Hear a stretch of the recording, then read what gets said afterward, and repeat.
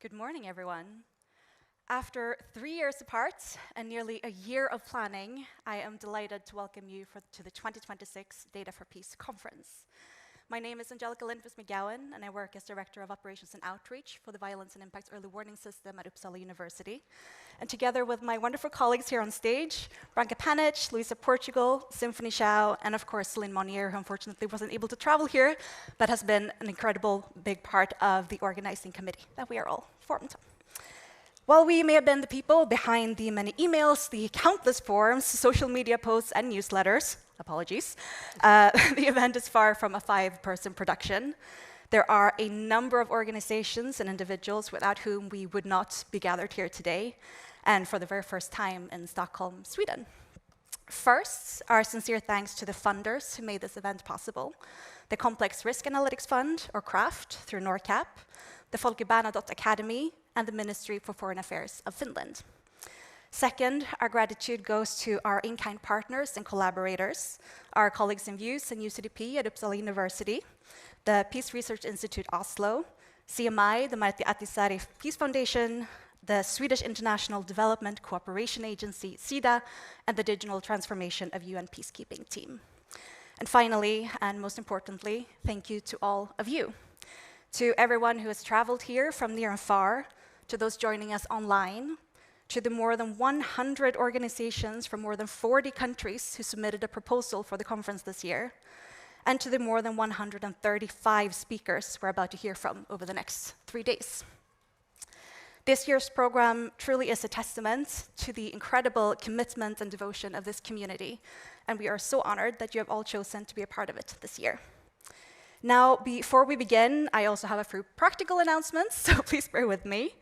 First of all, for our in-person speakers, please remember to make your way to the tech booth over there at least 10 minutes before your presentation starts, or preferably even during the break right before, so you can get your headsets and a clicker if needed. Our incredible tech team there will then help you display any presentation material you may have. We also have a full agenda and absolutely no buffer time whatsoever between the sessions, so we kindly help for your help in keeping the time and ensuring smooth transitions between speakers and panelists. And to this end, we will also invite all lightning talk speakers in a given round up on stage at the same time to then take the podium one at a time during their allotted slot. And for those who are attending tomorrow's workshop hosted by the Folke Bernadotte Academy right after the first coffee break, this will take place in Humlegården, which is accessible via the staircase you can see right over there behind the door. There are still a few seats available for this workshop, and registration is possible on a first-come, first-served basis through a sign-up form upstairs by the registration table. And final practical notes, as I'm sure you have noticed by now, this event is live streamed, which also means that we're allowed to make recordings of all the sessions, and we'll make these available on the Data for Peace YouTube channel after the event. So whether you're unable to stay for the full program, you want to revisit a session, or you're joining us from a completely different time zone, please know that the content will be available after the events as well. Thank you again for being here and for helping make this conference possible. We are delighted to welcome you here to Stockholm and to Data for Peace 2026. Now, without further ado, please join me in giving a warm welcome to our next speaker, Branka Panic.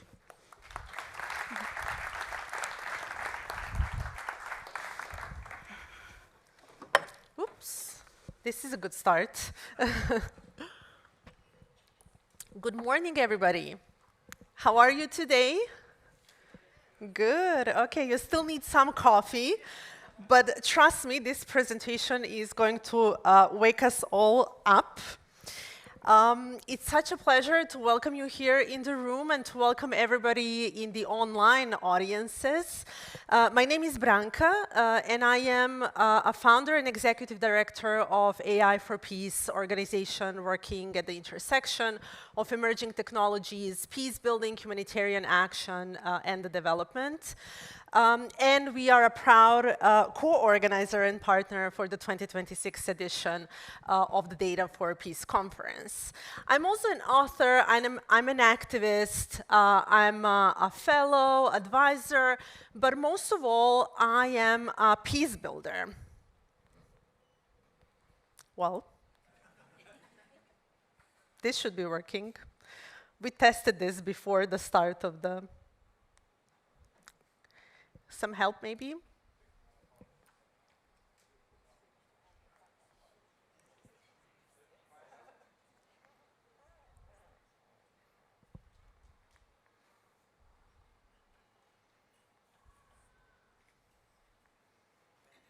Great. So this was a crucial moment. So you see the big piece in the room that we are often lacking. So thank you for your patience. My point was that first of all, and before everything, I'm truly a peace builder, and I really want to share this passion with you. I became a peace builder because I learned what happens when peace failed. And I learned that not from reports or from newspapers. I learned that from my personal experience, lived experience. So I was born in the Balkans, and I grew up through different wars and crises in the 90s. And I now live in Mexico, where we face different sort of violence, but the one that really has the same consequences. And this really made me care and work deeply around peace. And I think many of us, probably all of us, are today in the room or behind the screens because we truly care about peace.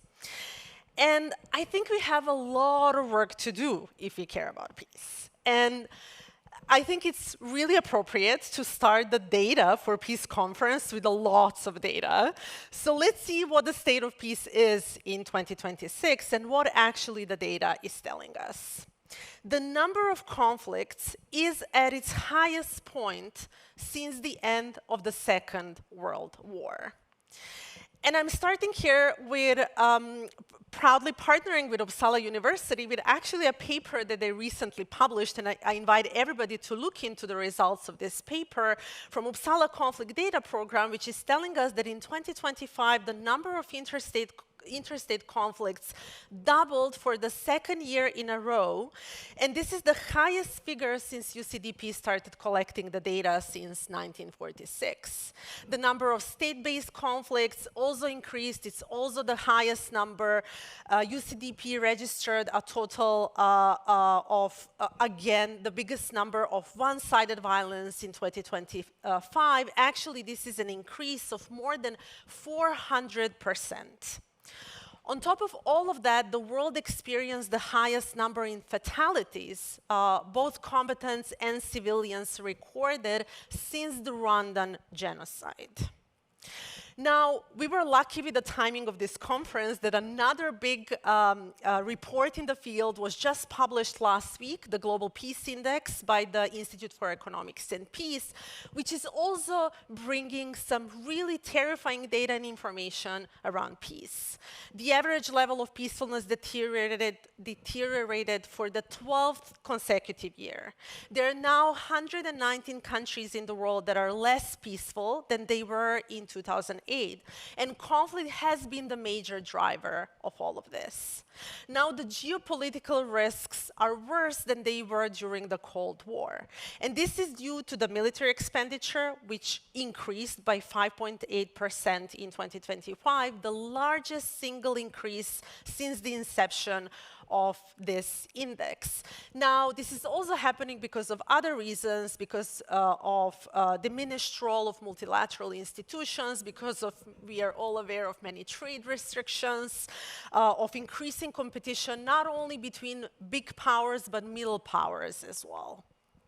And a big message as well, with this increase of military and defense budgets, we are also experiencing this. Expenditure on peace building and peacekeeping was just 0.5% of total military spending in 2025. Now, I really think it's important to pause and understand that behind all of these numbers are people, families, real lives that are experiencing this crisis in a very personal and terrifying way. 117 million people were forcibly displaced globally in 2025, which is equivalent to 1 in every 67 people on Earth. Now, what hurts me the most as a kid who grew up through different conflicts and wars is that still nearly 1 in 5 kids globally are living or fleeing from conflict zones. 305 million people required urgent humanitarian assistance in 2025, and the year before, the global humanitarian overview met less than half of the required assistance. Now, all of these challenges, and many of them are not new. We've been facing these challenges for almost a decade now. And how we did it, with another partner to the conference, New York University Center on International Cooperation, we created a Data for Peace Building and Prevention program and Data for Peace to try to gather this community and to see what data and data-driven approaches can do to be partners in tackling all of these challenges. So this is a quick history. I see many familiar faces in the crowd. Many of them were there from the very beginning of the conference. And what we started doing in 2019 is mapping the ecosystem, trying to understand what is happening at this intersection of data and peace.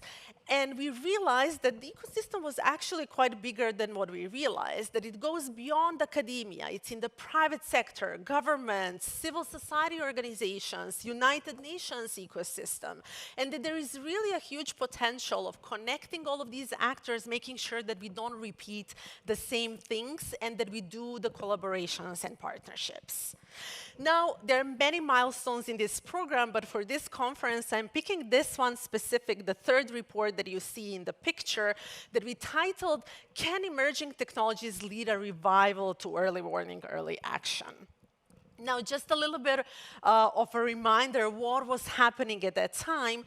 The conclusions of this conference and the report published afterwards were that data collection was still in majority of organizations collected manually with field monitors, trusted experts, recording what is happening in their communities, and then enhancing this slowly with SMS, with phones.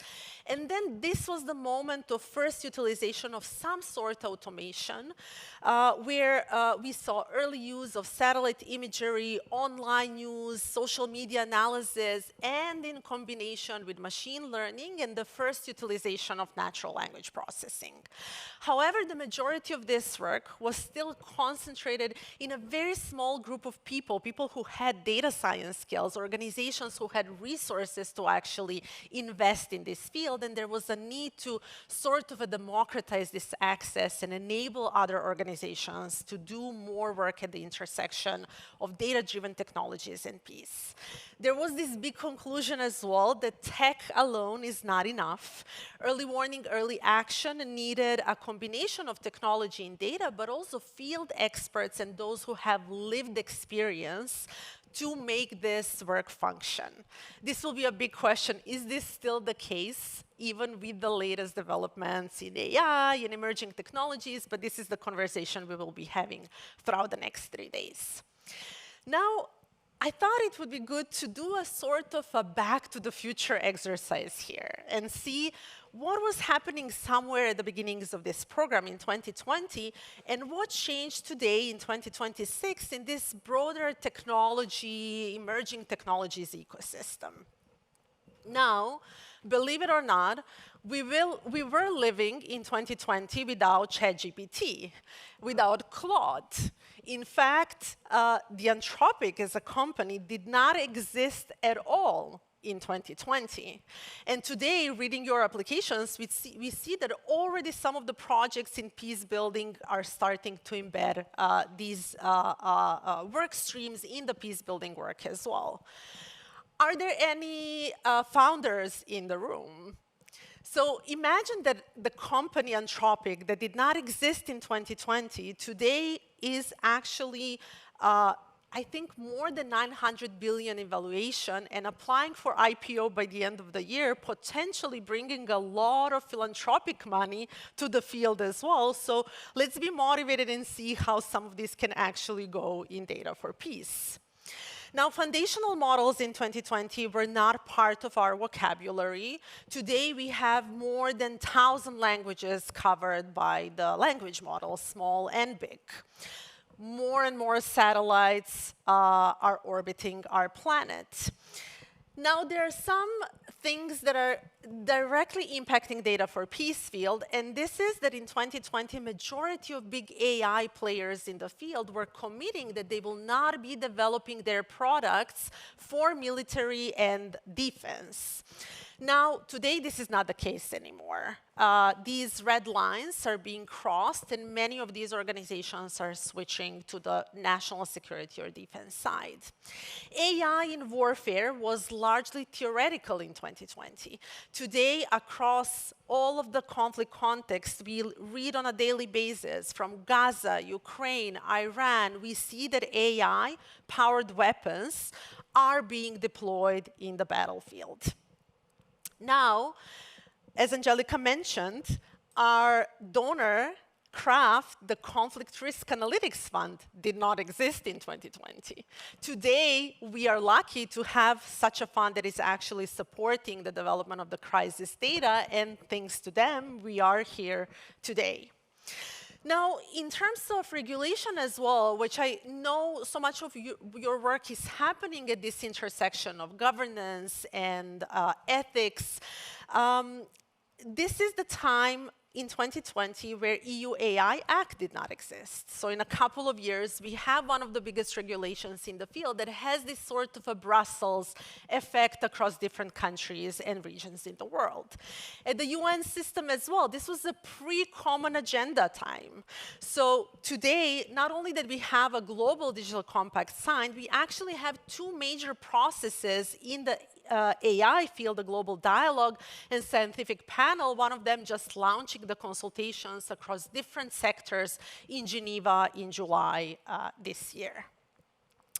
Now, just to go back and understand, this is only the period of 5 years, or 6. All of this happened in such a short period where we basically jumped from the field of emerging technologies. Today, the field is not talking about emerging technologies. It's a frontier now. All of these models, all of these AI developments are a frontier, so it's a big question for us. Where is our field in relation to that frontier?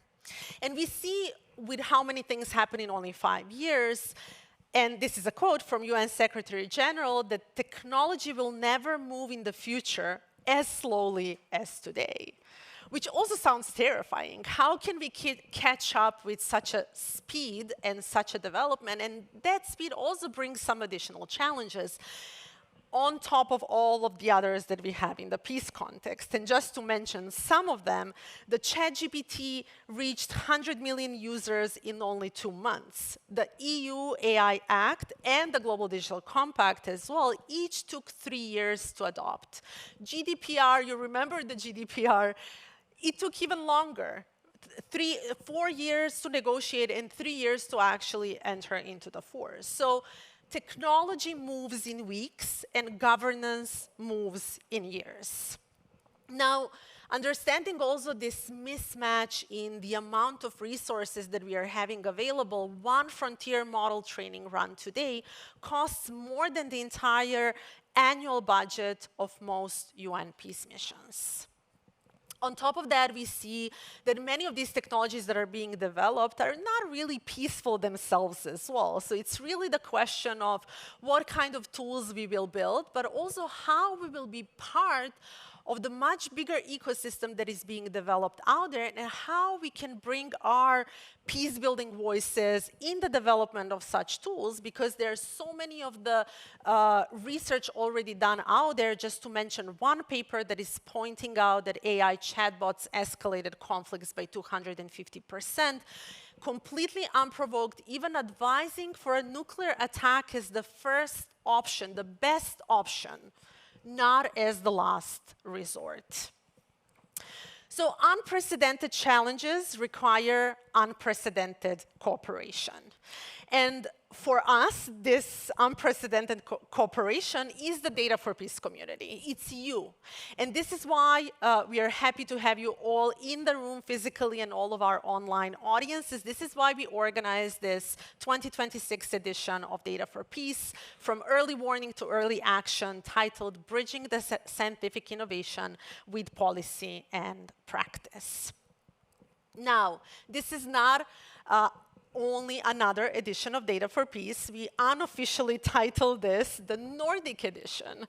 And we are really proud to do this here for the first time in Stockholm in collaboration with our partners, Uppsala University. Angelica mentioned our donors. Thank you so much for the support. Ministry of Foreign Affairs of Finland and Folke Bernadotte Academy, really the leading organizations in the Data for Peace ecosystem. And then the broader ecosystem that is part of this Nordic edition, from PRIO, Martti Ahtisaari Peace Foundation, Views, SIDA, NORCAP, and many more, which are really giving us a model of how this development in the field should look like. Now the entire conference is much bigger than the Nordics, and this is a little bit of an overview of all of the applications that we received through our call for applications for this year edition of the program. And now the numbers are not that important here in the pie as much as the diversity of different sectors, which was my point here, because the Data for Peace for us was always a platform that is kind of unique in that sense. It's not keeping the discussion only in academia or only in private sector. We are really creating this safe space where all of the different sectors can come together, and although not always talking to each other, have an opportunity to actually discuss and plan some sort of a cooperation. Now, a very small thing for the field, but a big for us, is that in this edition of Call for Proposals, we received 2 times more applications than the last time. All of the practical applications of data in peace building, which I think is really giving us some sort of a positive signal in which direction this field can go. Now, we have more than 2,200 virtual registrations. I think this morning we actually hit 2,300. So we had to update this number several times. And it's really, again, a small victory for the field. And we are really happy to be able to bring online audiences to this conversation. On top of that, in only 2 months since we opened the Data for Peace LinkedIn group, which is our place to connect online as well, we gathered 1,600 members. And this is also an invitation for all of you here or in front of the screens. If you're still not members of the group, this is our platform of choice. Go and join. We will be posting there the conversations throughout the 3 days, and then keep this as a group, as a community where we can keep the discussions going after the conference as well.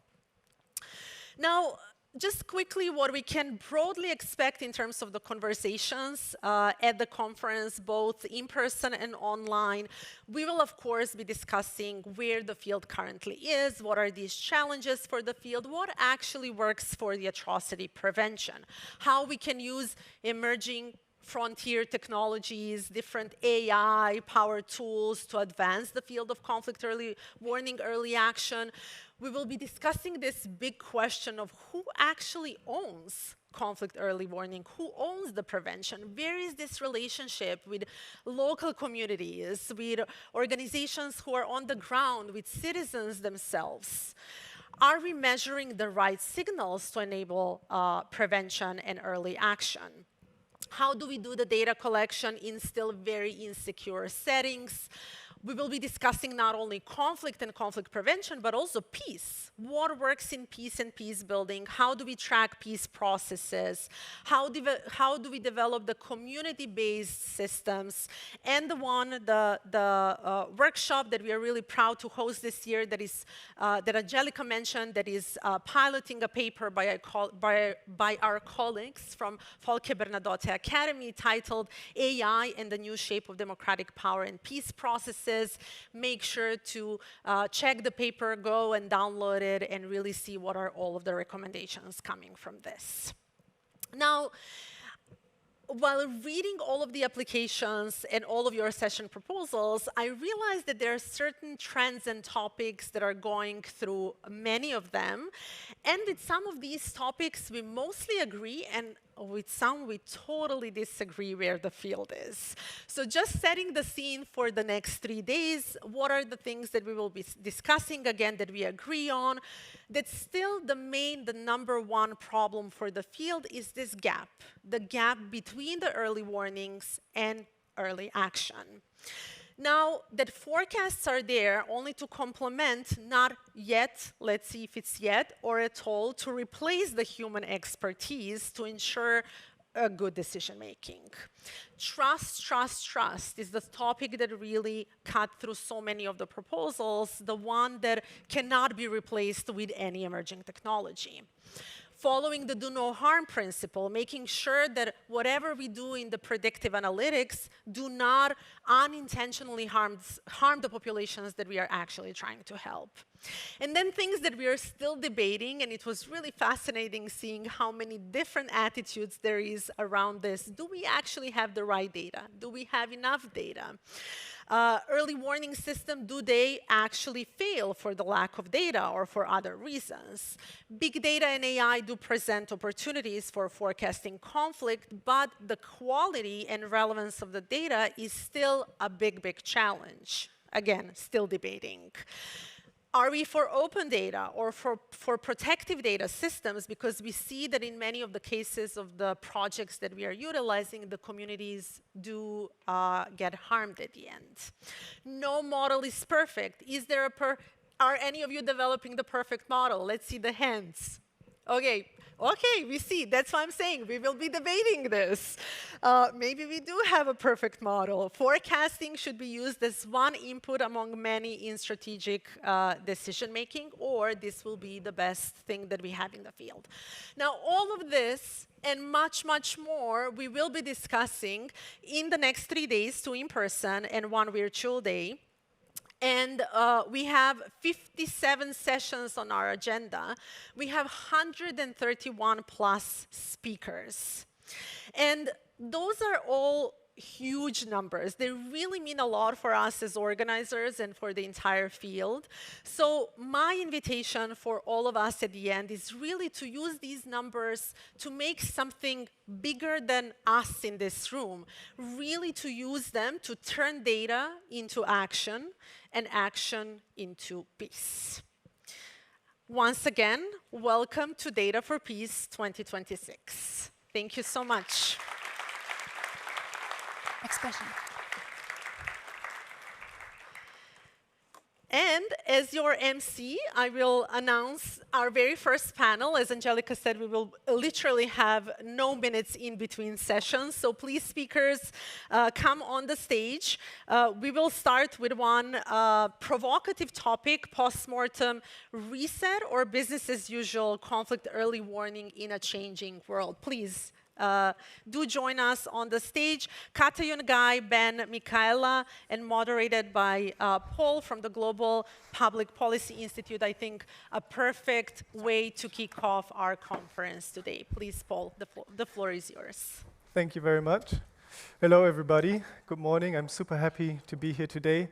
My name is Paul. I work at the Global Public Policy Institute. It's a Berlin-based think tank, mostly focusing on foreign and security policy. And I'm really interested in conflict early warning, data-driven approaches. But as the previous talk already said, things are changing very, very quickly. We have AI developments that change how we collect data, how we analyze data, but also how we can communicate the data-driven products to decision makers. And at the same time, we have the very horrible changing conflict dynamics with an all-time high of conflicts, like it was just said, but specifically an increase in interstate conflicts that is kind of changing the attention that policymakers have, and it shifts towards conflicts between states. But most of the models, the conflict early warning models that have been built, are focused on intrastate conflicts, on civil wars. And the question is, can we adapt them to catch these signals as well? And lastly, because the spending is shifting as well, we have less and less money for conflict prevention, which of course is essential when trying to develop new products and forecasts. And I personally find it very difficult to see where things are going, but I'm here today with 4 experts who I think have very good ideas on what path we could take. And before diving right in with the first question, I just wanted to say one more thing about the composition of the panel, because I think what's really good is that all of the panelists have worked or are currently working for an operational early warning system. So we have Katja Kishi from ACLED, you have the CAST forecasting system, Michaela Vanafos, you used to work for VUSE, and you're now researching conflict early warning or conflict forecasting, but also causal mechanisms to conflicts at Uppsala University. So bringing an academic perspective, Ben Simon, who is working for conflictforecast.org, EconAI at the Barcelona School of Economics. I think most of us also know this conflict forecasting platform, and Guy Schwitz, working at the Joint Research Center of the European Commission. As far as I know, I think you have 2 running models of conflict forecasting. And I think really these operational platforms are where the changing times today are meeting the most. So we have the changing data environment, but also the changing decision-making environments that surround us. And on top of that, I think each and every one of these speakers is bringing a really interesting additional perspective to this panel. So Katja Kishi with ACLED, that everybody in this room knows, I guess, when it comes to data collection. As I said, Michaela with the academic perspective. Ben, you focus a lot on the data pipelines, getting things running. So you also distribute the forecast with a humanitarian data exchange, I think. And then Guy, you working in the Joint Research Center, you in a daily interaction with decision makers and facing the question, what kind of products do we actually need? And I think I want to jump right in with the first question for you, Ben, just to set the scene. How have the AI developments changed the way that you build and use your data pipeline, both in terms of data collection, but also in how you communicate the results? Thanks, Paul, and it's a pleasure to be here today. So at Conflict Forecast, I spend kind of most of my time processing raw newspaper articles into text features for forecasting models. So the idea being that the text features, and we find that the text features have predictive power in settings with countries historically have had peace, and the main objective is forecasting armed conflict. So that's just a little bit of context. So I think I would take your question in 2 parts. The first part on the data pipeline, the second on the communication. I think on the data pipeline, I probably think like a typical data scientist, kind of more data, more predictive signals for our work. So whether that means kind of local level news data, because we have kind of a strong Western news media bias in our corpus, whether that means extending into kind of multimodal data sources, whether that be radio or TV.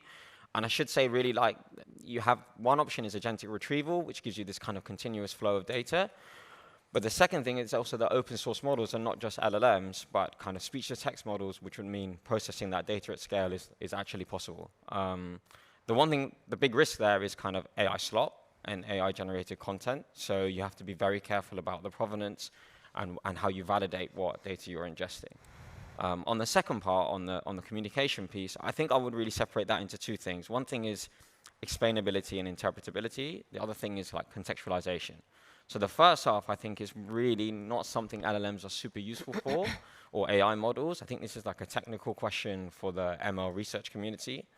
But the second part on contextualization, I think we found that LLMs and AI can be really helpful to kind of wrap a number, like predictive probability of X%, inside kind of a mental model of the world, whether that comes from contextualizing from our news data or whether that comes from internal documents that individual institutions might have. I think that can be a really, really powerful tool. Thanks so much. I think you covered a lot of ground, and I'm pretty sure we'll talk about the individual aspects a bit more later. But turning to you, Michaela, because the second big change that we experience is this whole focus on interstate conflicts. So what, from your research perspective, can you say how we could possibly adapt the existing models to capture this, this changing dynamic as well? Yeah, thanks, Paul. Well, I think we have great opportunities to turn our forecasting models to interstate conflict. Just to kind of give a recap on my research, so I examine the close cause of conflict, basically. So why do some escalatory dynamics not evolve into armed conflict? So I look both at contexts and structural foundations, but also the kind of interactions. So dynamics of bargaining, bargaining strategies, bargaining structures. And this is where I think we can really head with the interstate dynamics, because basically we know from research that these we are seeing similar dynamics, we are seeing similar interactions, and those are the ones I argue that we should focus on to capture. So basically, adapting the forecasting models that we have to an interstate setting, and we have theory for that, and we have data for that. So to begin with theory, we have a well-established IR field concerning interstate dispute, interstate war. We have bargaining and deterrence, mentioning authors like Schelling, James Fearon, Andrew Kidd. We also have theories of interstate peace and why some relationships may be hostile but not militarized. So we have a lot to draw on there for interstate disputes, as well as democratic constraints to war, also conflict resolution mechanisms, arbitration. Like, even though some of these theories are being revisited or revised, the bargaining dynamics are still relevant, I argue. And then when it comes to data, let's see. Yes, okay, cool.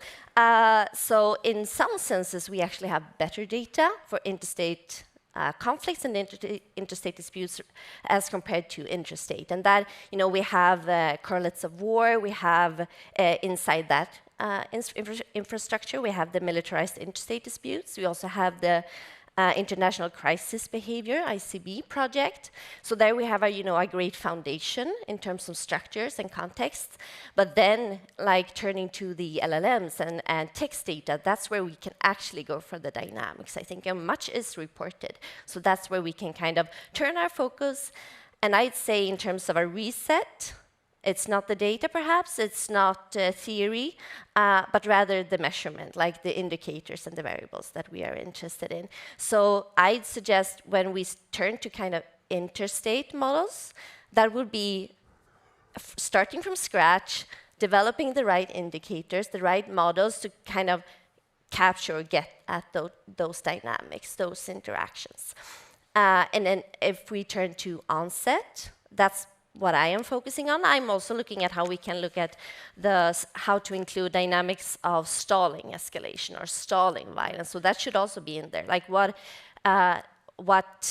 distinguishes or separates the close calls from the truly imminent conflict onset. And that is, that is a balancing act in a sense. Like, how do we strike a balance between an infrastructure that captures the baseline risk versus these interactions. Yes. Thanks so much. I like that you're optimistic about capturing interstate conflicts. I think that's what we need in these quickly changing times. And I also think it's always a good idea when so many things are happening to take a step back and look at what do we actually know in academia and research, and to approach the next topic. But I think this is also a really good segue to you, Katayun, this question of changing conflict dynamics, the question of onset. Can you tell us how you at ACLED are approaching these topics?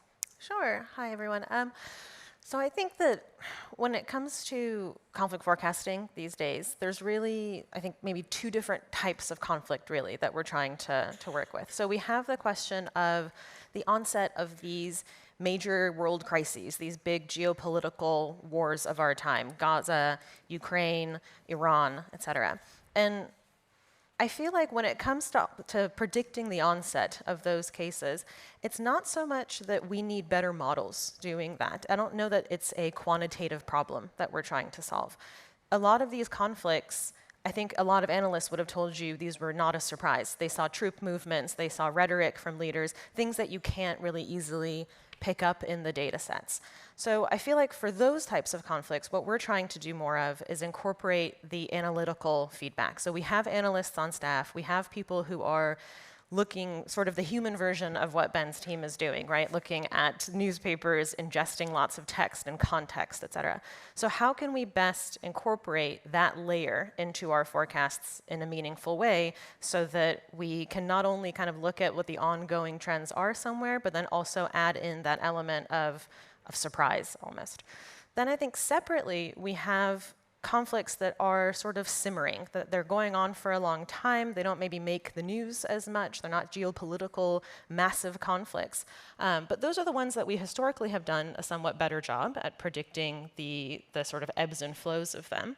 But I feel like the mistake we're making there is really sort of using a one-size-fits-all approach to looking at those conflicts. So we just predict conflict in places. And instead of looking at how is this conflict in this corner of the country really quite distinct from the conflict that's also going on in this other corner of the country, even if they have the same actors, even if you look on paper, these are one conflict in that country. So a model that we're working on now, separate from CAST, which is our regular forecasting model, we're calling it MOVE, the movement of violent events. It's touch and go on the acronym, I don't know. But basically what we're trying to look at is what are these theaters, as we're calling them, of conflict within a country, and then how are they moving through time? So the way that we define these theaters is by looking at who are the actors involved, what are the types of events that we're seeing there, what's the proximity to other, both spatially and temporally, to other events of violence, how are civilians being targeted. All of these things create sort of a signature for that conflict. And then we can see, almost like a hurricane map, we can see how that moves throughout a conflict, and we can predict where that theater is going to end up moving.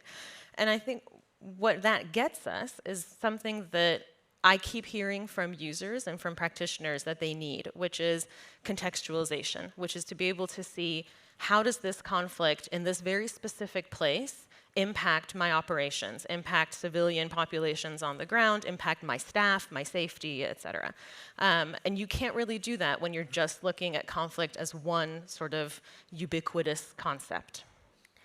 If I can just squeeze in a follow-up question there. I like that you said we have a one-size-fits-all approach, but I think very often because we have very structured data, that was the best we could do. Yeah. And also this whole aspect of contextualization is pretty difficult. So are you using AI to solve these challenges, or did you find another approach to do that? Yeah, so we're sort of building this platform that integrates both the models that we have built that are very kind of intentionally built by humans, and then allowing some agentic AI to interact with those models and then also to kind of contextualize the results. So basically what it allows you to do is pick a point on a map. It takes into account what's the infrastructure in the area, what are the population numbers in that area, what are the forecasts that we're making for the types of actors that are present there, and then it kind of wraps all of that into a really concise kind of textual output so that you can see this is exactly what's going on. This is what I mean in terms of the risks when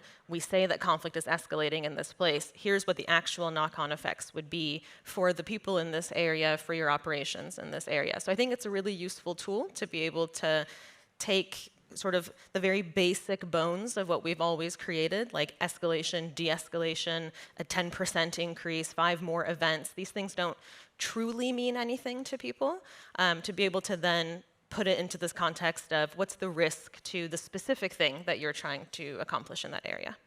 Since you probably sparked a lot of curiosity about these models in the room, do you have a timeline for when they're up? So my team's probably going to kill me if you're watching. I think we're hoping basically by the fall to have a version of this available, and then sort of with a hard launch early next year. Okay, mark your calendars, everyone. Okay, turning to you, Guy. Maybe bringing together these two aspects of interstate conflict dynamics and AI. How have you been dealing with that at the JRC? Have you adjusted the two models that you already have? Have you built new ones? What kind of approach are you driving forward? Yes, yeah, thank you very much. So maybe for context first, before I start. So we at the JRC, we focus not so much on what you could call like basic research, like coming up with new approaches, new models, new methods of new ways of doing things. So we're much more working on the applied side. So we're trying to build on the existing data sets. We also don't collect data, by the way. We leave that up to ACLED and UCDP. We build on existing data, existing methods, and try to see how we can make that useful to decision makers. We have two models where we try to predict conflict at the country level and at the subnational level. But we've found that there's a clear gap, and this is exactly where international dynamics come in. So the traditional approach is looking at a country or at a grid cell and measuring everything that's happening in that place. and then training a model based on these developments to predict risk going forward. What becomes difficult if conflict becomes more internationalized? I think this is one thing we kind of missed in the discussion. So it's not just interstate conflict, but the internal ones are becoming more internationalized. And even there, if you want to predict escalation or what's going to happen in the next few months, you need to pay maybe more attention to what happens outside.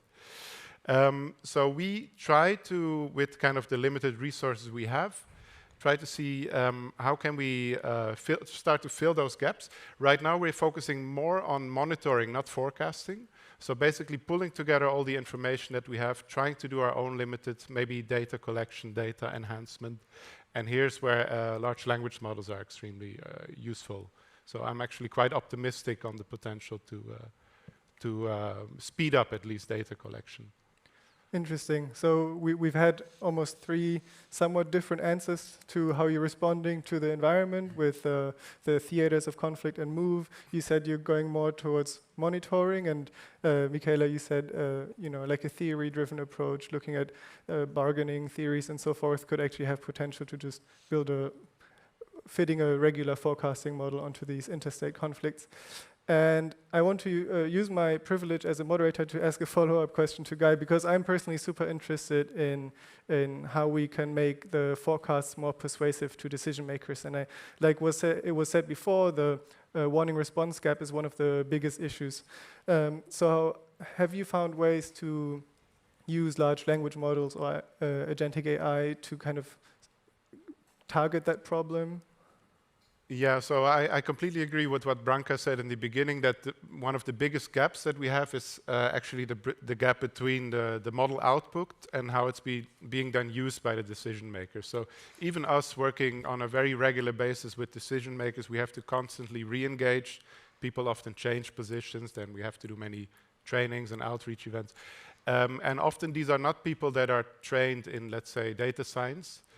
And then we have to find other ways to make the data intuitive to them. So what we're doing, we do, as I mentioned, a lot of monitoring descriptive analysis. So we're using large language models to give additional context and draw additional insights. For example, from the notes in ACLED, you can summarize a bunch of them and you get a much richer understanding of what happened last month than just giving them a bar chart that shows the number of events. We're also building user interfaces. So we want to also enable the users to draw their own insights, to ask their own questions to the data. So we're building at the moment a chatbot, which can do only 2 things. So it can retrieve information through a retrieval augmented generation system, and it can generate figures and maps. So what our users often have to do is they have to, under a lot of time pressure, produce a brief. And then it's very useful for them to kind of independently get the insights they need from our data. And did you already receive some feedback by the end users, if this is helpful, or do you perceive it as really kind of making it more accessible to them? Yeah. So right now we're testing it internally. I think we'll roll it out to our users by the end of the year, and the feedback has been very, very positive. Great. Okay, so we do have some optimistic things. Yeah, Ben, you want to jump in? I just wanted to ask one. I guess when I said contextualization, I should have said one risk is kind of the way that LLMs make things sound like plausibly rational, right? So like it says something and it goes, and then you tell it it's wrong and you go, yeah, you're right, and then it says something else.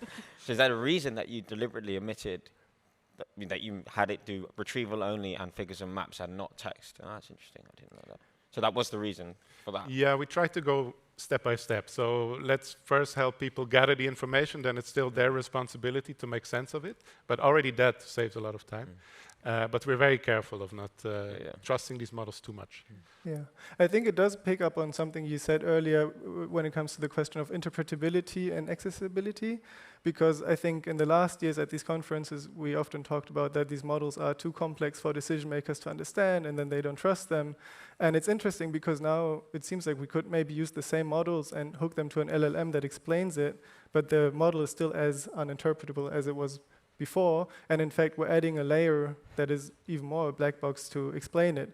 But at the same time, I think probably reality shows that the results will be more persuasive. But how do you see that, Ben, this conundrum of making it more accessible but maybe less explainable? I think that's kind of how I see SHAP values now. I mean, in my experience anyway, that was kind of the modus operandi, like, I'll show a SHAP plot and the features move like this and then the model output will look like this. But I think it's exactly what you said. It's just like another layer on top of a black box, you know, and it doesn't really, it's not very useful, I don't think. In my experience anyway with decision makers, I don't find them that particularly useful. I think natural language text is much more digestible for people with less data, not on the modeling side, I guess. Do you want to jump in, Guy? You looked a bit like you were. I agree. Yeah. Okay. No. But I think this is where like having a large language model could also help, because you could put all of this context into the kind of the knowledge base of a model, and then if a user has further questions about why, because we often get the question why is the result so high or why is the risk so low, and then if you could pull out one of these, for example, additional analytics, rather than putting everything in a dashboard where you kind of lose overview after 2 seconds. Great. So we did cover this communication side of AI what it enables a bit. I want to turn to the data side. And Michaela, when we last talked, and I asked you, where, if you had a lot of resources, where would you go to kind of like do the next step of conflict forecasting? And what you said is build models where the signal to noise ratio is different. So like maybe choosing fewer variables with more signal and removing the noise. And I see AI on both sides. Like finally, we have the opportunity with AI to analyze large bulks of text. But at the same time, as Ben said at the beginning, we also have a lot of AI slop. So kind of both the signal and the noise side are potentially being played by AI. And where do you see, does it cancel each other out, or is there maybe more possibility for signal than noise with AI? Yes, well, I mentioned towards the end earlier that we have to kind of strike a balance between, having the baseline structural, contextual foundation covered, but then also getting at the dynamics that are the critical, game changers. And I like my belief. My belief is that if there is a causal mechanism at play, it will capture some signal. And that also goes to kind of what may change.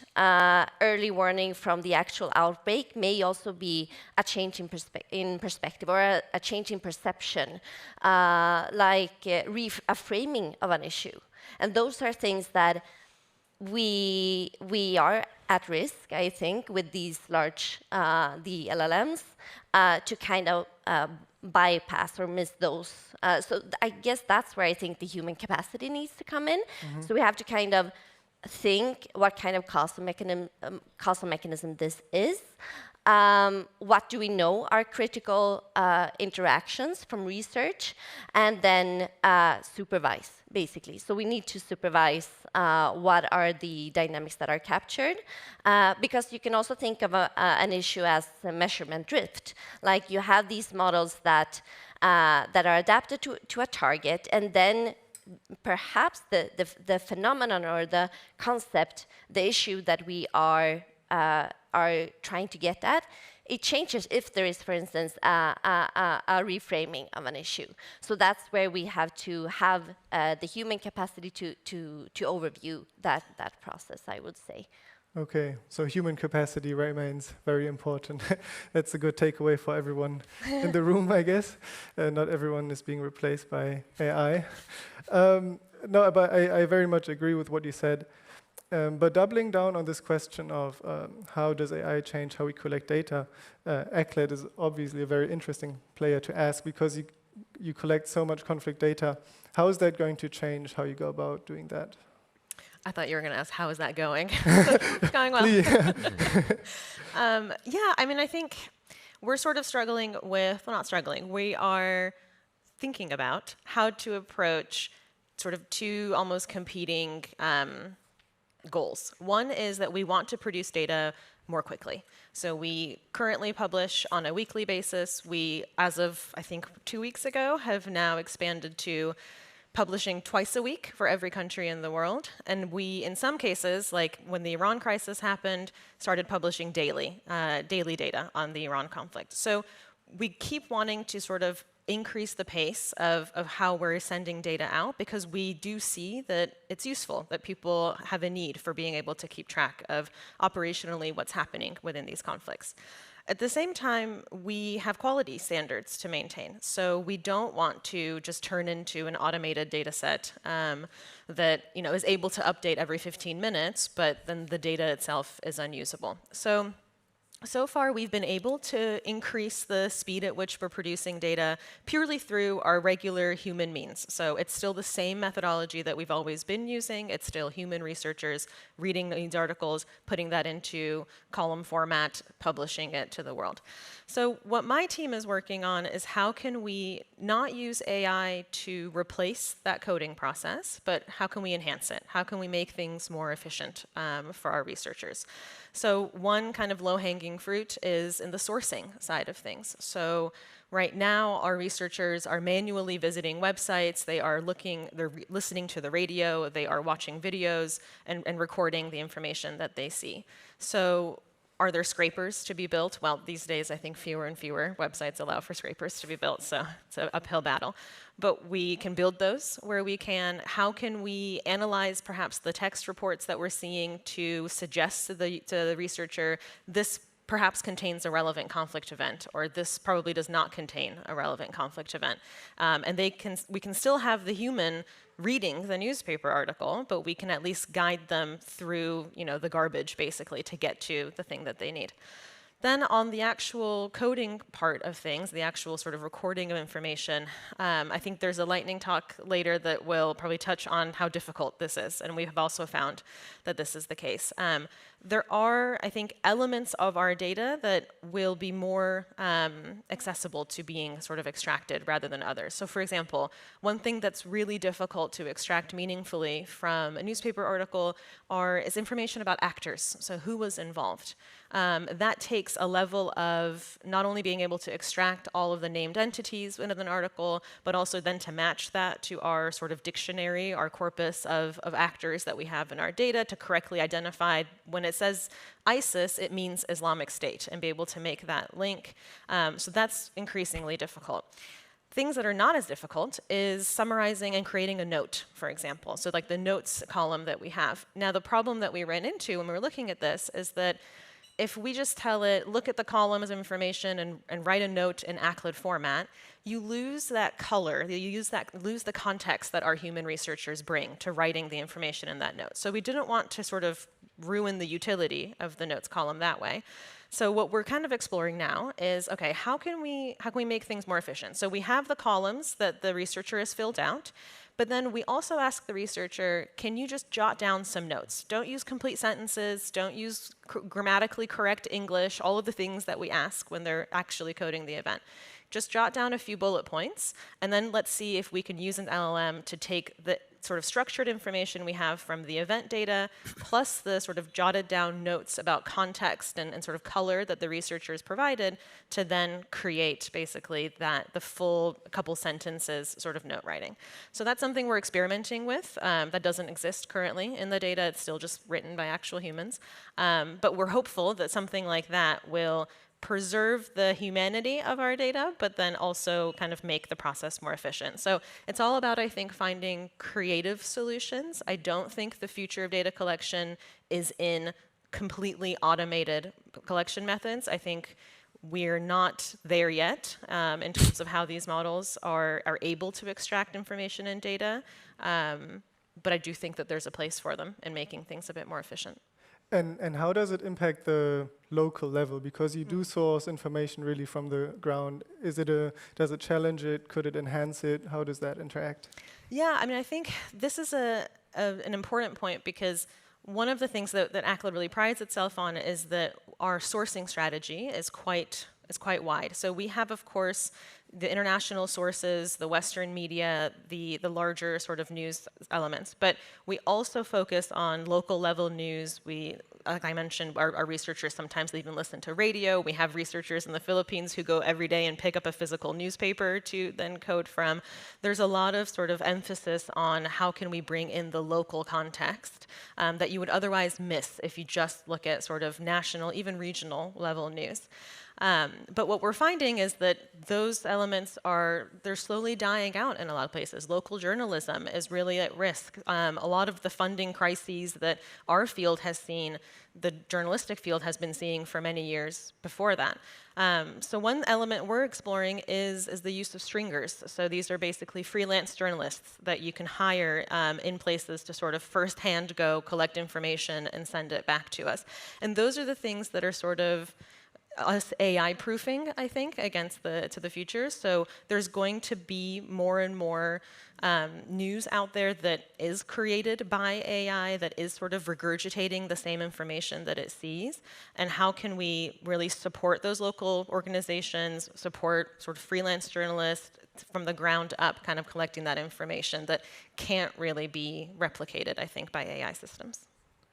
Thanks so much. And then I think before we take some questions from the audience, I want to turn to the third and biggest big topic of this talk, which is the declining funding environment. And I just invite everybody maybe to share some experience, maybe starting with you, Ben. How is that affecting your ability to generate these forecasts, but also the data ecosystem as a whole from your perspective? I think, to be honest, we've probably spent the last very kindly funded by the German Federal Foreign Office, but we spent kind of the last 18 months trying to be less reliant on like a consistent flow of funding and having this quote-unquote automated system that requires as few people as possible to kind of monitor it and make sure that it's updating every month. I think, just to bring up one thing on what Kata-Yoon said around the frequency with which you update data, I think that's something that I'm very aware that we're quite out of sync with what is required from downstream users, but without funding, it's going to be it's next to impossible for us to increase from more frequent than monthly. So I think it presents all the challenges that you would expect, and it's something we're observing like very, very, very clearly. Yeah. Okay. I think, Guy, when we last talked, you said it's also a big opportunity that with AI, you can basically collect your own data. You, in some cases, maybe are less reliant on other providers. How does that relate? Could that lead to possibly more like data fragmentation if institutions just collect their own data, or could it be enhanced? Yes, that would be maybe in the very long run. It might be possible for some organizations to collect their own custom data, or as many people are doing now, they build on existing data sets like ACLED and try to customize them to a specific type of analysis. I'm not sure if it will be like possible to replace like these very fine-grained like event-level data sets like ACLED or UCDP. But I think probably their own research can be sped up significantly by finding the right kind of collaboration between these large language models and human coders. But there's simpler types of data analysis and data collection tasks that we can outsource to models. For example, we're very much interested in foreign support to armed groups, and here we had a relatively successful pilot. There's only a couple hundred armed groups, and we can on a yearly basis try to figure out which countries, which actors have been supporting them. So if the task is very kind of limited and well-defined, I think this is the most interesting, at least for us at the moment. And Michaela, how have you perceived the declining funding environment for data and conflict prevention? Well, I was thinking more in terms of the output and how that, like the consumption of forecasting. So I recognize the challenges that are being mentioned here. I was just thinking if, like, returning to my perspective with making causal models, or like the causal modeling, if we are able to, better separate or distinguish these contexts, that will be helpful to prioritize, kind of to direct the resources to where most needed.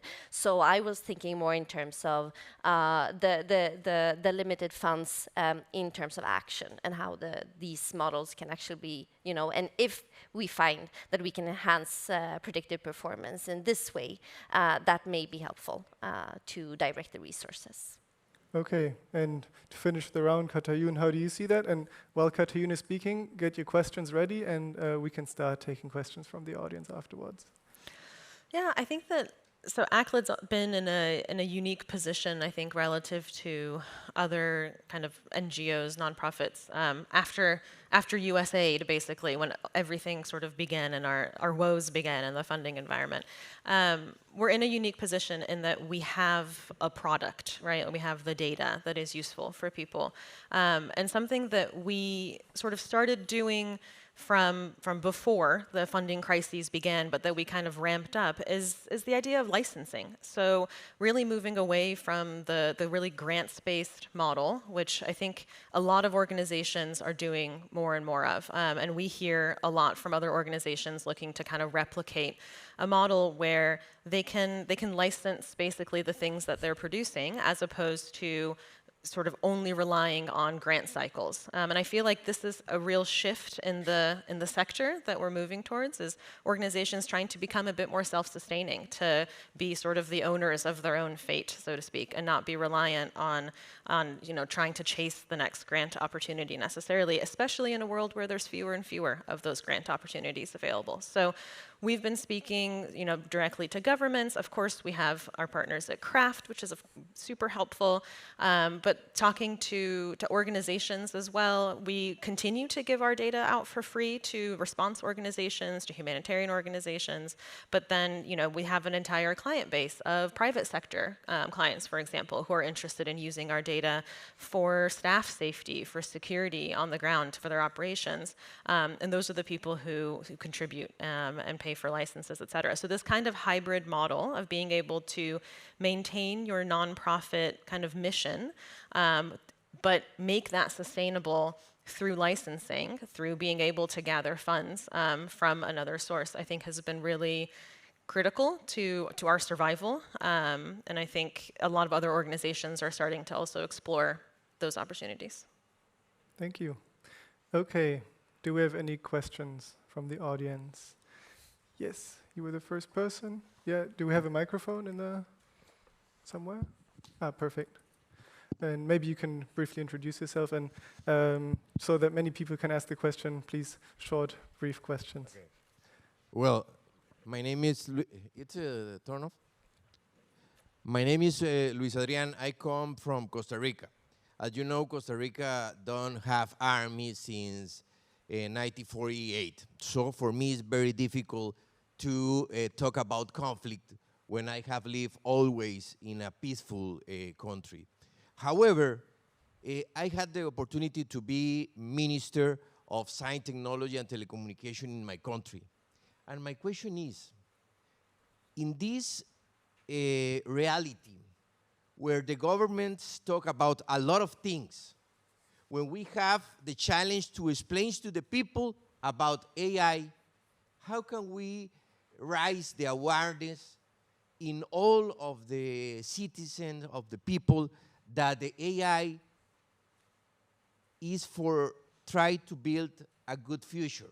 Because it's very difficult to talk about AI and all the conflict early warning and in a changing world when you go into some place where they have poverty, don't have nothing to eat, they don't have access to health. So how can we translate this speech from the academic and top level discussion to all of the citizens? And I finish with that. Try to give them a result that they really feel that all that we are living in the new social contract is a benefit of all of the citizens. Thank you very much. Thank you. Let's collect two more questions. I saw a hand right here. Yeah, perfect. So much to the panel for a very insightful discussion. I have a question. It it's basically for all four of you. How do you think data that you are producing can be made accessible to local communities and actors on the ground? And in particular, in today's world where we see a very changing landscape in peace building and where there is limited support for international peace building, as we've seen in the past few decades. How do you think your data can be made accessible and relevant to these communities? Thank you. We can take one more question, answers, and I think we have time for a second round of questions. Okay, we have two people with a mic. Okay, you start, and then we squeeze in one more question. Then. Okay, thank you so much. Is this working? Yes. My name is Ana Yancy Lopez. I work in the Department of Peace Operations in the UN. And my question is, with more and more data and information available, how do you see the evolution of using that data to translate it into action and decision making in policy and in the peace and security sector? Thank you so much. Okay, one more question.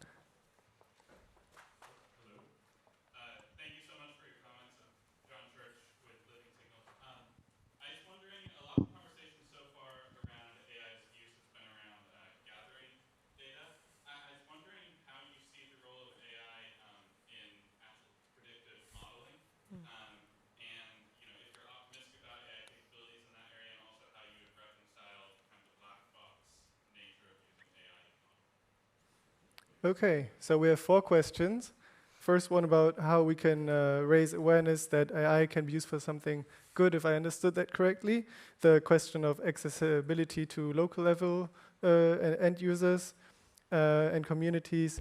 The data to action gap, how that can be overcome. And then the 4th question of how, like, where does AI stand in its own predictive capability? Anyone want to go first? I would probably be able to best answer the kind of predictive modeling side. I think one really important thing that's really misunderstood is that we use kind of pseudo out of sample evaluation in this world, which means rolling back in time and pretending you had the information at that moment to make a forecast.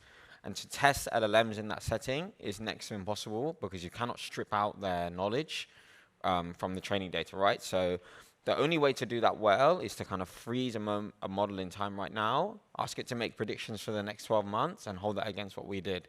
So, I mean, I think that would make for a super interesting research question, but it would have to be really carefully designed. And then you have the other question about prediction markets, which I think maybe we should talk about over a coffee. Maybe I can take the question about accessibility to local communities. I mean, I think it's difficult because practically speaking, you can't just give a local community a dashboard and say, you know, here's the data, do with it as you will. So that's where I think maybe the conversation we've been having around contextualization, around using AI, you need to hand not only people in those communities, but also the people working in those communities, the answer, basically, right? So it's not enough, you know, this is what the data is showing. It's what does that then mean for what it is that you're doing there? So looking at, in that place where you're at, how many people are living there? Where's the nearest hospital? What are the nearest roads? What's the key infrastructure in that area? Now, also, what are we seeing about conflict happening in that area? Also, how are we forecasting that that conflict might move? Therefore, these are your options. So that's the level of sort of opening up your phone and seeing that information, I feel like, that we need to provide. And then I think the other element of this, it's always a two-way street. Like, it can't be that we are just delivering, you know, data to local communities. That data needs to come from local communities. So we need to empower the voices in those areas to be able to report back up to data collectors like us about what they're seeing on the ground. And that's where I think the funding question comes in really heavily. I know there's been a lot of conversation around really focusing on local communities with our funding pools, et cetera, which I don't know if it's manifesting or not, but that's, I think, where we really need to put our focuses on, is those smaller organizations that for many, many years have been funneling information not only to their own communities, but then also up to sort of more global data providers like us, so that we can then process that information and deliver it back to them. Okay, Yeah, you want to jump in, Michaela? Yes, no, just regarding the translating into action question. So what I was thinking here, maybe this is like going back and forth a bit, but you can think also in terms of simulations and scenario building. And the way, I mean, that has been done, you know, being fed into forecasting for time and by different researchers even in the room. But I was thinking we also have a huge a data source that would be the simulations and the scenarios made by policymakers.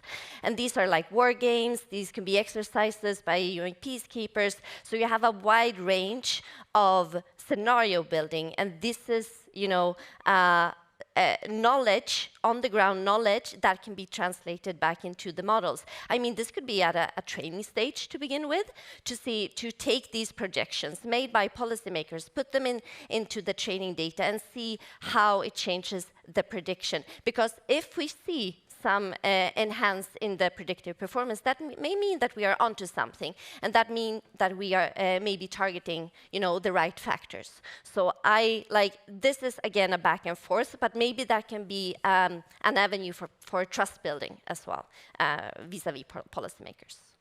Thank you. Guy, you wanted to say one more thing? Yeah, I can respond to the first question, which is quite a big, difficult to answer question, but I'm personally not sure if the net impact of generative AI is going to be positive, but at least with regard to our work, I'm a bit more optimistic based on what I just explained now. But even here, I see lots of risks and lots of challenges that I don't know. For example, slop is a big topic that we need to figure out how to solve. But in general, in terms of communication, I think it's important to showcase examples of constructive uses of this kind of technology, and as many as possible. And this might also give other people ideas of how to use this technology for actually useful purposes. Thank you. Okay, we have time for one more round of questions. Yes, I see one microphone distributed already. Thank you. My name is Johan Eldebo, and I work for World Vision. And first, thank you to the panel for a great first session of the day. During my time at World Vision, I've worked a lot on scenario planning and forecasting with local data analysis. And of course, we started using AI more and more for that now. But I was happy to hear the comment around the preserving the humanity of data, which leads to my question around how do we preserve the humanity of decision making based on that data? Because what I think we're seeing increasingly is relying upon AI in both of those instances. And I'm wondering, how important is it that we preserve the humanity of decision-making within that? And if that is important, how do we best do that? Hi, my name is Ayhan. I'm with the Department of Peace Operations in this context, but also work in the Department of Peace Building and Political Affairs, Information Management Officer. My question to the panel, and maybe mostly to Axel, is linked to what our gentleman just mentioned. How do you see crowdsourcing and the monetization of crowdsourcing as an avenue to ensure that the ground truth that people are experiencing is also funded? Content is cheap, but the truth is oftentimes more expensive, which is why journalism is dying. So maybe there's a way for us to channel that money, our prediction models, the business products that we are creating back into the people who produce that reality. I think I saw some more hands. Yeah, perfect. Thank you. Is it on? Yes? Oh, okay. I have a question regarding how are we building the system? Because in most of the conversation, we are assuming that models are available, that the system that we are building, like the information technology, like the ICT system that we are building, is stable. But what happens when even the systems that we are building to take decisions and to inform decision makers are not accessible anymore? Because one scenario that we need to consider is the geopolitical scenario, where the access to technology, the access to AI and models can be also manipulated. So one day we can have access to one model, the next day maybe the model is not accessible. On the other side, what type of information we are feeding to the models and how are we putting at risk communities, or is the data that we are putting or sending to the cloud fit for that purpose, or do we need to do our due diligence and think more in the principle of do not harm? So my question goes more towards, are we building the information systems in a sustainable way, taking into account the changes in the technological, geopolitical landscape? Thank you. And one more question. Yeah.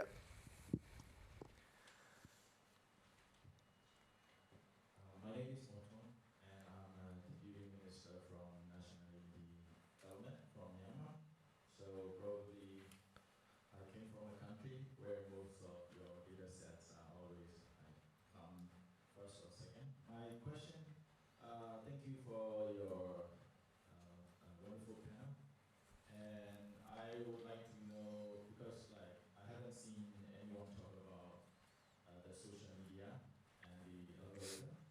So how do you kind of like, whether you are monitoring or whether you are sorting, like whether you have come across any collaboration from social media, or like whether you have difficulties, and how do you see that, you know, now we have like a lot of AI generated chatbots, and then the hate speech and all these atrocity prevention most likely happen in the social media. So I haven't seen anyone talk about that, so I really want to know how you are dealing with, in general, like the prevalent algorithms that are very rage baiting and you know that kind of things. And the second question is like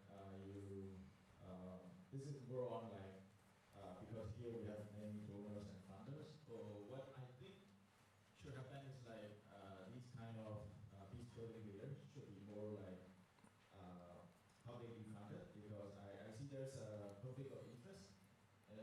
These products, peace building, you know, like this kind of data set or product, I think private military and also oil and gas, like natural resources company, who are the driver of conflict, might be using that. So this is also my suggestion, and as well as if you have any comment or feedback, I'd be really appreciate to hear. Thank you very much. So we have 5 questions. How do we preserve the humanity of decision making? One about crowdsourcing and ground truth.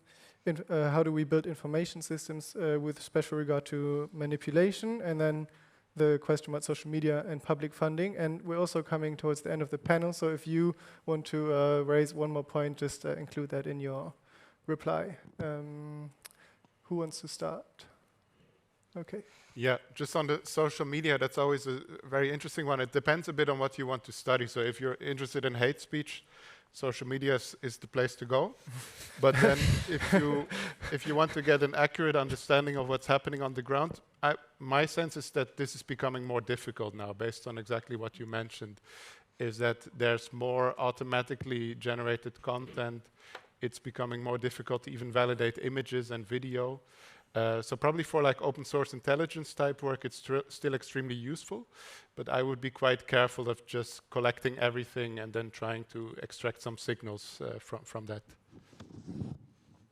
Maybe I can jump on that point about the crowdfunding as well. So I think that, so we've seen a little bit of experiments as well with looking at sort of crowd, like the wisdom of the crowd, right? And looking at forecasting, et cetera. I think in our own experiments of that, looking at the wisdom of our analysts in terms of the crowd, it's very difficult to incorporate that into sort of a structured data set. So I think what we're trying to do to answer that question of are we true to the ground truth is, and I keep harping back onto these local organizations, but it really is kind of the best way. So we don't only partner, I think, with local organizations that can feed us data, because for the most part, a lot of them aren't collecting data, so to speak. But one of the more important partnerships that we have is that constant kind of conversation and back and forth to be able to say, here's what we're seeing. Is this what you're seeing on the ground? Are we representing this correctly? It also allows us to change our sourcing strategy when that's necessary. So if a conflict breaks out in a new area of the country that we weren't previously, having great coverage of, we can consult with that partner, we can add new media organizations, et cetera. In some extreme cases, like after the Taliban took over in Afghanistan, there was no journalism coming out of Afghanistan anymore. And so we partnered with a local organization of journalists who were going around and basically collecting anything that they could and feeding it to the outside world. And that's how we ended up sort of like getting the ground truth of what's going on. So I'm not overly hopeful that we can sort of find a crowdfunded strategy of like, anyone can sort of send us reports of what they see, because that kind of almost runs into the social media problem that of yesteryear, of when actual humans were posting on social media, that you can't really trust kind of where it's coming from. But I think sort of the intentional outreaches that we're doing is maybe the way to go. And if I may just comment on Maria Teresa's, the thing that probably keeps me up at night the most about using these AI systems is that we are all jumping in headfirst to using these, and these things are cheap right now. And they won't always be cheap. And what happens if Amazon wakes up tomorrow morning and decides they're going to charge 10 times what they're currently charging for token usage? I mean, that's part of the reason why I think ACLED, not as long as I'm there, we will never go, I think, fully AI automated. But it's so that we have a fallback, right? So if it becomes one day that this is untenable, we do have a tried and true system of collecting information still that we can rely on, and we are paying people more than a living wage in a lot of places that they could earn. Like it's a sustainable system, I think, for having human researchers based in 80+ countries around the world, and we're not putting all of our chips into that one basket, because who knows what will happen. Okay. Could I would just jump in on what Katayoun said, just like for 20 seconds, is that I completely agree with the over-reliance on AWS cloud compute or Anthropic or ChatGPT, but there are plenty of open source models out there that you can do things like what I would say on-prem, but it requires a lot more internal capabilities to do that. You need infrastructure, you need to buy compute, you need someone who's cooling the room when the GPU's hot, all those sorts of things are super important, but there are ways to protect yourselves against kind of the AI tech giants if you do things from the ground up, but it's much harder. Okay, the way I see it, we have 3 more minutes until coffee break, right? Looking to the organizers. Yeah, so we have the question of humanity of decision making, and then I think if anyone wants to take that, or Michaela, if you want to say respond to any other. I feel like Guy has the answer. You can see his face. Okay.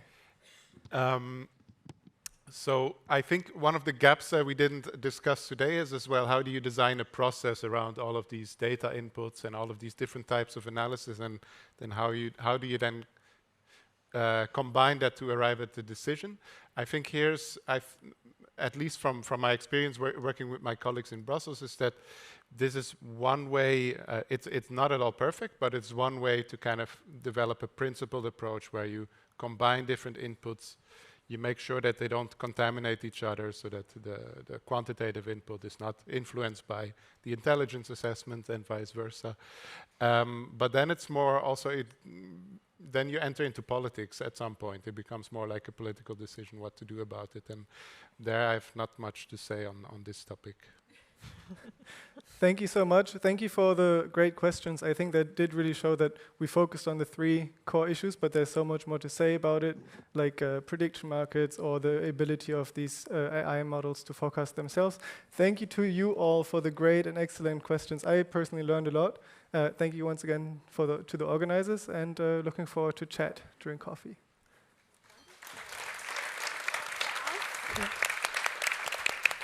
This was a fascinating way to really open the conference. You guys set the scene. You're free now.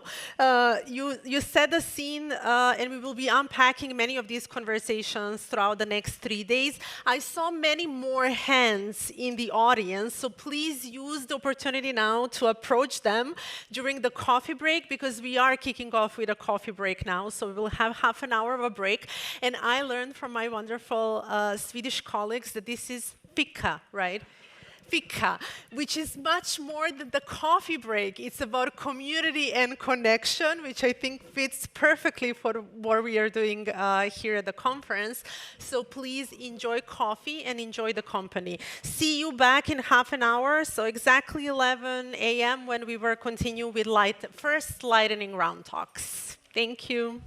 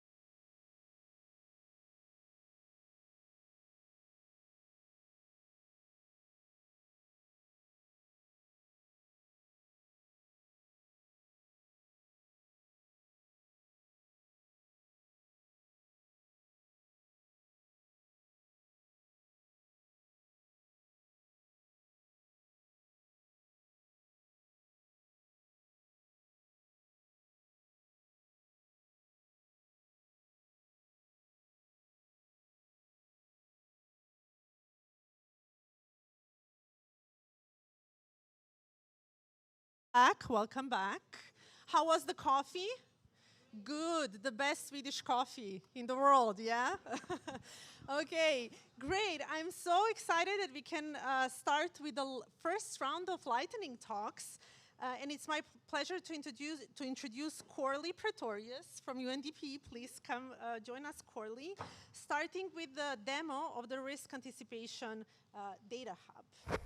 We have your presentation. Can I just put this down? Fantastic, you can hear me well? Good, so it's a great pleasure to be here. I want to talk about the Risk Anticipation Data Hub that we are releasing today. And the works really started a long time ago. It started with a simple observation. We want to do better risk analysis that looks at all the risks in their complexity. And we want to be more evidence-based, and I need to actually have this thing if I want to move on. So let's use more data, as we do. So the open data sort of movement in the late 2000s and 2010s led to a massive eruption of indicators and indexes published online.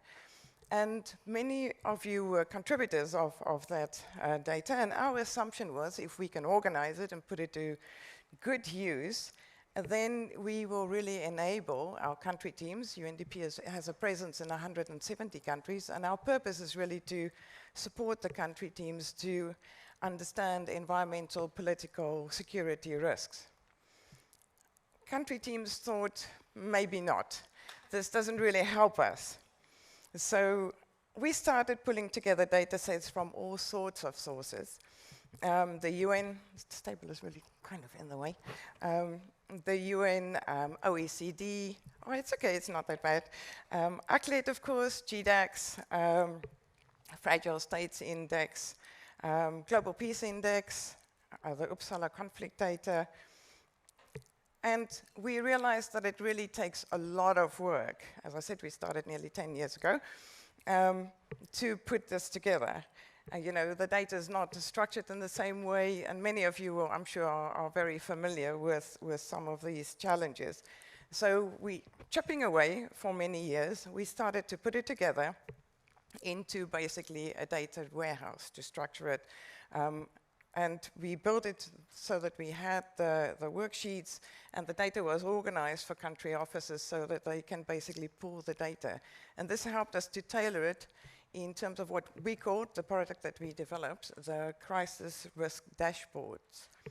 And this really enabled country teams, and we tailored basically more than 30 of these crisis risk dashboards, and it enabled the country teams then to select the indicators that's relevant to them and really work with the data and use that in their programming and into their decision making. And the purpose was always to provide them with a multidimensional perspective on risk across the sectors. And it's not only for informing programming, we also use it with our colleagues in DPO, DPPA, in terms of analytics and also advocacy engagement with our partners at the national level. Well, today we have very happy to launch here really the next gen of the crisis risk dashboards that we are calling the Risk Anticipation Data Hub, and this is with the support from Kraft. That we have developed this as a digital public good. And we also had the good fortune of collaborating with Google.org. So the Risk Anticipation Data Hub also has the architecture and many of the tools and the benefits of the Google Data Commons. So the RAD provides, shorthand, sorry, in the UN, we love acronyms. So I went from Risk Anticipation Hub to RAD. The RAD provides an API so that you can pull the data directly into your workflows and into your tools and systems. And it doesn't require any clearing or tagging or harmonizing, because that work is done at the back end already. And we hope that this would be a hugely helpful tool not only for those organizations that require the data to come in, but also, of course, for research and for further development of decision support tools. So I want to show you,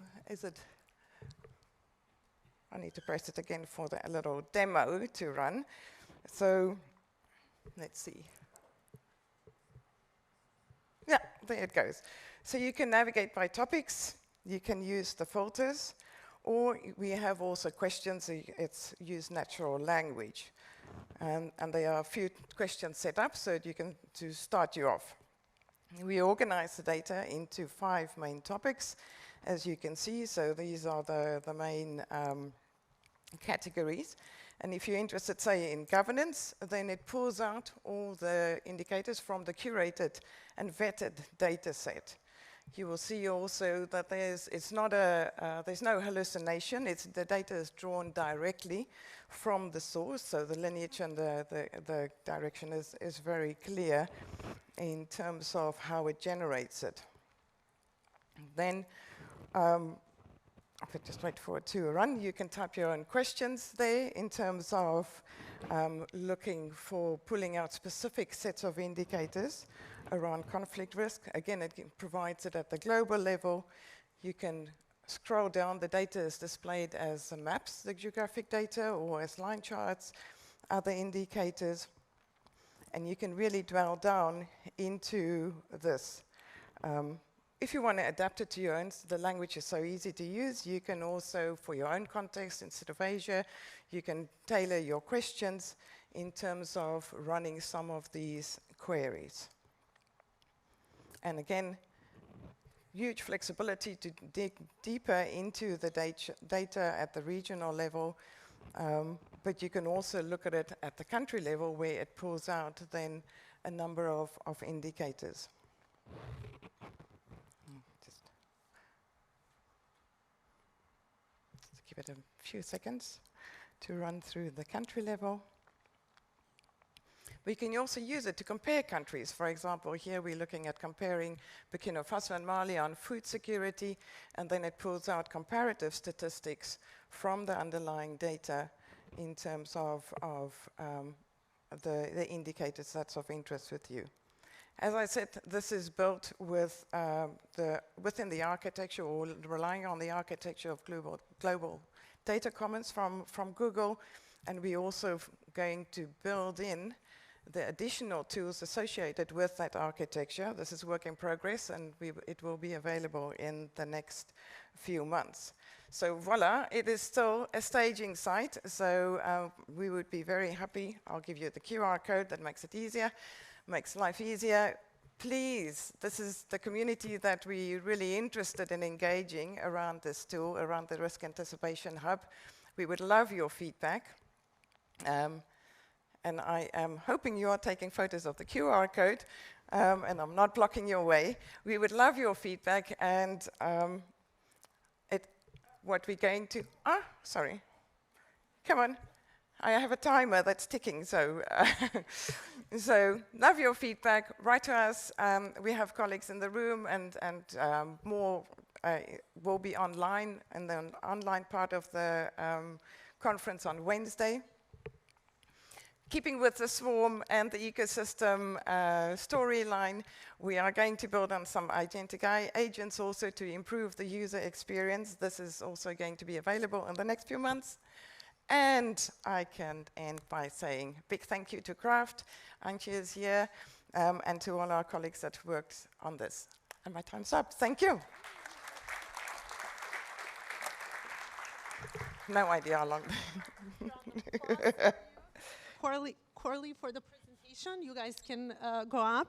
So the next we have Sammy Murphy and John Church from Living Signals, presenting from conflict events to security signals, using AI to build a search engine for peace builders. Please, the floor is yours. Okay. And we are counting the time. Okay. Is this the clicker?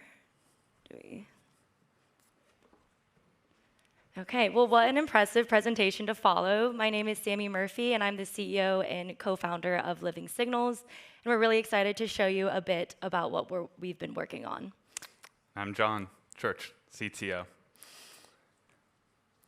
Okay. So, like it says up here, Living Signals is a peace and security intelligence platform designed with and for actors at the humanitarian development peace nexus. So what does that actually mean? Basically, what we're doing is we have a data pipeline that goes out, searches for both international and local sources in an area of interest. We index all of those, and then we can regularly pull information from those news sources, pull out claims, mark the claims according to a rubric, and what we end up with is a massive data set that we think of as a qualitative data set of tagged information happening in that area. So stepping back a little bit, most data sets that we use right now, I think you can kind of think of as quantitative in nature. The end goal is to take a lot of this like messy, semantic human stuff and turn it into numbers that we can use and compare. That's not to say that all is. Like it's already been mentioned, the notes field in ACLA data, very useful. But we think that there's a need for a fundamentally qualitative data set to look at conflict and peace data. And why we think that, for a few reasons. Obviously, where we are right now with AI enables this type of data set to be collected at a massive scale.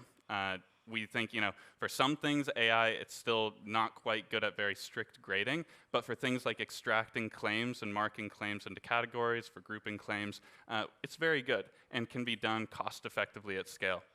And then more importantly, AI, as has already been discussed, is very good at looking at massive amounts of qualitative data and drawing conclusions.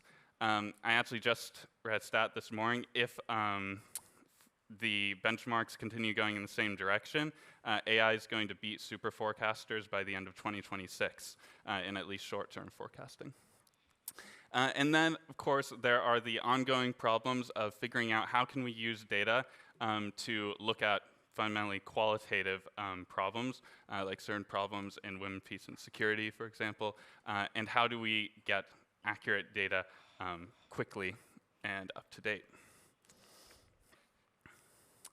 So our pipeline feeds into a data layer that we then serve in a custom dashboard for humans to use, and then into what we're calling the analytical engine, basically the MCP connection to tools like Claude and ChatGPT.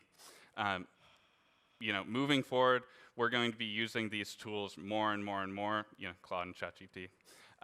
And we think that there needs to be a better source of information for those tools than just searching the web or than using quantitative data, which, like we've discussed, there's a lot of opportunity in feeding in pre-indexed, pre-computated qualitative data.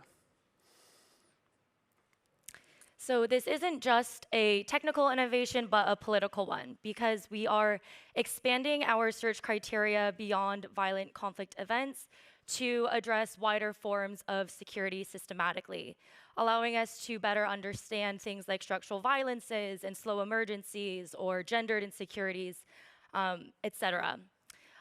We also systematically capture indicators of positive peace because we believe it's equally as important to know where social capital lies, where mediation processes are underway, and where peace is taking root as where violence is erupting.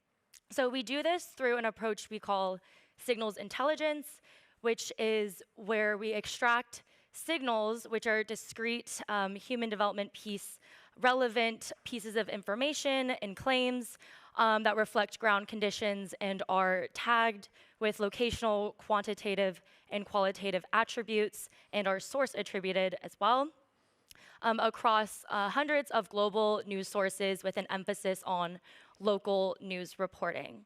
So this allows us to monitor wider risks before tipping points of conflict, as well as begin to look at opportunities. This lets us monitor forms of violence that are lower intensity or don't need to reach certain casualty thresholds. And we also don't start with discrete definitions of what we think constitutes a specific security typology, but rather through our kind of tagging and semantic approach, we enable users across a range of research interests and that are looking to use this data for various use cases to query for different data that they're specifically looking for. So this stands alone as a unique kind of early action data set that tells us signals that don't always make it to the major media or conflict data sets, but it also can be used as kind of a centralized repository of signals across different sources for that triangulation or cross-validation contextualization layer that was mentioned briefly earlier. So, okay, perfect, it started playing. So this is a demo of our beta version that we're currently in beta testing. So you can see there are a variety of different indicators that you can query and filter for, including the conventional ones, as well as things like peace and women's security, environmental indicators, etc. And once you select whatever suits your research interests, it will visualize signals that correspond, and you can click through them to see the signals in greater detail, as well as their claims, and trace them back to the exact source. You can also look at their recency and then add these straight to an organized folder where you can start to collect different signals to cross-validate later or use in dossiers. We also recommend using our MCP connector, which is basically a link between our data sets and AI agents, like Claude, as you can see, where you can start to prompt in natural, simple language and ask questions of greater complexity, like what are the interlinkages between women's security and climate security, or what are the latest trends in Central Africa, for example. And it will generate polished reports, analytical products based on your guiding, and the quality of the data visualizations and reports that we're already seeing are really strong because it is pulling on our vast repository of data. So these are all very customizable and configurable, basically allowing providing an operational support tool for saving people time for data collection and analysis to free up human hours for the work that matters, like building connections and innovation, etc. So what's next? We're working towards improving our data quality and building a data verification layer, integrating geospatial data in collaboration with a technical partner, NASA Lifelines. We're really excited about that. We also invite you all to join our community of practice and to stay in our orbit for our official launch, or even one-to-one methodological discussions, or even demos with your team to see how we might be able to apply and enhance our data. And I just mentioned a note on why we think this is going to be increasingly important in the coming years. Like some speakers have already mentioned, it's very useful to have this type of data to accompany existing models, to add context. But that stat that I mentioned earlier about language models being used for forecasting, they only perform well with a manifold of qualitative data around them.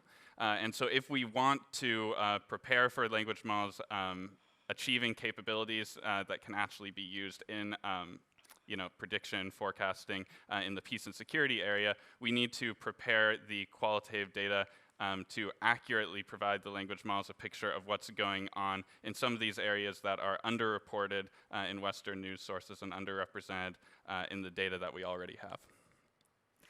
Thank you. Please join us as we develop this tool. We finished early, too. Okay. 45 seconds left. Okay. Congratulations for you guys. Thank you so much, Sammy and John. And I'm inviting now to the stage Mert Yilmaz from Uppsala University, who will be leading us through AI-assisted conflict event coding with fresh insights and hard lessons from UCDP. The floor is yours. Yeah, thank you. So I would like to start with a number. This is how many people died in organized violence in 2025.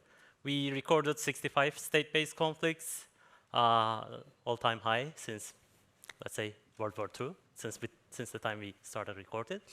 And also we have 8 interstate conflicts. We have 5 times surge in, increase, 5-fold increase in civilians deliberately killed in conflicts. But this is not the number that I want to talk about. So this is the number that I want to talk about today. We are around 15 people at UCDP, collecting data, assessing data on organized violence, extracting relevant information. And our team has recorded 35,000 fatal incidents last year. So the world is getting more and more violent, and the workload is a bit, as you can imagine. So we need to do something about this. But before I mention what we are doing about this, I would like to mention one thing, and I would like to be honest about this.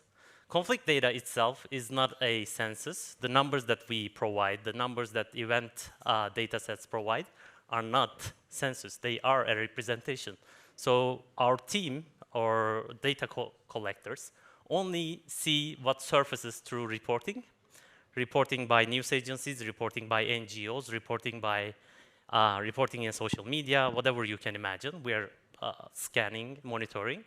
But the gap between what is being reported and what actually happened is quite important. And the gap is widest, exactly where you would least want it, the most violent and hardest to reach places. We actually tried to come up with a model to understand the uncertainty around fatality figures that we reported. So you can also check this paper. So one takeaway, you're not training on ground truth, but on a representation of reported reality. In 2025, something strange happened at UCDP. All of a sudden, we started getting immense load of API calls. We have freely available API, and we just passed 4 million API calls, and we were just thinking, our first reaction was that we are under attack. But it turned out, I mean, it was probably not that, let's say.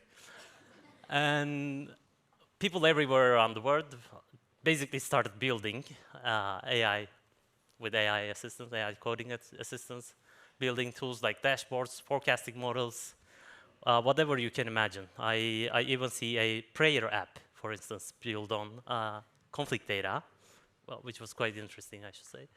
And so UCDP data had quietly become an infrastructure for an AI ecosystem that we did not design and we cannot control. We were mainly for researchers, as you also know. So what is AI actually doing for us? More than what you might think, or than what you might expect, but not just where the hype points now. So we're building scrapers, like the AI coding assistants are amazing. We're building scrapers, automation tools, we monitor sources, and we also build small Chrome extensions, for instance, so that our team, they're not exposed to violent materials like the videos. Sometimes they need to watch the videos, but if we try to prevent unnecessary exposure, let's say. And I mean, the translation, the AI translation is getting more and more advanced every day. And we have a peace science infrastructure project based in PRIO, Peace Research Institute Oslo. And we published a UCDP AEC dataset. You can also check this paper that bridges conflict research and computational social science. And on Wednesday, my colleague Anastasia Phillips will present our latest model for conflict event extraction. So one thing that I would like to highlight here, AI can help the coders, the annotators, the conflict analysts, and it may actually help us in a way that we can filter at least initial material so that our exposure to violent material is less. The reason I would like to highlight this is that there was this paper in Journal of Peace Research which assessed how the research-related stress among research assistants, among conflict coders. And 88% of people, and we were also among those participant pool, 88% of those surveyed reported at least one indicator of psychological stress. So if AI can help us a little bit, it's not just a matter of efficiency, it's also a matter of duty of care. And a more violent world makes it more urgent and not less. So now what we are doing, I mean, now the hard part, I should say. So the 80% is a metric that we see for some variables. The best models we tested on some variables can accurately predict 80% of the, 80% accuracy rate is the thing that we see on the models. It is quite impressive, but the human coders are much better than 80% in extracting relevant variables and identifying what is credible. So this is the point I argue that AI fails. Where AI fails is exactly where it matters the most, and that is the question of source credibility. How would AI assess the source credibility? And by source, I don't mean BBC or something. I mean, BBC might be reporting something, and you might think that BBC is a well-known news organization, but who is BBC using as the original source of the event? So that matters, and that is something that is quite hard for any AI model to understand, to grasp, to predict. So we're not going to lose our jobs. That's a good news. Also, resolving ambiguous cases is quite difficult for AI, for LLMs. The consistency with our methodology. So UCDP has a history of nearly half a century now. And this methodology of UCDP and the conceptual framework is being developed like over the years. So we try to have the strict methodology to understand and analyze organized violence. The question is, how would LLMs apply this strict methodologically? How can we define this?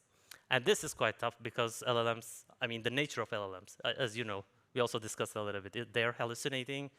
The output is somewhat not easy to predict. So these are the three main things that I would like to highlight here as the current status of AI. The deeper problem is that I argue AI can make our pipeline faster. I mean, we can scrape data, we can create extraction models, and then those extractions, the output can be assessed by human coders. So maybe we don't, I mean, maybe in the next 20 years, we don't, if the world gets a little bit peaceful, let's say, maybe we don't need 15 people, but 10 people to code. So all organized violence around the world, all fatal organized violence around the world. But the problem is, if the reporting itself is thin, if the government suppress information ecosystem, if there is no journalist on the ground, if there is no one witnessing the event itself, there will still be this gap.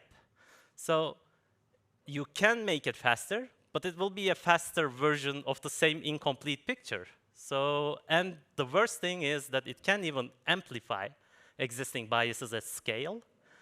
And it would be very difficult to identify the exact, like the problem. Identifying the main problem would be very difficult. I mean, you can audit humans. You can ask a research assistant what you do, and then the research assistant might explain, and then you can identify that, oops, that's a problem. So we can fix this, and then I can go back to all these events coded by that person, so I can fix this. But in this case, it might be a little bit more trickier, let's say. So, I mean, for data pipelines, for every data project, I think this is the main three words, I should say. UCDP data now trains and feeds systems that influence UN early warning mechanisms, humanitarian resource allocation, and conflict forecasting tools used by governments, NGOs all around the world. So the choices we make at the UCDP team about what to collect, how to represent it, how to automate parts of it. Those choices have consequences far greater than those 15 people, let's say. And a recent overview of Magnus, of what UCDB does, had these 3 words in its conclusion, and I think these are quite important. So know your data before training anything, before forecasting, or before nowcasting, whatever you are doing. That is the key thing. And lastly, I would like to mention that, I mean, AI is a valuable asset, for sure. But it is helping a small team like ours to keep pace with a more violent world. But the value of what we produce at UCDP is not speed. It's trust, and trust that comes from methodological consistency, source evaluation, source discipline, and from human judgment that we use when we are creating this data. The problem is, as AI-generated data gets easier to produce and gets cheaper to produce, it's going to be quite difficult. So trust gets harder to earn, and it will be more important to protect, like like ours. So thank you very much. And if you have any questions, comments, anything about UCDP, just let me know. Thanks. Thank you so much.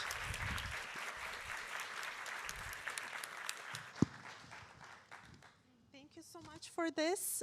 We will not have a Q&A for lightning talks, but again, we are inviting you to collect them and save for coffee break for ficas and for lunch break. So I will immediately now invite our next panel. Please, panelists, join us on the stage. We will be discussing in the next hour what works in atrocity prevention. I'm inviting Lawrence, Magnus, Havard, Michaela, Gida to join us here, and the session will be moderated by Ellen Stensrud by the Norwegian Center for Holocaust and Minority Studies. Perfect. You need a mic? Clicker. Are you okay?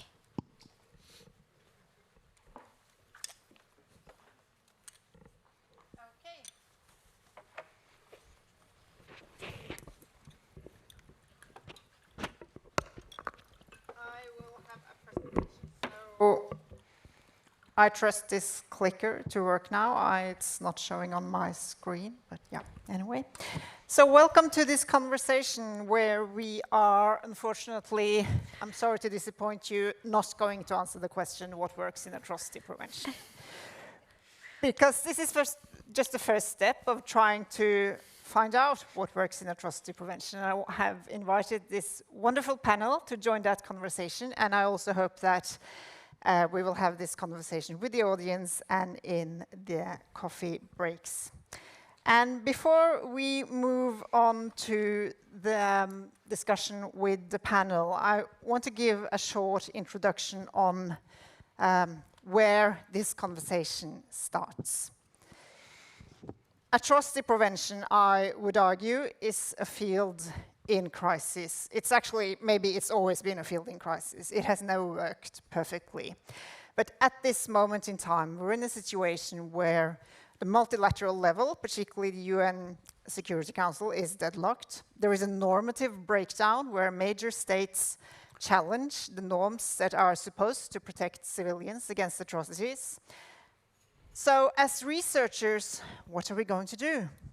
We've just got bad news from your project at Uppsala, Magnus, that there are a record number of conflicts between states. And there's also a very high number of one-sided violence against civilians, which is basically what we are talking about when we're talking about atrocities. So what should we as the researchers do, and how should we communicate this to practitioners?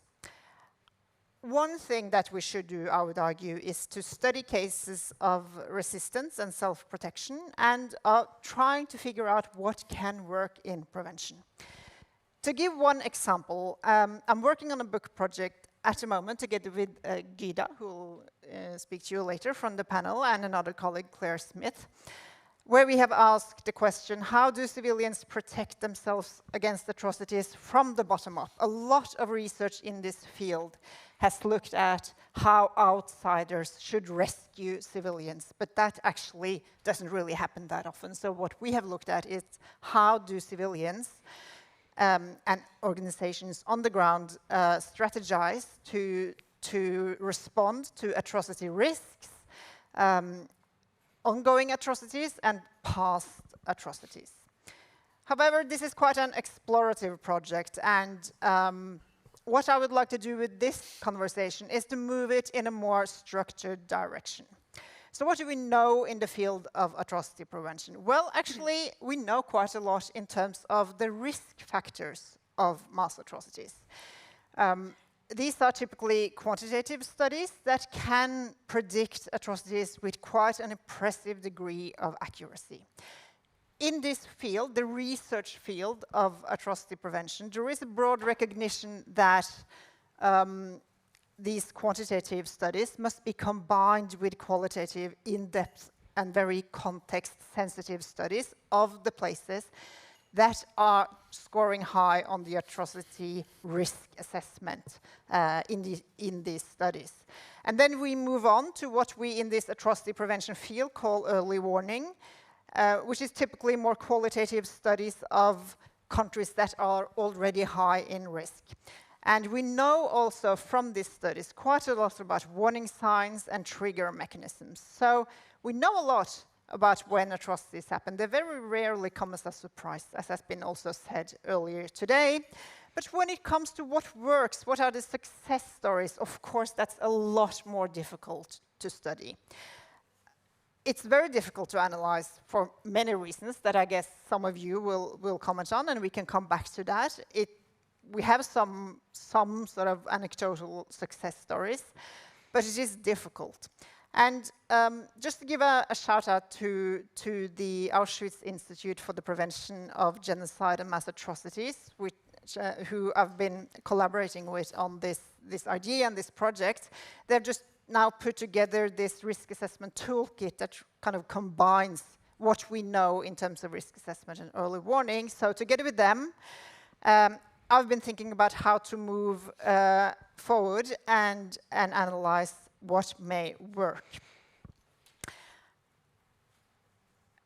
One of the examples of these risk assessment tools is this one that you're responsible for, Lawrence, from the Simon Schutz Center for the Prevention of Genocide at the US Holocaust Memorial Museum. It's a picture of your map.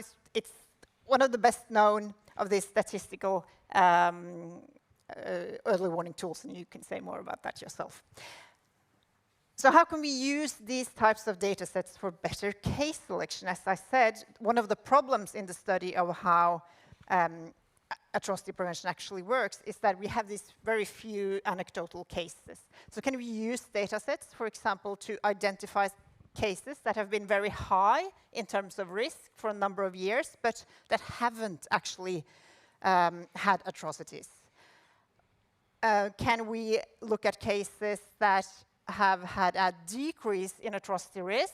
Can we find anything interesting from doing case studies of those cases, or do we are we then just moving in circles and looking at sort of the same data that feeds into the data sets, like more structural background factors? So can we use these data sets that identify countries at high risk and select some of those countries and see what has happened in a more qualitative manner in those countries? Another question that I want to discuss with you is, are there any similar research projects that we can learn from? I know that you, Michaela, you have your PhD project that seems to be very relevant for this kind of thinking. And then moving on, how should comparative case studies of atrocity prevention be designed? And this is where I want to bring Gyda into the conversation with your studies of post-conflict, post-war societies. So moving on to the panel discussion, I wanted to start with you, Lawrence, as the research director at the Simon Schutz Center for the Prevention of Genocide. This is, I think, a question that everyone in atrocity prevention struggles with. How can we figure out what actually works? So, give the floor to you. Well, thanks, Ellen, for pulling this conversation together. It's I don't hardly need to underscore how urgent and important it is. I guess I wanted to start with offering a few thoughts on why this is such a hard question to actually make progress on, and then a couple of ideas about what we have learned about this question through an attempt to review the existing knowledge on this question that we've engaged in. So I think firstly, Ellen, you're highlighting this question of case selection for new studies, which to me I think is a version of a more fundamental challenge in understanding what works in atrocity prevention, which is related to the inability to observe the counterfactual. So we can't simultaneously observe what happens after preventive action is taken, and in the same case, or an identical case, what happens following the absence of that preventive action. This is a challenge we're all familiar with when we do causal research, but is particularly sticky in our context here. But there are some other challenges as well. Selection bias is a prominent one as well, because if we're looking at actions that are initiated by policy decision makers, we can assume that they choose to do things that they think will be helpful. So the application of these measures is not as if random. It's actually driven by an assessment of what works, which means that if we just take those cases where things were done and we try to assess the impact, we're likely to develop biased measures of the effects. And then thirdly, we have to be very sensitive to non-public information that may be unavailable to researchers. So, for example, we may be able to observe that in a set of cases there were diplomatic efforts to try to prevent atrocities, but what do we know about what happened in those diplomatic conversations? Probably very little. Maybe the things that were driving the effects were actually about the nature and content of those conversations, which we as researchers won't know about. If we just then attribute the effects to the absence or presence of diplomatic actions, we're likely to miss what's actually underneath the effectiveness or ineffectiveness of the actions. So there's a whole set of these challenges for researchers. At the Simon Skjodt Center, we tried to do a sort of stock taking of what it is we know from existing research on a set of 15 what we call atrocity prevention tools. So just think of the categories of things that outside policymakers tend to do to try to prevent or respond to atrocities, ranging from naming and shaming, mediation, peace operations, financial sanctions, and the like. We reviewed research published from 1990 to 2023, which included almost 600 different studies. In short, we found no answer to the question of what works in preventing atrocities. Across every tool, we found a mix of top-line findings of whether those tools were effective or ineffective. But that doesn't suggest that we know nothing about when and how these tools work. So we really focused on which factors are associated with greater or lesser effectiveness of these tools.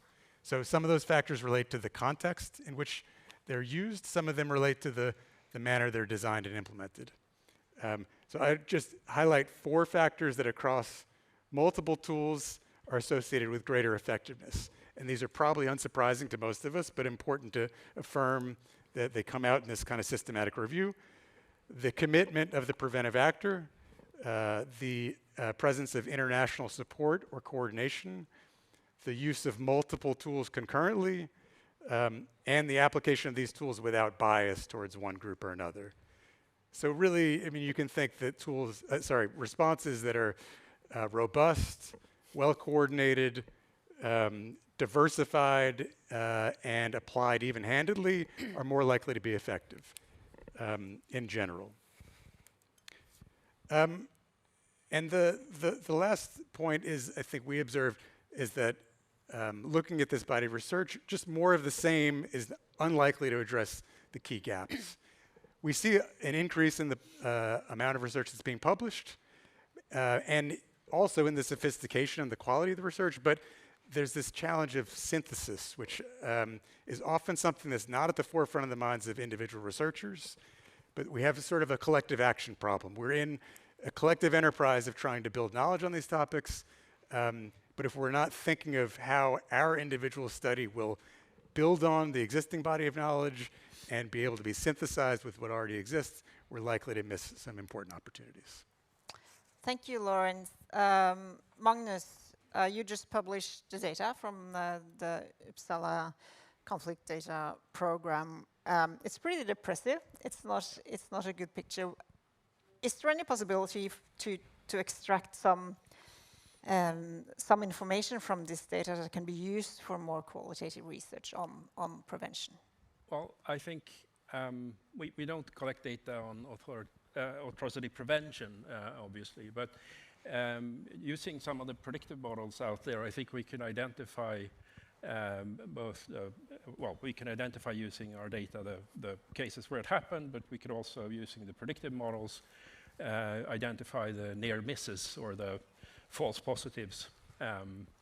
And comparing those with each other would be one way to try to get a handle on the inference problem. It's not a perfect one. But I think we can improve that by also disaggregating our analysis, so we can get better control over various other factors by comparing, say, villages or regions of a country and the frequency and scale of atrocities across those, more comparable than, say, two different nations or nation states. So you would need something like a difference in difference model, so you could track two very similar cases that are on the same kind of trajectory, where in one case atrocities happen and the other does not, and then you could go in and look at it. And I think especially intriguing, see what is done locally, not just what is sent in from the outside.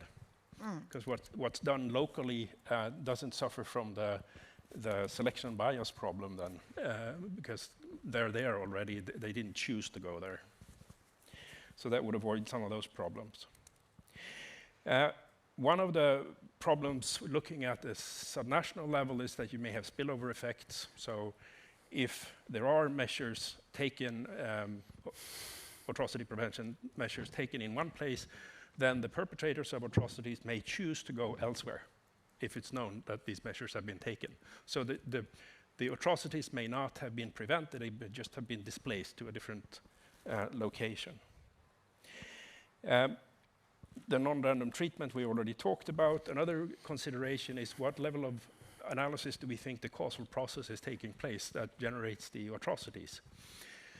You can imagine that there is a local commander who is not psychologically well or particularly mean and evil, who does this for personal reasons or for, you can look at research on civil war, there are lots of private disputes that also play out. It's not just the claimed cause by the, say, rebels and the government and so on, or the two different parties. There's also private vendettas going on and things like that. Is that what's driving this?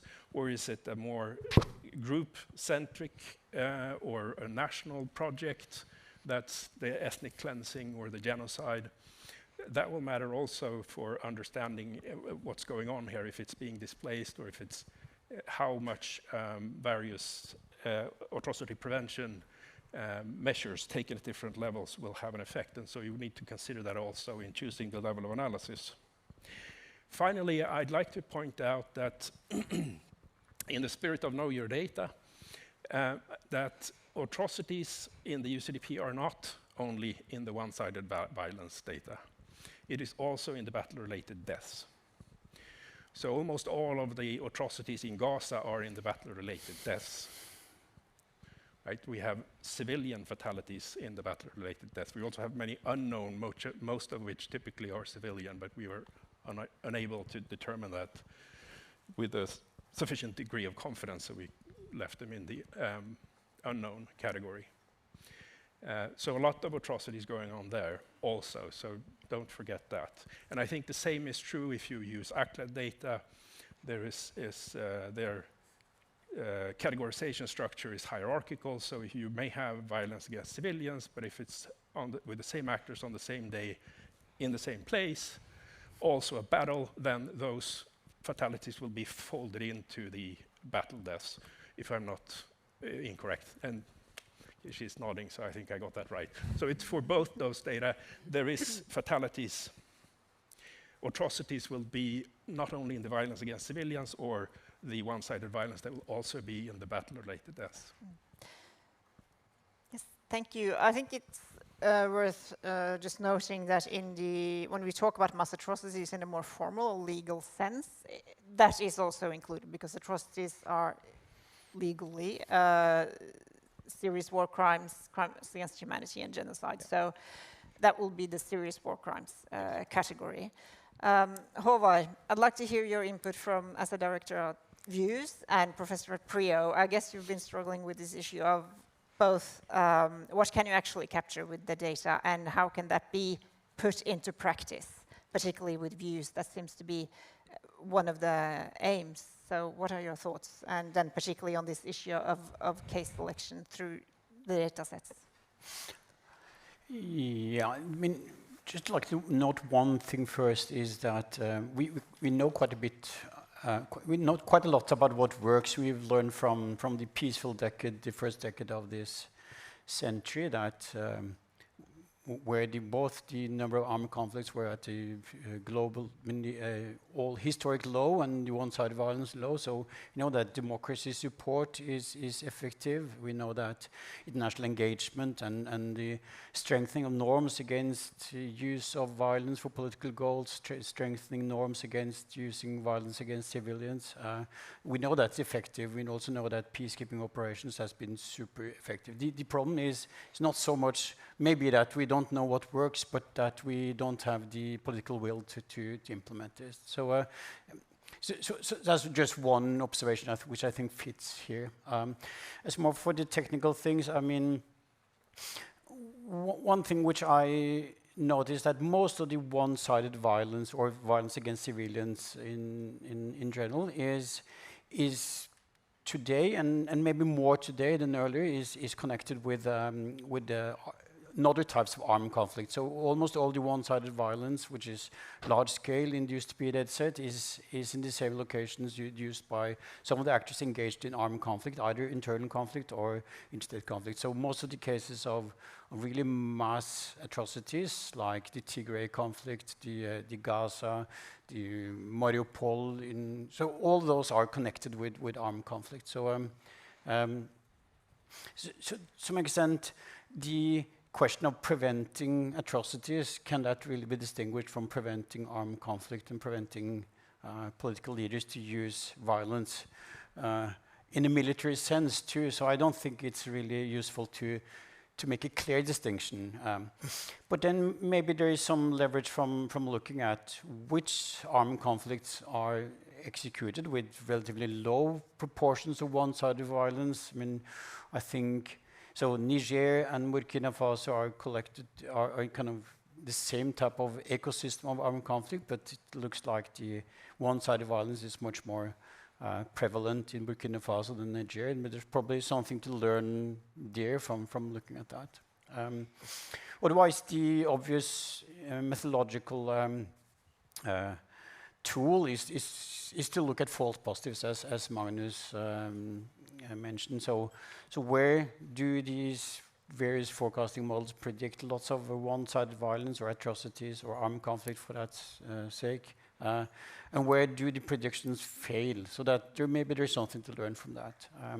One challenge with that is that often these are just latent situations that just wait to happen. We used to have in 2022, the top currently non-conflict countries on our list were Sudan and Israel-Gaza, Israel-Palestine. Great, fall positive, but then not anymore. So that are kind of the challenges of using the false positives too, that you don't know when they will be that predictions will kick in and be correct, unfortunately. So it's hard.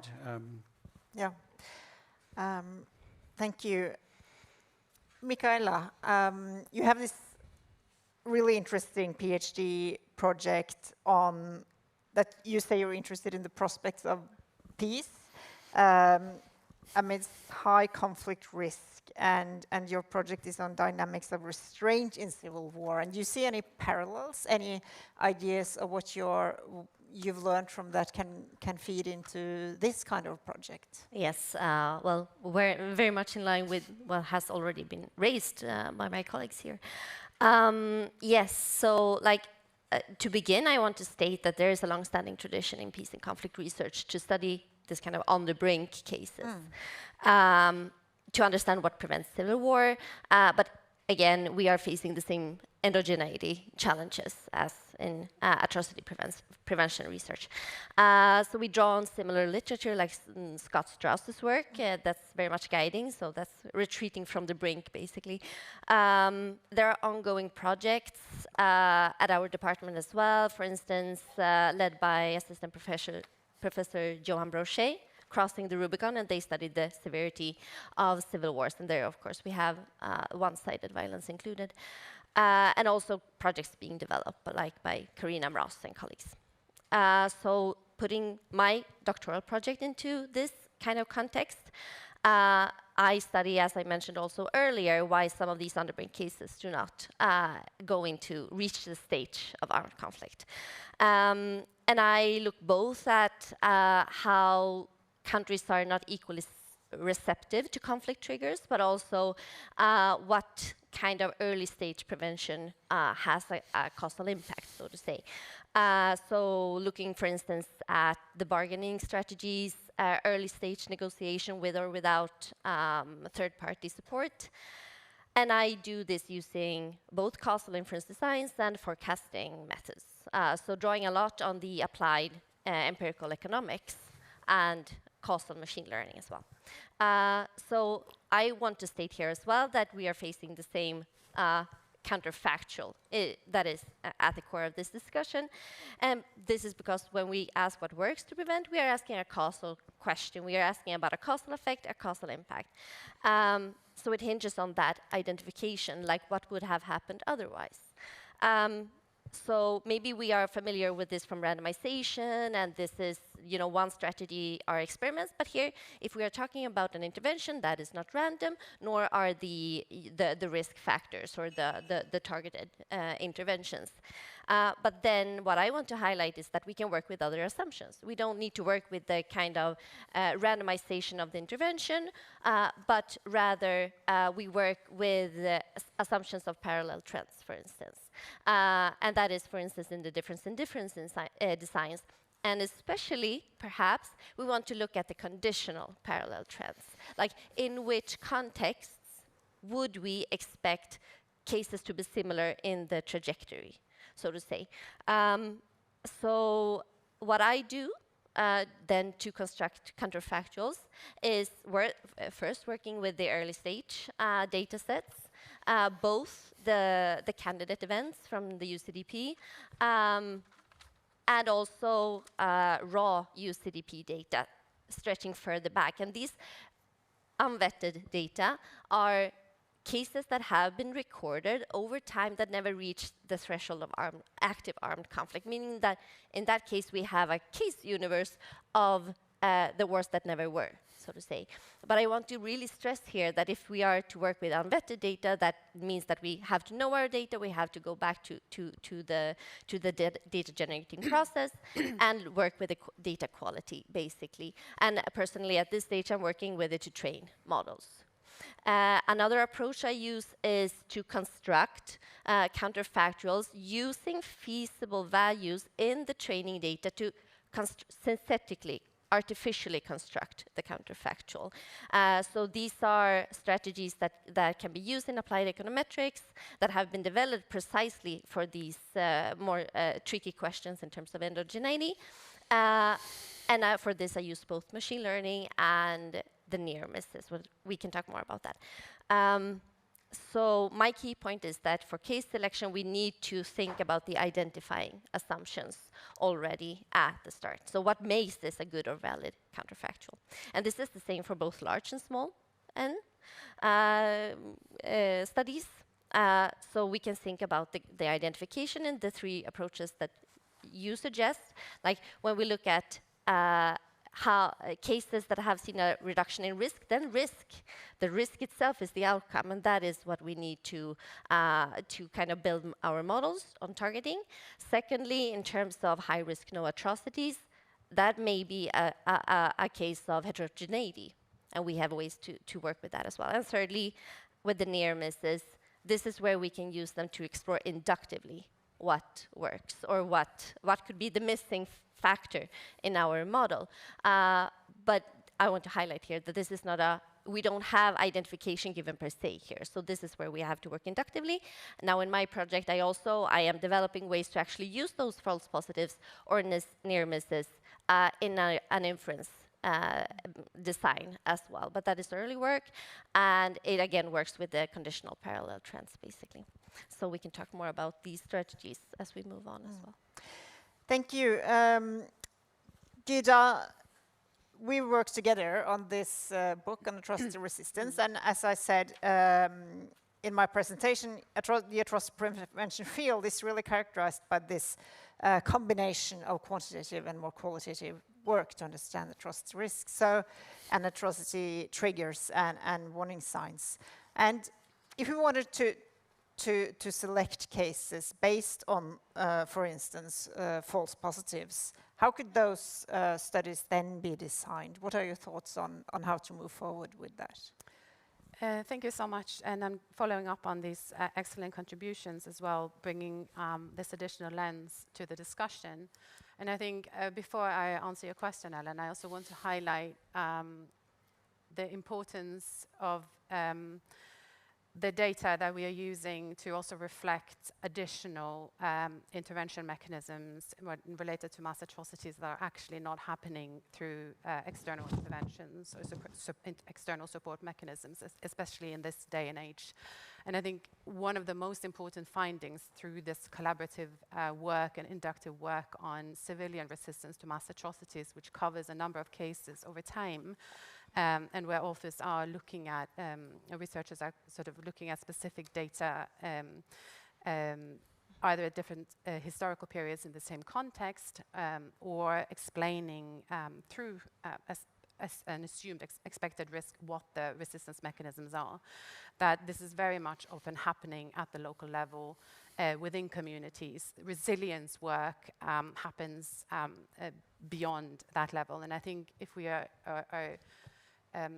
specifically focusing on today's scenario of peace building, where there is less likelihood, as you said, Hova, in terms of international interventions, there's less political will of doing what one would know works. This is also where we need more data and better understanding of how communities are responding through this. And I think we started this conversation also by thinking not in terms of the false positives as such, but between distinguishing or identifying non-events, which is slightly different. It's a sort of allowing us to be a little bit more flexible. So we can use the data sets to sort of say these are high-risk cases, and we can identify cases where there is a reduction in risk, and we can ask what factors is it that shape that reduction in risk, right? So we can identify some structural interventions, structural factors and interventions, but there are also some unexpected factors in there that can be further explored, I think, and that's very much needed through this comparative design and a bottom-up design. Secondly, also, of course, we have the cases where there's a sustained high risk, and I think sustained high risk for mass atrocities is not necessarily only large-scale deaths, right? So it's also can be in local communities where the numbers of atrocity crimes that are, or deaths following atrocity crimes, or where actually it might be more about expulsion of communities, etc., that might not reach those big data sets. So that's also worth looking at. This also moves on to the importance of subnational level, right? And then obviously is the near misses that we are interested in as well. I think it's important to assume that non-events doesn't automatically mean a success of a prevention mechanisms. There can also be other factors in place, right? So there might not have happened, that trigger event, perpetrator might have lacked capacity, or there's been a shifting in the global system, or where your funds and support for running your armed campaign, for instance. So that's changes in the conflict dynamics and so forth. So I think these are important factors to keep in mind when it comes to that. So in terms of how we can design that comparative framework, I think we can use the data that's there, very much prevalent, and then I would like to see more attention to. I wouldn't go as far as to saying less rigor, because that would be very unpopular in this setting. But it's a recognition about what can be a learning lesson for policy communities, and through that engagement. So we know a lot of international NGOs in the peace building space are doing a lot of that work in working with communities, in working through social cohesion mechanisms and developing that kind of frameworks, which is not an external intervention. It's about working with communities and often doing and supporting what they're already doing, right?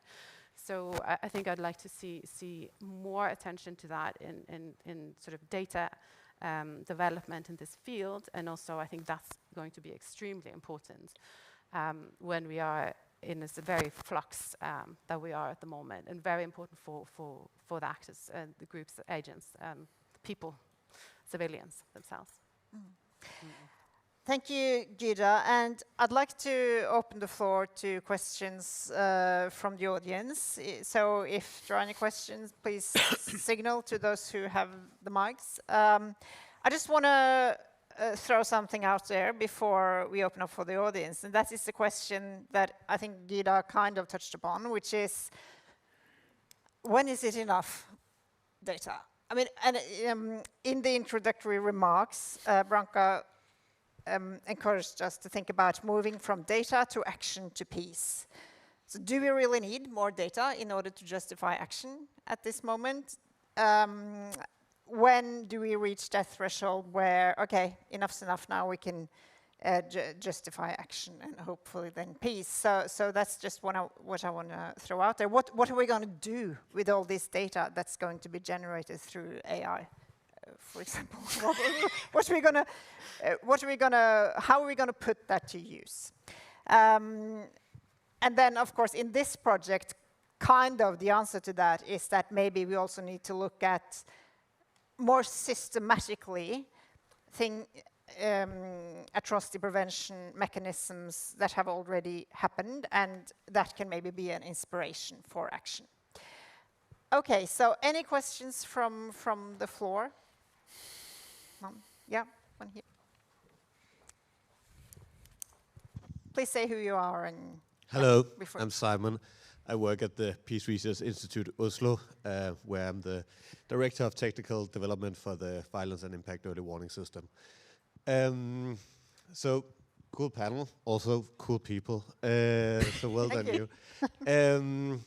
Håvard, you mentioned it a little bit under your breath, but you did say it, the lack of political will. So we already know a lot about what works in peace building and atrocity prevention, especially like Lawrence and his team, but we also know that there is a lack of political will. There's a reason that both ACLED and UCDP and VIEWS is not as well funded as Palantir, because we try to do peace stuff and not war stuff. And we will not reconsider that yet, so we'll stay on the good side. But so one thing is that we can try to figure out what works, but if nobody is willing to actually do anything about it, is there any way that we can use any of the data we have or any of the forecasting or risk assessment tools we have to either keep people accountable or to generate some political will? Because without that, our insight is not really going to do a lot. Thank you. Other questions from the audience? I'll go next. Kati Yunkishi from ACLED. This is maybe a question more for Håvard, but of course anyone. So Håvard, you mentioned how, I think a very important point, that we often see violence against civilians within contexts of armed conflict in general. And I think one thing that's quite important is thinking about how targeting civilians is a tactic. It's not a byproduct of a conflict that someone else is engaging in. So actors, depending on where they are in their life cycle or where they are in sort of resource development, et cetera, may go out of their way to target civilian populations. Or they may go out of the way to avoid targeting civilian populations if they want to recruit or things like that. So I'm curious, I guess, if that element factors into thinking about where atrocities may crop up, is thinking about sort of where are actors in their life cycle, what are the motivations of actors vis-a-vis, if they may target civilians. Okay, we'll start with those two questions. The first big one, lack of political will. Yeah, war seems to be a lot more profitable, and it is, of course, than peace. Everybody's gearing up for war. It seems like no one is gearing up for peace. So this question maybe could go out to both Magnus, Lawrence, and Håvard in your work. How's when you come up with, for example, the Uppsala data or your annual presentation of risks or the reports from views, how is this perceived? Do you get any responses from the policy community? Are they interested in that at all? And how can this bridge be built? And then, yeah, there was this question also particularly to you from ACLED on the targeting and the remark on targeting civilians as a tactic in itself. So Magnus, let's start with you. Well, there is a great interest in our data from policymakers and from news outlets and all kinds of, especially when conflicts increase. It was much harder in the early 2000s and the late 1990s to convince or get an interest when the trends were the other way. So there's more interest now, not more funding necessarily, but more interest.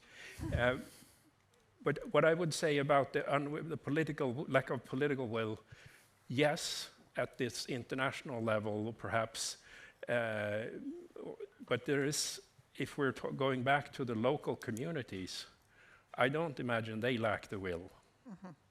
So understanding what works for local communities, what can they do? And there is research on, for example, communities declaring themselves neutral and weapons-free zones and things like that, with varying success in Indonesia, in Colombia, and in other places.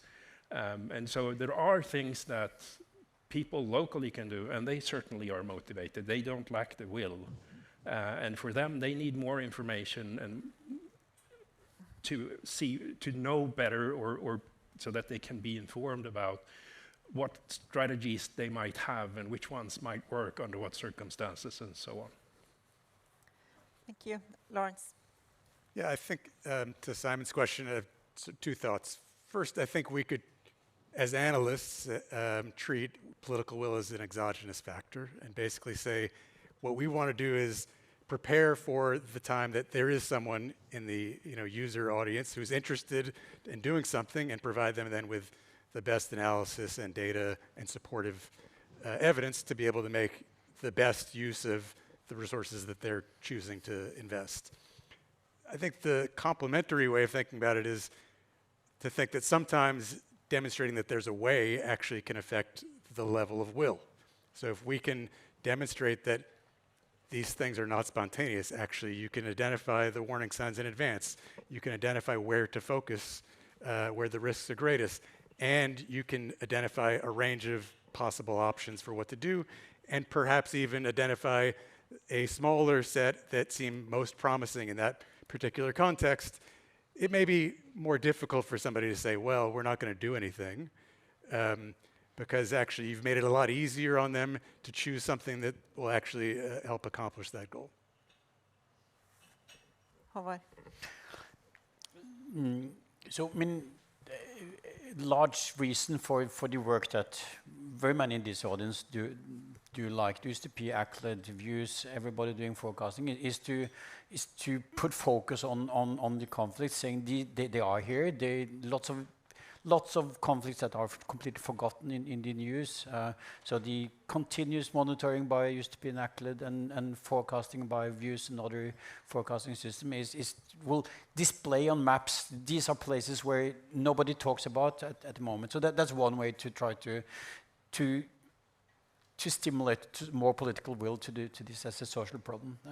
In Views, we have now preparing a new part in order to strengthen that message. So we are building a impact forecasting system. So where we take some humanitarian variables like infant mortality or undernourishment and education levels and forecast them, forecast what is the increase in infant mortality relative to the counterfactual without conflict. So in what will be presented later in this workshop, we show that 150,000 infants dies, or there are 150,000 additional infants that die because of conflict that would not have died in the counterfactual of no conflict wherever. So kind of try to put the numbers out there. These are the consequences of the violence that is going on. So, that's one way to try to increase awareness of this and make some more responses. As for Kation's question, that was actually something on my blog. I think in order to look at the case selections, I think looking at the variation between actors is an excellent idea. It's both where are they in the life cycle, but there are also other differences between actors, like ideology. Some institutions, at the government side, there are institutions that constrain them one way or the other. So I think looking at the excellent actor data in USDP and ACLED and compare actors that vary in terms of how much violence they make use of in their struggle against a political opponent is really useful to prevent atrocities. If there aren't any other questions, then there's plenty of questions. Okay. Thank you. Thank you for the great panel.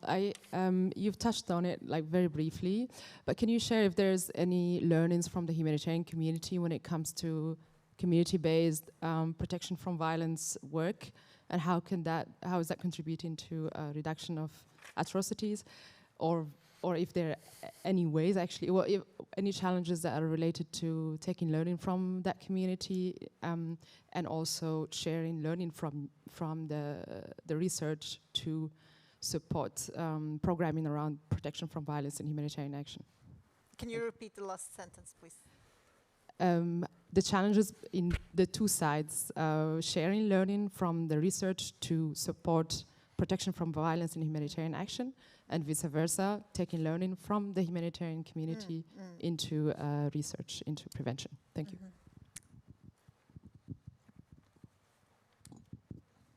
Thank you very much. Very interesting discussion. My name is Yumiko. I'm an independent expert on water governance and a researcher as well. Also have affiliation with Uppsala University and the Research School on Water Cooperation. I have a couple of questions. I'm hearing these questions about when is enough data, and that's really a big question for me. And related to this, and you mentioned that also there's a lot of situation being forgotten. So like, you say that, you have to also show with the data to highlight that has been forgotten. And that makes me so wonder, from you are all expert in this, what sort of maybe how much percentage of all the data that's been collected do you think has been actually be used or useful, or do we not know that at all? And also, I'm also wondering, my related question is, do you think all this data that's been collected has been utilized for goodwill? Or perhaps, has there been any backlash that it's been used by like the bad guys, so to say, because it's a sensitive data that can actually, stimulate the conflict? And I think particularly at the local levels, that some of the things could be used by a bad intention. Of course, there is really difficult to control who uses those data for what, but I just wanted to hear if you have any comments on that. And then my other question is a little bit related to the previous, not this panel, but previous two presentations. One presentation was very much based on the data using the AI in another presentation was cautioning about the use of AI in this context. So if any of the panels had that comment on that point. Thank you so much. And then there was a question here. We'll take that as well, and then we will have comments from the panel. Thank you very much. I'm Marlene, working for UN Human Rights. So the first question will not surprise you very much, but talking about atrocity crime specifically, how do you see the role of judicial accountability and political will? How could this be used more efficiently, maybe? Because in some crimes, I mean, to say there is no political will is just not good enough for me. I mean, there is an accountability that is created also through the commission of those crimes and violations. Then I also wanted to hear a bit more about the cost of doing nothing. Might this be a strategy that can be used maybe more efficiently sometimes with decision makers to show them more clearly, if you decide to not do anything, well, there is also a cost implicated. Maybe the humanitarian data that you were referring to is going a bit in this direction. And then maybe if you have some positive examples of how the data and the research was used to have a positive impact, that would be interesting to hear. Thanks a lot.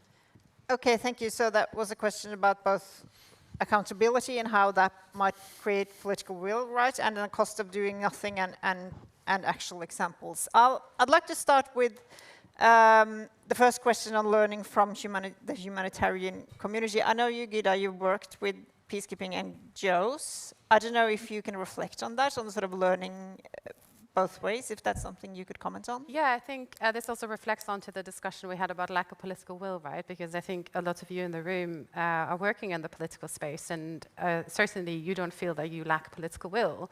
You're working every day and very hard related to these questions. So it's so often that time that's more about a sort of, when Håvard says that, I assume it's more about a structural problem of the international system and decline of the wider peace building willingness or more systematically intervene.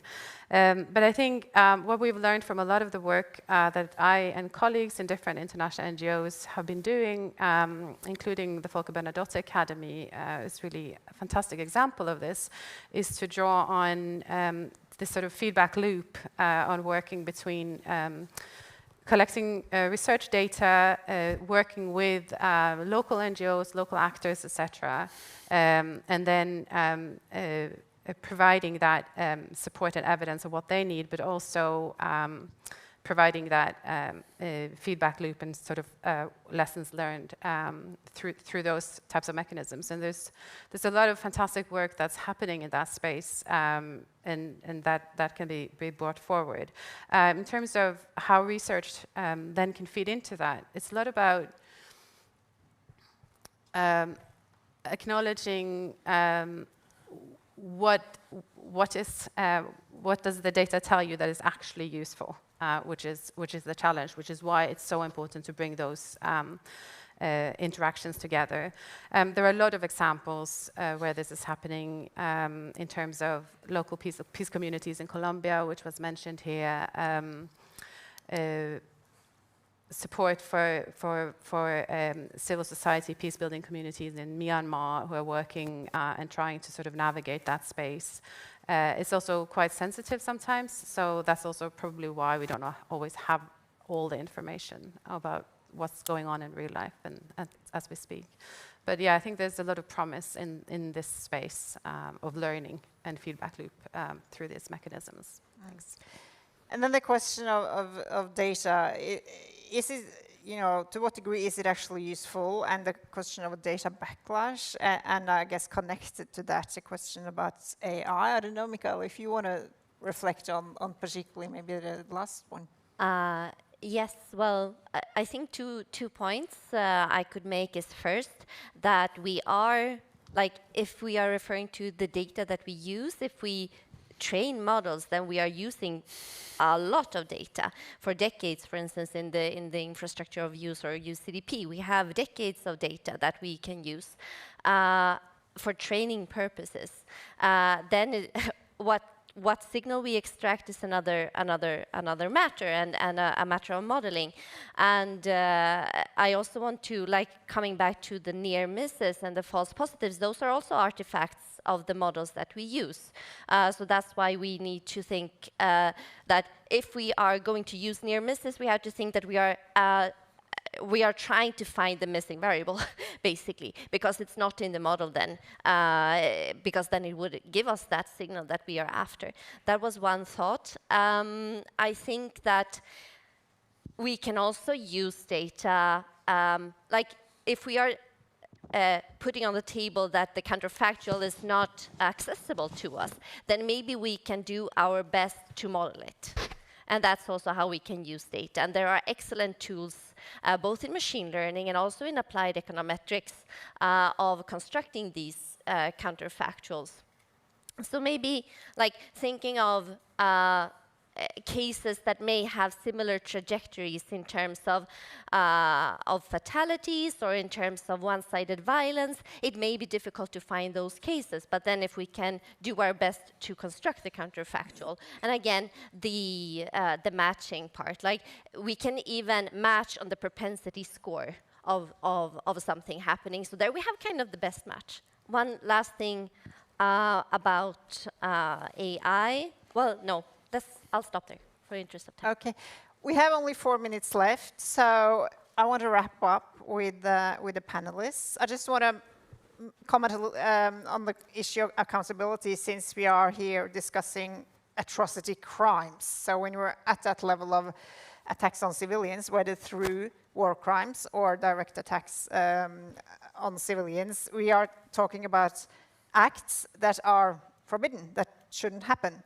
And I think in terms of whether accountability mechanisms, for example, investigative commissions or even legal or judicial mechanisms can create political will, well, maybe they can create some, at least I think.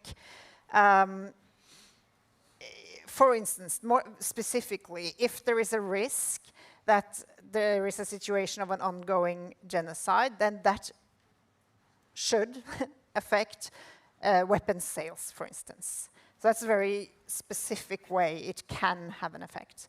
But I also think we should reflect on what is prevention, what do we mean? And this is just making all the issues you've pointed to, Lawrence, even more complicated, because it's not all or nothing. It's not as if you're looking at, a perfect world where there are no attacks on civilians. Prevention can be reduction of suffering, mitigation efforts. So it's not just sort of reducing attacks on civilians or sending in food. Is that prevention, or is it just, what is it really? I mean, so this is just making it even more complicated. It's really blurring the categories.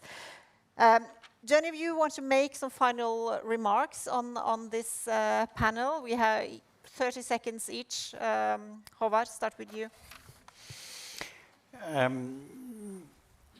No, this has been great.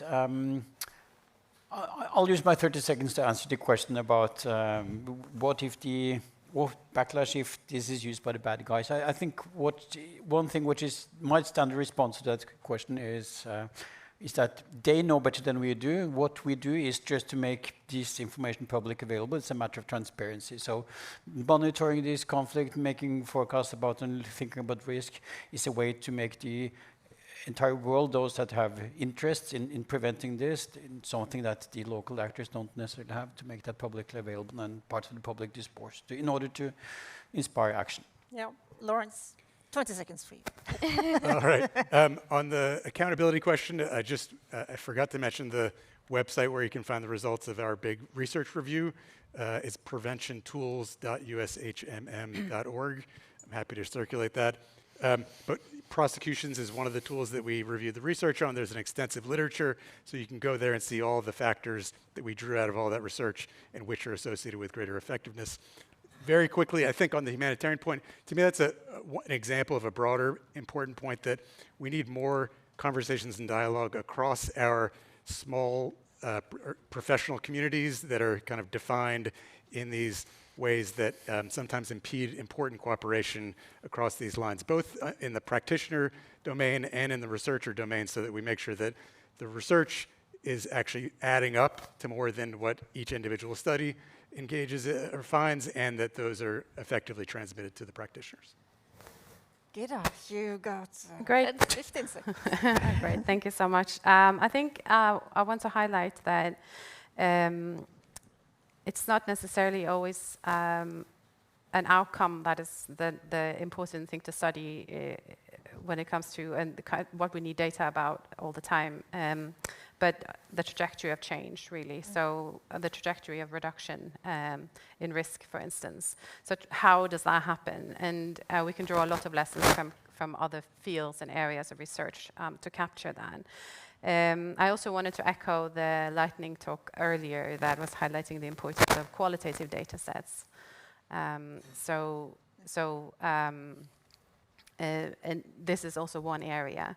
I think we are lacking systematic data on some of these areas, so just responding to your question as well. But it's true, there's a lot of data and importance, and we've seen that through the presentations today as well. So it brings to the surface the question of when is enough, or when do we need more? Mikaela. 5 seconds.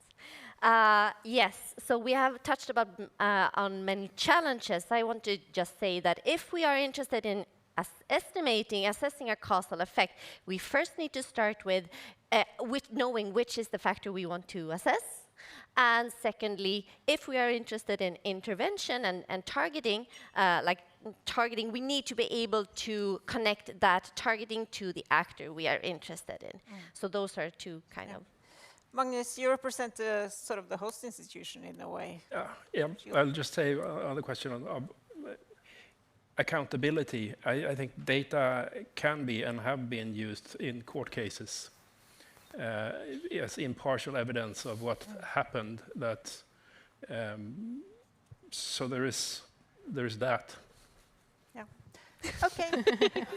Thank you for participating in this talk on atrocity prevention. Thank you.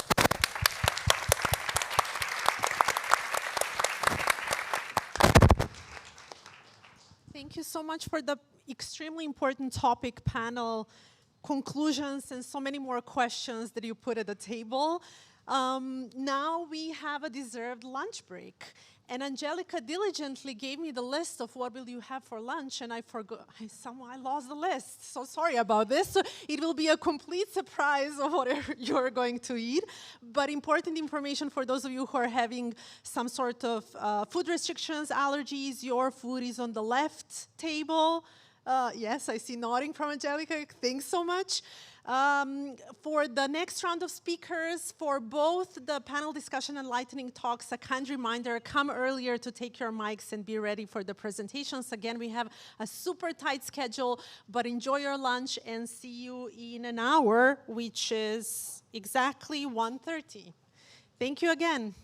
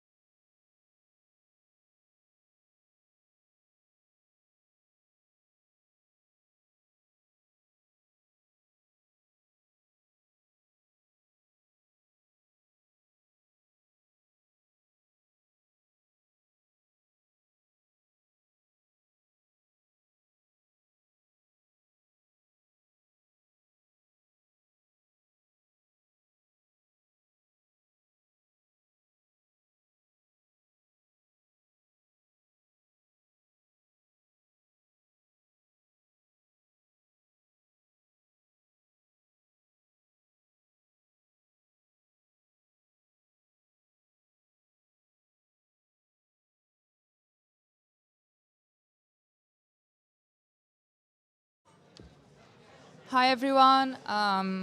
It's time to start our new panel. I hope you have enjoyed your lunch break, but I do ask that you come forward so we can keep going with the conference.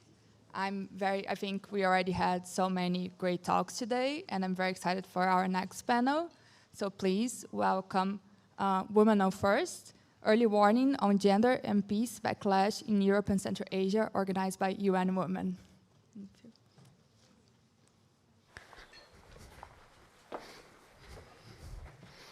It works. Yeah. What do you want? I will sit here.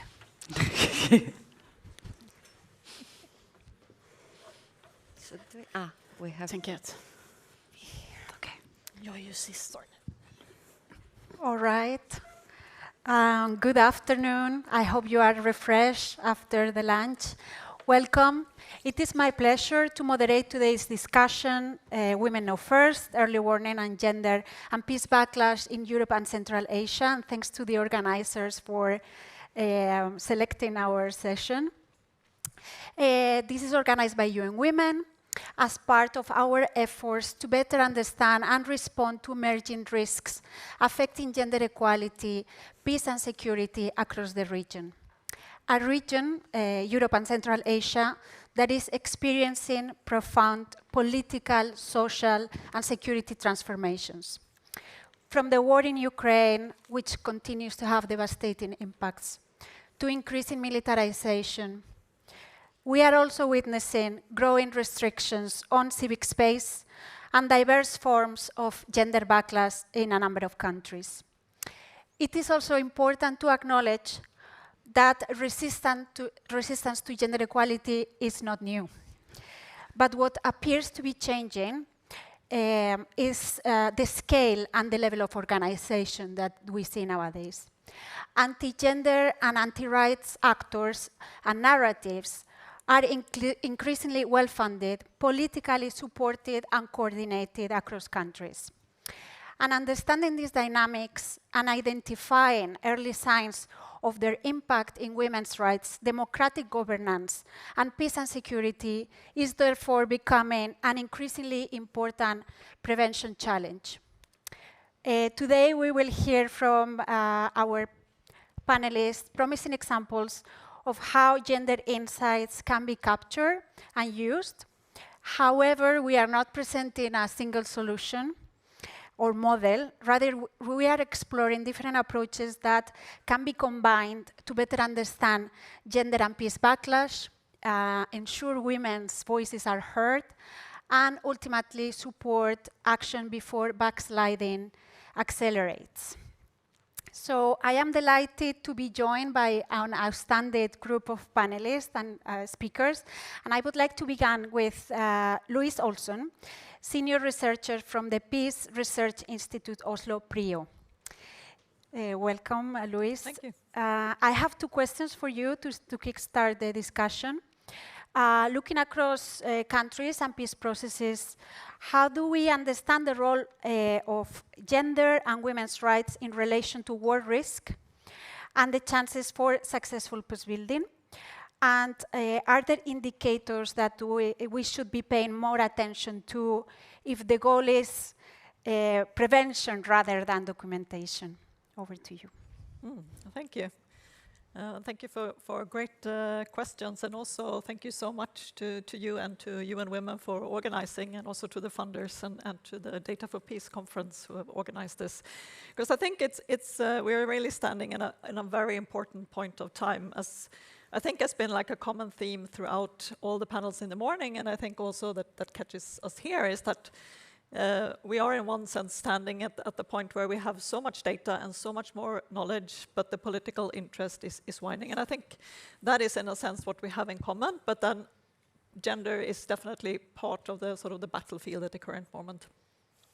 And I think it is interesting that it's been now 26 years ago that Mary Caprioli wrote the first article on sort of the correlation or the connection between gender equality and conflict risk.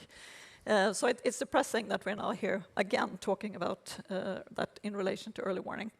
And I think it's also very important to have the MFA in Kvinna till Kvinna here, because I think in terms of the use of gender disaggregated data and how we strategically make use of that in this to fight back the backlash, I think is central.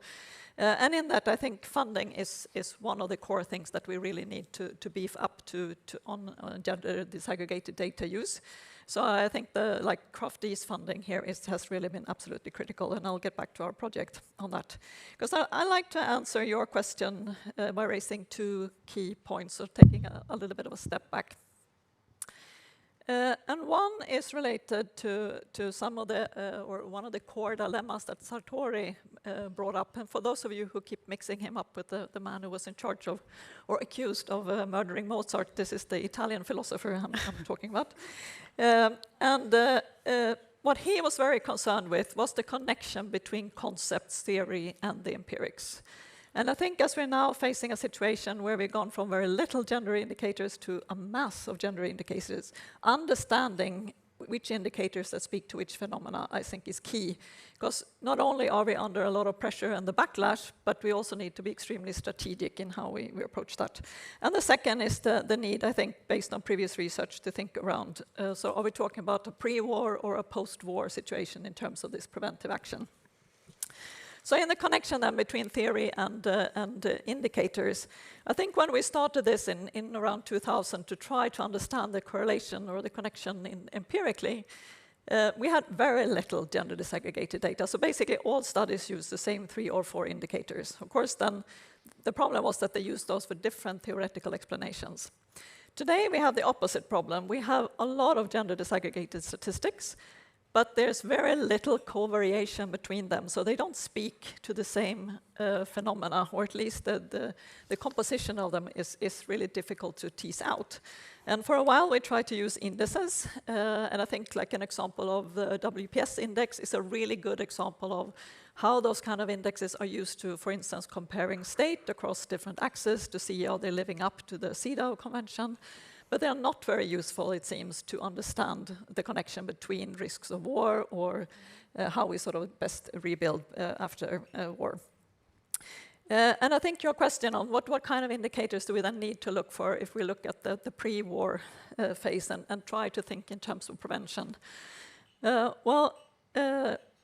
Goldstein once observed that gender and war is about both women and men as sort of social categories, but ultimately it revolves more around men than women.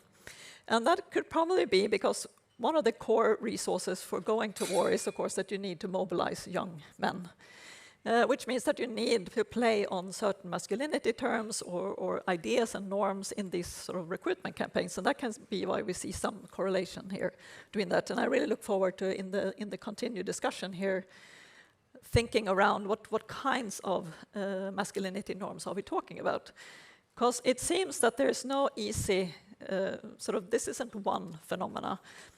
So Bjarnegård, Broneus, and Melander, for instance, find that certain ideas, sort of the combination of certain ideas around masculinity is what can be sort of traced to violence. But for instance, patriarchal norms aren't necessarily connected. They can be a problem in terms of the backlash or for women's rights, but they're not necessarily connected to war and violence. So finding the models where certain organizing actors through their strategies combine different norms and ideas in their mobilization could be key to try to understand this prevention. If you look at the opposite side, in terms of more positive thinking around gender equality, because gender equality is a norm, but it can also be understood as a very good way to understand societal capacity.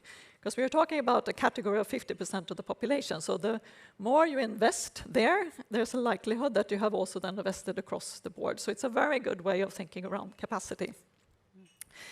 So what we try to do is, of course, relate that then to women's agency, which is one of the core aspects. And we try to do that in looking at the post-war phase, and a particular kind of post-war phase in the MPOW project, which is those following a peace agreement. Because there we can also try to tease out what does backlash consist of. So MPOW project consists of 2 components. So we code all gender provisions in 15 different categories, and then we try to code implementation and impact. And then we combine that with a new data set on agency, where we, through machine learning, try to identify agency event through Factiva.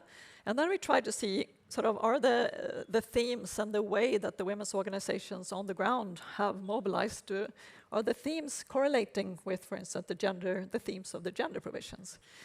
Because one could imagine a scenario where we could explore that some of these gender provisions, as we know, are not implemented. But if those gender provisions are not correlated in any way with the interest that women actually are mobilized around the ground, is that considered backlash, or is it maybe more a question of how we prioritize? But if there is a correlation or a coincidence between the gender provisions in the peace agreement and the themes that women have mobilized and fought for, if you see a pushback in those areas, you're probably then talking about more of a politicized project. So then we can try to design strategies to deal with that. So I think we now have this chance to use data, to disaggregate data, and be much more targeted in this way forward. So thank you. Thank you very much, Luis, to remind us the importance of talking about agency, social norms, and reminded us that these signs are first observed at community level. So with that, I think links very well with our next speaker, Tamar Lobjanidze, Women, Peace and Security Specialist at UN Women Georgia Country Office. Welcome, Tamar. Hello, thank you so much for the invitation, for the inspiring panelists before us. I would take you to Georgia directly, and I would speak about the experiences of conflict-affected women and how it all relates to what we are trying to figure out today. Specifically, I want to take you to village Perevi. This is on Georgia's dividing line with Tkhenvali region, South Ossetia. And there is a woman called Eka. So she's a community worker. She leads a self-help group called Women's Power for Change. And she's a member of the UN Women's Network on Women and Youth Peace Ambassadors. And this is a grassroots platform of more than 250 conflict-affected women and young people across 17 municipalities of Georgia that we've established. So Eka lives on the dividing line, and she watches it. She tracks the detentions, monitors the disputes, and she notices when her neighbors stop moving freely. When the security situation deteriorates, she sees it first. So in 2023, she used the Geneva International Discussions and Incident Prevention Response Mechanism that we have in Georgia as a peace negotiating platforms.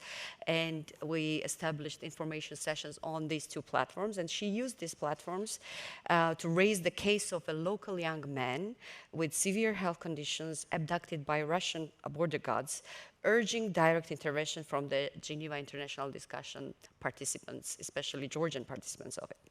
The following year, coordinating with the partner organization, which is Women's Information Center, our CSO partner, she worked to secure the release of this young man, detainee, held in Tkhenvali prison. And as a result, he came home. So no national statistics recorded the conditions that preceded this case. No peace and security debate flagged the pattern. Eka herself did, because she lives there, because her community trusts her, and because she had a structured platform to turn what she knew into action. So that is the answer to today's question in one sentence, but let me unpack what staying alert of women at the grassroots actually detects, and why it never makes it to the national statistics or official peace and security platforms or discussions that are happening around. So we are detecting the signals with women that we work with. And you know that maybe that Georgia is a small country with 3.9 million people, and we have around 298,000 internally displaced people living in unresolved consequences of conflicts of 90s and 2008. And then we have also around 45,000 who are living across the dividing lines. So displaced over 3 decades, these women and men are seen beyond all the lenses that are collecting the statistics or bringing them into the decision making related to peace and security. So debates around, we started to think about building to how to register these events that were happening and were reported to us through these women's. So we know that national statistics or any peace and security debates are built to just register some events, specifically incidents, on the line, policy decisions, negotiation rounds. But in protracted conflicts like in Georgia have been protracted more than 30 years. Deterioration does not arrive as an event. It arrives as accumulation, and accumulation is exactly what event-based systems are not designed to register. So this is the core finding from our work and the tool that we developed to tackle this, that gender backlash and peace backlash move together. And gender backlash moves first. When women withdraw from public life, for example, when they are not participating in some networks, or these networks that are supporting them are weakening, when their mobility is shrinking across the dividing lines or across the country, when economic exclusion deepens for female-headed households, these are not side effects of the insecurity. These are its earliest visible form. So how we moved from this and how we captured all this was that we built a gender-responsive human security monitoring tool based on the UNDP developed human security concept in 1994. And we understood that we wanted something to be people-centered, bottom-up, alternative to traditional early warning systems, and designed precisely because conventional early warning never gained traction in our context. So the tool we created reconceptualizes grassroots women and conflict-affected women as primary knowledge producers. Their everyday experiences is the indicator, not the background context for one. And it rests on three premises I want to share with you. First one is that human security manifests through small gendered disruptions long before it becomes visible. For example, restricted mobility I mentioned, deterioration of health, or any other service access, shifts in other coping strategies that exist within the communities.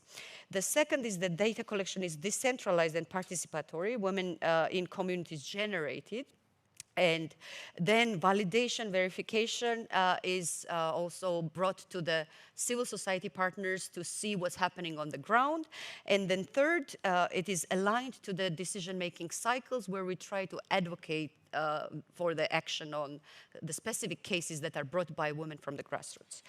So at the analytical core, what we developed is 7+ human security framework. So 7 is recognized domains of human security. You already know: economic, food, health, environment, so on. And then we mainstream gender in all of these 7 and added another 8 standalone dimension, which is gender security. And gender here is not cross-cutting footnote. It is a primary lens. So what we detected when we piloted this model was that we asked the direct question, what do communities and women tell us? And long before it shows up to any other systems. And then I want to share one signal that we received through our piloting of the methodology. We noticed that women quietly were withdrawing from the public and communal spaces. And especially in the IDP settlements of Kutaisi and Tskaltubo, we saw that women raised the absence of safe communal spaces, and that was their security concern. The second signal we detected was infrastructure failure, and it was registered abandonment of the state and a policy gap. And when there are no institutions, obviously it affects them, affects women in different ways. And beliefs shift long before any institution registers what's happening on the ground. Third signal we detected was gender-based violence that is frequent but unreported. In Gori municipality, for example, a conflict-affected area near the dividing line, our partner CSOs reported that GBV cases were common but rarely surfaced at the formal channels. This is one of the most dangerous blind spots we have. An absence of reported cases is read by national systems as an absence of the problem. absence of the problem. Our monitoring tool, however, read it that it's opposite, a signal of how far trust in formal mechanisms has eroded. And the last example of the signal I want to draw to your attention was that gendered protection risks at the points of contact across the dividing line. So our monitoring near the crossing points, which is connecting conflict-affected areas to Georgian government-controlled territory. The main passage of the dividing line captured young women and girls reporting discomfort during the screening by male-only security personnel and concerns about how their personal data was being handled. None of this was in any official data set. And our CSO partner, the Women Fund for Sukhumi, then 16th Element Youth Organization we work with, brought it to the discussions concerning the peace and security official negotiations, GID co-chairs, GID, Geneva International Discussions, meaning, and other platforms. And it resulted in a concrete push for female officers at the checkpoint. However, that problem was solved back then, but now we are seeing that there is more need to have it in all crossing points, which is which is not available there to support the women's security and support when it comes to the ease of movement of people and freedom of movement. And then what these signals tell us, each of these signals are spatial withdrawal, infrastructure as abandonment, unreported GBV cases, and also economic collapse among displaced women, and shrinking political voice and participation of women in local decision-making actually increases risks at the dividing line and would individually be filed as a development issue, maybe from the development partners, governments, etc. But it's also a service gap and also can create local grievances. So what our tool is trying to do is to read them together across the 7+1 domains and by municipality, by longitudinally. And when several of these indicators move in the same direction, in same place at the same time, this is not a separate problems. That is a community signal that is underlying sense of security and trust in the systems that has to protect them is eroding. And that erosion consistently precedes the events that eventually do make it into national statistics or security debates. So honest caveat, since we piloted this methodology, is that we are currently in a stalled situation. And in Georgia's current political landscape, engaging the institutional stakeholders who can uptake this methodology and stakeholders who should be receiving these signals and acting upon them, the duty bearers, mediators, has become significantly harder. The data is being generated, the pipeline to act on it is not yet built. And that's why I want to close by this, that's why we are here at this conference, and that's why it matters for us, that we need to learn how citizen and women-generated data can be combined with this macro level data set and AI-supported analytics, and without losing the contextual nuance that makes it so meaningful, right? To listen to the grassroots women and their everyday peace and security experiences, and without the communities losing ownership of their own information, because sometimes we lose it in the cycle of the data that is produced or used.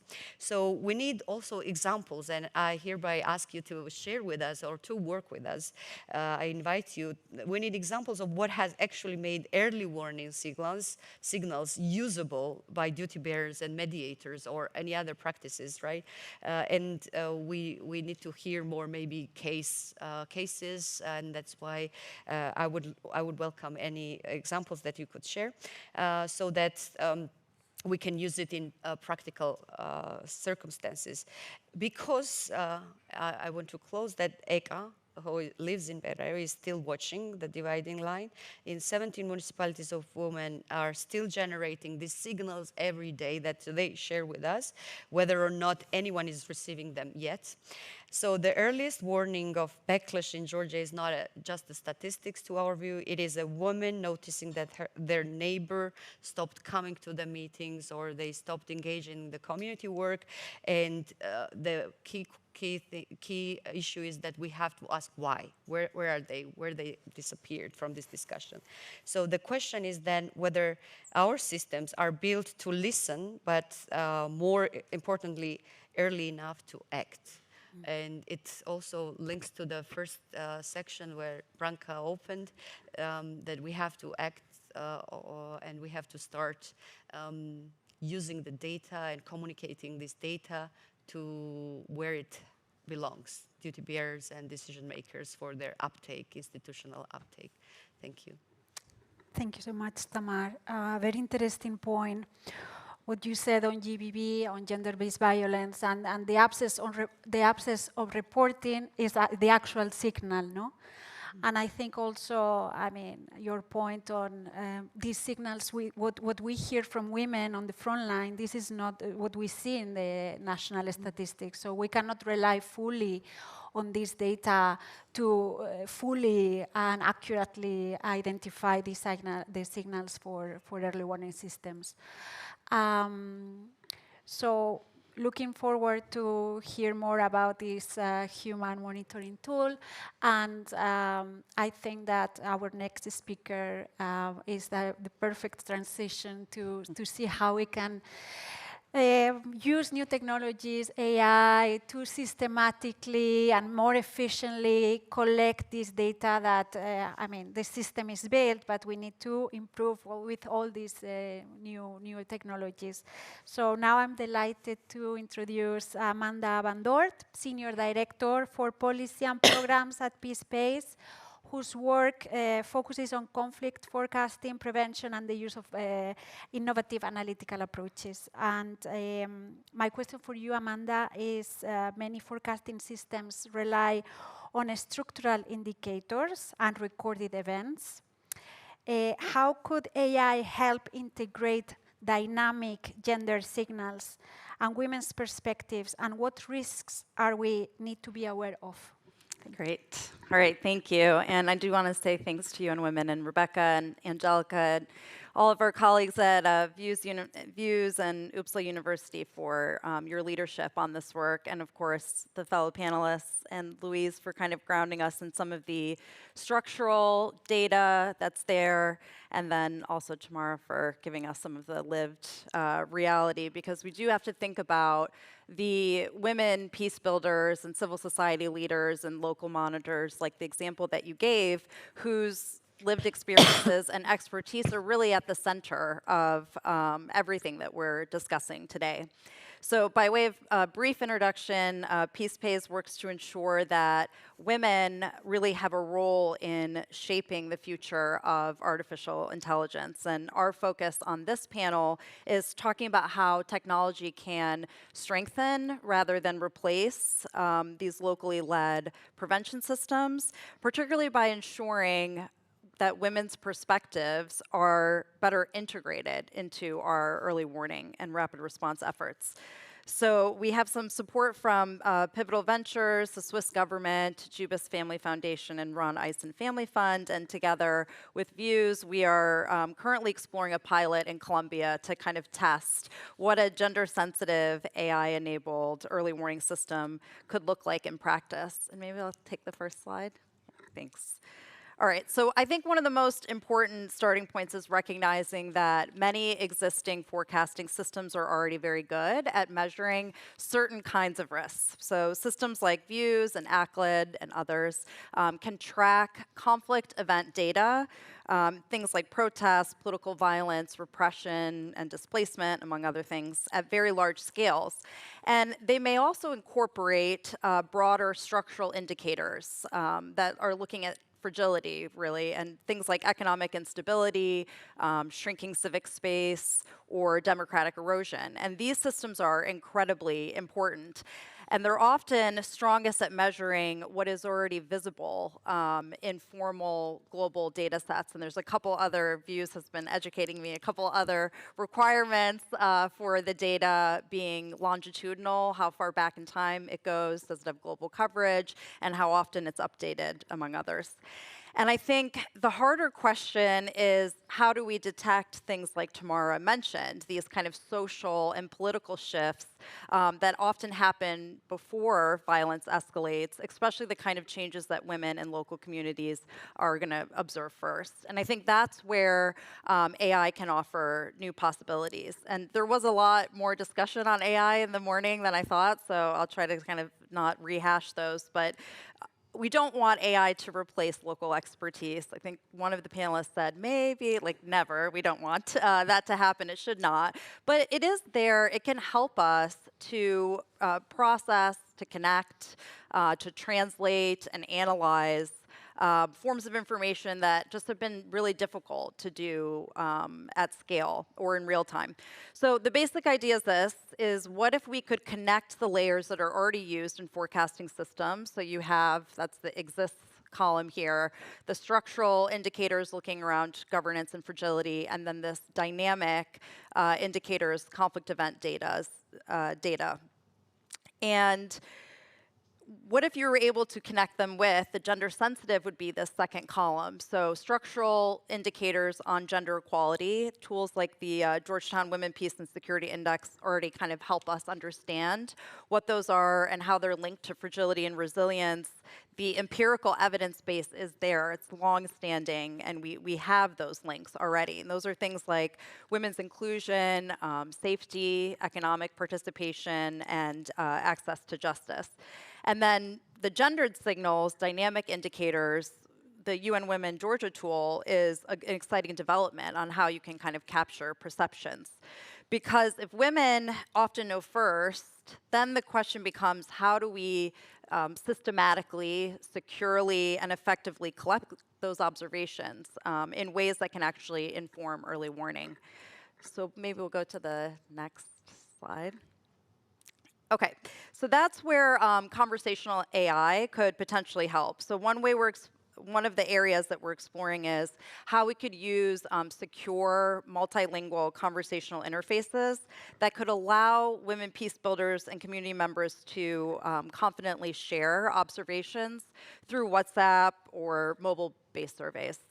And these perception-based surveys could also capture forms of technology-facilitated gender-based violence that often never appear in formal data sets or public reporting. And that's things that women leaders and politicians are often facing, like account hacking, coordinated online threats, doxing, intimidation campaigns, or digital surveillance that is targeting them in particular for their work or just for being a woman. So and these are often dismissed as kind of isolated online incidents, but they're actually very important indicators, not only of gender backlash, but of broader increases in instability and exactly the kind of risks that early warning systems are intended to detect. And this matters because women leaders are, again, they're already monitoring changes in their communities informally. So the challenge is not generating observations, it's collecting them, right, consistently, securely, and at scale. But once you begin collecting large volumes of qualitative information, then another challenge emerges. And how do you actually analyze thousands of responses, local reports, radio transcripts, or social media posts quickly enough for them to support prevention? And then what if that information is also spread across different languages, dialects, or local contexts? And that's where natural language processing, or NLP, becomes important. And several of the panelists in the morning spoke about this already. But it could really help us to identify kind of recurring themes, changes in rhetoric, or emerging signals much more quickly. But again, even identifying those themes alone is not enough. The next challenge is understanding where and how different signals are actually connected and whether together they may indicate a broader risk. And that's where the third avenue here, machine learning, could potentially help. And it sounds like from the morning that there is already integration of machine learning in different ways. But if we're looking at gendered signals in particular, instead of looking at one isolated indicator, and often when we talk to data, when gender people talk to data people, they always say, okay, do you have data on gender-based violence? Like, no, we don't, and actually you don't need it, and it's underreported, et cetera. So let's look at what we know are early warning signals of gender-based violence or just broader fragility, because how a society treats half of its population is going to tell you a lot about how that government is going to use force against its own civilians, is going to decide to be aggressive with another country that, you know, sets them off, et cetera. So an example could be what machine learning could do is basically tracking different themes from a broad range of sources, and we would have to define, you know, what those themes are and what indicators count underneath them.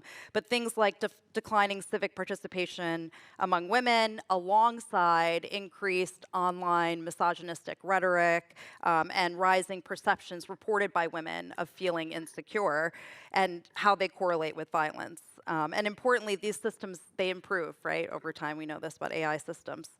And then the last kind of critical question that emerges is, how do we safely bring all of these information streams together without putting women who are participating at greater risk? And that's where the fourth and final avenue here, the secure cloud analytics, could be useful, because it could basically combine the two layers that traditional early warning systems already have, the structural fragility and governance indicators, the dynamic real-time conflict data, combine that with the structural gender equality indicators, and then the dynamic gendered signals that we see from, could be community reporting, perception surveys, local radio, social media analysis, et cetera. And so one of the kind of important things is to make sure, and this was already mentioned, securely storing the data, protecting identities, limiting access to sensitive information so that women leaders are not exposed to additional risks for participating. And that gets to the second part of your question, which is, yes, there are very real risks, not only with using perception surveys and women's safety, but using AI. And I know there was another question that said, one person said AI has opportunities, another person said AI has risks, and like, both can be true. And so that's why I'll do the same thing in my remarks, that AI systems can reproduce bias. It's any system inherently is, again, they're also taking the information that's given to them. So if we have patriarchy, gender inequality, unequal norms, those things are going to be reflected in public reporting. It's going to be reflected in news reports that ACLED looks at. It's going to be reflected everywhere. The inputs are already there inherently. So obviously, they can reproduce bias. They can overrepresent certain populations while excluding others, often women. They may fail to capture some of the intersectional experiences that different populations face, you know, what they're facing as a result of being able to account for multiple identity factors, like being a woman that's also displaced, that also has a disability, that's also ethnic minority, for example. They can misinterpret cultural context, and then they can amplify, you know, misinformation or create some false confidence in weak data. And we know that in conflict environments, any mistakes like this can have very serious consequences. And we don't want women peace builders and local civil society actors to become simply sources of extractive data collection. They need to remain central to, you know, validation, to interpretation of the data, and then designing of responses, which is, you know, often described as this human in the loop, which is at the bottom here, cross-cutting approach, because AI may identify patterns faster, but women still remain essential for understanding whether those patterns reflect, you know, your local reality and determining what responses should be taken. So in closing, you know, the goal, again, it's not simply better prediction, it's earlier, more locally grounded and inclusive responses. And that's what PeacePace is exploring together with Views, is whether advances in AI can support early warning systems to better reflect the populations they're intended to serve, and in doing so become more effective at preventing violence before it escalates. Thank you so much, Thank you. Amanda. And thank you to PeacePace also for being an ally. because we have heard a lot about AI, but thank you for reminding us that AI is biased, has gender bias, and reproduces gender bias. So for all of you working on AI, please work with gender experts to mitigate these issues. So now I will move. We are doing very good with time. So yeah, thank you so much. Now I'm going to move to Petra Totterman-Andolf, who is the Secretary General of Kvina till Kvina. Sorry for my pronunciation. An organization that has worked for decades alongside peace builders and women's rights advocates in many conflict-affected sectors. So Petra, my question for you is, what would need to change for women peace builders and women's organizations to become recognized not only as sources of information, but as central actors of prevention and response? And if speaking carries risks, and we heard that, you know, from Amanda as well, but especially in restrictive environments, how do we navigate this challenge while ensuring participation of women? Thank you. Thank you. Thank you to everyone and to my fellow panelists as well and the organizers. So I think, if I just may take one step back, because I think the problem we're facing is not just that women's organizations are recognized as valid actors. It's also the difficulty of getting the political will and action to do the preventive work.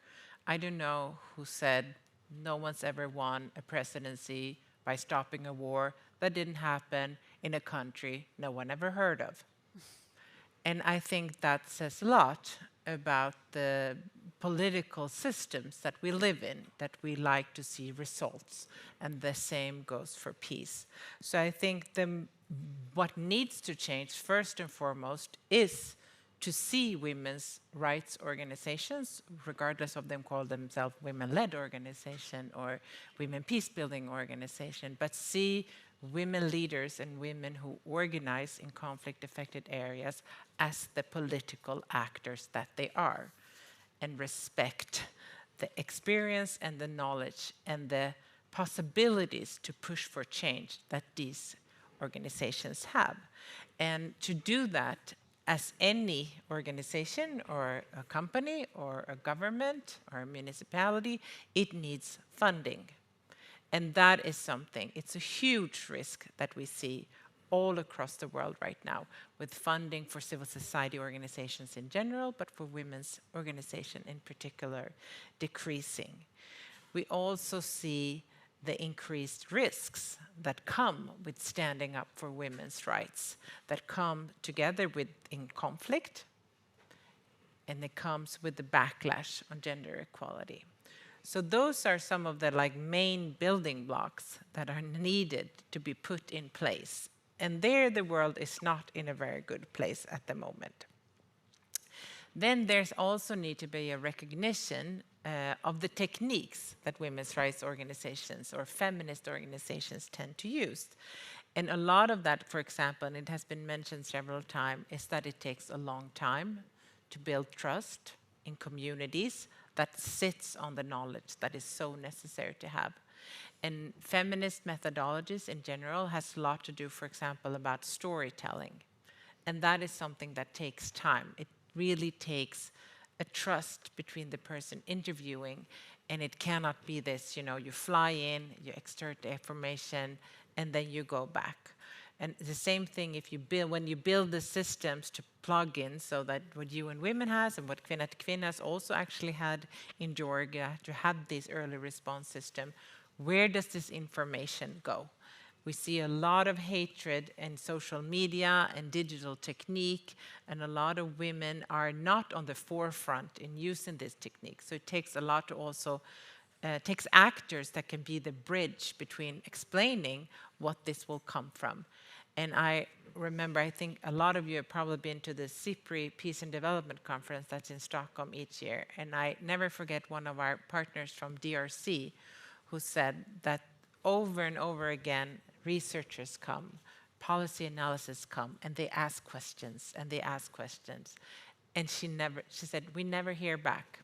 And she said, maybe it's Chatham House rule, or maybe they're just rude. And I think we all can kind of guess on. Maybe it's not being rude, but then you move on. So to really make these actors feel comfortable, feel validated, and feel important. And I think we have a lot of the information that we know. We have, an overload of data. So I don't think we really have an early warning problem. We have an early action problem. And that political need of actually wanting to act on the information that we already have. And so where I started on your first question, I think I want to end. I also think it's important to see the health of women's rights organizations is actually an early warning indicator in itself. It's an indicator for the health of democracy and peaceful societies. And then on the, how do we navigate these challenges, the security of women's rights organizations, of women human rights defenders with their participation. And I think it's like in any other, it's complex, it's going to take time, it is not a quick fix. We have learned that for some, visibility is a sort of security, for others, it's not. It's a security risk. So there's no one-size-fits-all. Kvinna till Kvinna has a biannual report that's called the State of Women Human Rights Defenders. There we have built up this, what we then rely on secure and anonymous methodologies. So if you go through the report, you will not be able to detect who has said what and when, but it's over 800 participants in over 80 countries that have answered. So need to find those. Like I said before, it's important that those who give information feel safe and secure, and that they trust and that they know what the information will be used for. And I think you mentioned it, Tamar, it's like one of the signals is when women and girls are missing from the streets or the public space. And I think that's also an important thing. What is, notice what's not being said, because a lot of information can be in that as well. And gender equality, it's tricky, to say the least, all over the world to figure out how that's going to work and how we're going to improve on that. In a conflict-affected country, it's even more difficult, and I think all of you are very well aware of that. But it's because then it comes in the patriotism that is necessary in a society, in a country that's at war. And what happens to the women's rights organization that wants to question the government's acting on building women's rights and pushing for gender equality. And it's extremely complicated. And that takes a lot of navigation. And here I think that international women's rights organizations such as Kvinna till Kvinna or UN Women can really play a role in being that buffer between those women on the ground, horrible expression, those women in the local communities that want to bring out the problematic issues that they see, but then also be a testament to that this is not unique for that specific country. We see this all over the world when conflicts arise. So I guess on a final note, what I would like to say is that it's not always the person who speaks the loudest that has the most important information to convey, but maybe actually the opposite. Thank you, Petra, for these very important reflections. And I'm going to pick up on what you said about, do we have enough data? And I think in the morning it was said a few times, no, when it's enough. And I think we are trying to make the case, no, because we need funding, and we need funding for all these initiatives, and we are asked to prove things, and then we need data to prove things. So it's complicated, I would say, no? And I think that the key is also the collaboration, no? On all of us, putting all our efforts together. And we have our last speaker to make sure we have enough time for questions. I said that we were doing great, not so much now. My fault. So, Dr. Jani Lilja, Head of Section of Conflict and Gender Equality at MFA Sweden. My question for you is, as a government official working on gender equality, women, peace and security, and conflict prevention, how do you see the value of data, and what kind of data would you want to see more of? Well, thank you so much, Rebecca and UN Women, for putting together this marvelous panel. I'm learning so much. As a government official, civil servant, and former researcher, I will talk a bit about data, but also actionable data given converging constraints. We talked about funding, we talked about willingness to act, and I think that needs to be a starting point for our way forward. I also want to mention that I did work on conflict risk in a former capacity also as World Bank staff, so I'm particularly pleased to be in this conversation. And when it comes to data, Sweden is a very proud long-term funder of UN Women's Women Count, in spite of growing pressures on our development budget. We clearly need gender disaggregated data. We need to invest in it. And we are witnessing a lot of backlash to gender equality and to the rights of women and girls. And it is very important to be able to track both the progress and the setbacks. So even if backlash is a great concern, what would be even worse is if we couldn't even record what is going on. I think that we got a very nice presentation from Amanda when talking about different categories of conflict risks and how you frame them in terms of structural indicators and more dynamic indicators.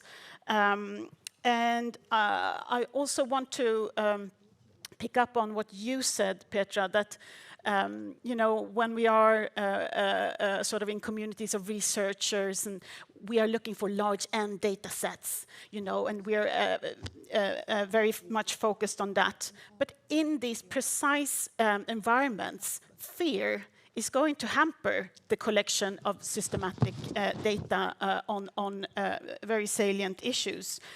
Because of, you know, lack of security and respondents don't want to self-report their perceptions, their exposure to violence, and so forth. So it's the missing data is a critical component, as you said, and the absences of responses and the types of responses need to be sort of well interpreted.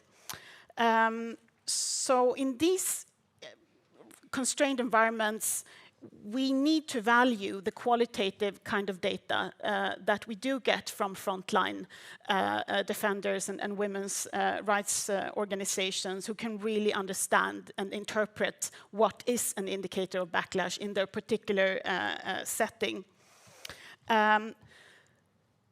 So much on data as such, but I'm a government official. I sit in a whirlwind of information, and I am receiving loads of signals from all over the world at the same time. The warning signals are already there. They're blinking red in so many places at the same time. But we cannot be everywhere. The international community cannot act on all the signals we're getting. We're resource constrained. We're usually not very swift either, with the exception of the humanitarian community, which, you know, can engage more immediately on humanitarian needs. So we need to take a step back and think about what kind of data is actionable. Even if we sit here and finesse to perfection, you know, different methodologies, this knowledge by itself may not trigger an early action response because the risks per se may not guide how we should actually counter the risks and act on them. It's not just the flip side of risks. So that's a very, very important takeaway. So I think that Tamar, you very nicely presented your perspective on indicators in terms of weakening networks. And I think that there is a case for thinking more seriously about systemic indicators, looking at basic functions like the ability to exchange or transmit information freely, on the part of these civil society organizations, communication, and producing, alternative options, basic safety of those on the front lines, and thinking about sort of how we can focus a bit more on that, because we are facing this convergence of both shrinking political space, shrinking funding, prevalence of multiple shocks. So there is no real linearity here. We have an early warning signal, we have an early warning response, but we need to think much more about how to put attention on resilience, on resilient networks of actors, and of how international actors can support, these ecosystems of actors and organizations over a long period of time, and what kind of indicators that we could, come up with to that effect. So when we talk about data production, you need to think about the end use of it. Is it going to be used for advocacy or general awareness raising, or is it going to be used for resource allocation, prioritization? And at what level? Are we talking at the country level or about some multilateral decision maker, determining sort of the level of engagement across different countries? So that would be my main message, to really think carefully about that, because knowledge by itself, as you said, we're swamped with knowledge, information, and early warning signals. So and we do have limited resources to spend. Thank you. Thanks for this painful reminder. It's very true. We need to carefully use the data that we have, but still I feel like we have a lot of early warning system data, but not so much integrating properly the gender dimension. And this is also what we are trying to discuss here. Again, we don't have the solution, but we would like to hear from you, if not now, after the session, because unfortunately we don't have a lot of time for questions, 2 minutes. So maybe we can take 1, 2 questions. Yes. 1. Tell me 1. Okay.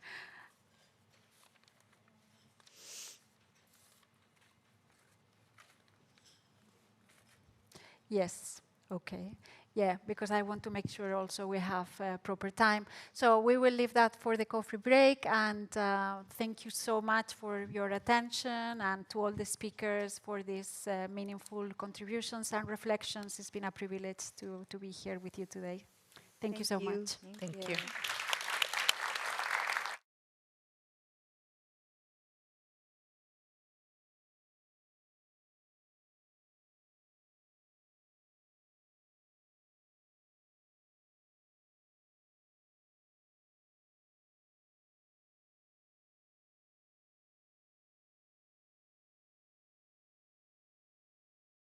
Thank you so much for the panelists for such a great panel, and I do hope that you can keep this conversation going during the coffee break, because it's such an important topic, and it's really important that as we talk more about data and peace, that we remember to always ground those discussions on the gender dimension.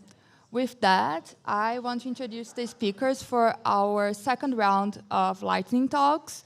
We are going to have 3 great lightning talks ahead of us so we can keep up with time and there's no delays. I will invite all speakers to come up to stage at the same time, and then they will each do their presentations. Our first lightning talk will be using open source data to advance the mining of efforts by Hari Prasad and Abhi Ghai. Our second lightning talk of the round will be Pixels for Peace, using AI and Earth observation to promote planetary security by Andrew Hassanali. And our third lightning talk of this round will be From Fragmentation to Foundation, Crisis Data at Scale, from Debarati Guhab Sapir. I am so excited to hear from all of you. And Abby, you can take it from here. Thank you. Oh, you're ready. Okay. Great. Well, hello, everyone. Thank you to the organizers for having us and for everyone for joining us today. My name is Abby Guy, and I'm a program associate at the Carter Center under our conflict resolution program. And we are representing the Syria and data and analysis team today. I'm joined by my colleague Hari Prasad, who's our research guru. And we're very excited to share our work on estimating unexploded ordnance contamination to support humanitarian and demining efforts in Syria. So, after over a decade of prolonged conflict in Syria, the country finally has the opportunity to rebuild.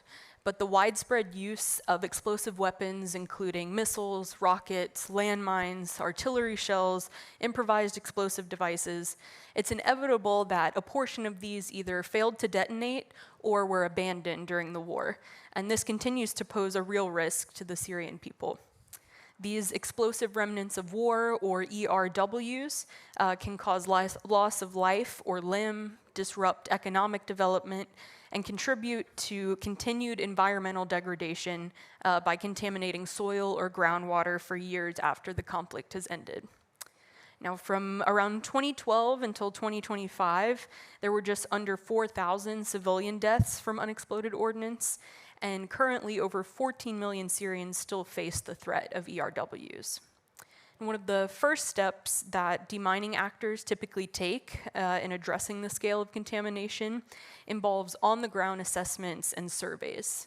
But in active conflict zones, limited access and political and security constraints make these efforts almost nearly impossible.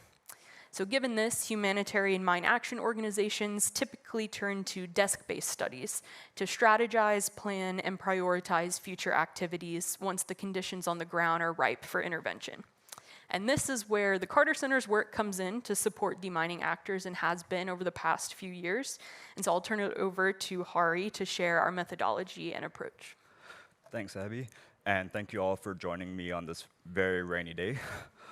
So to understand our approach, we have to go back to the beginning of how our team was created during the beginning of the Syrian conflict.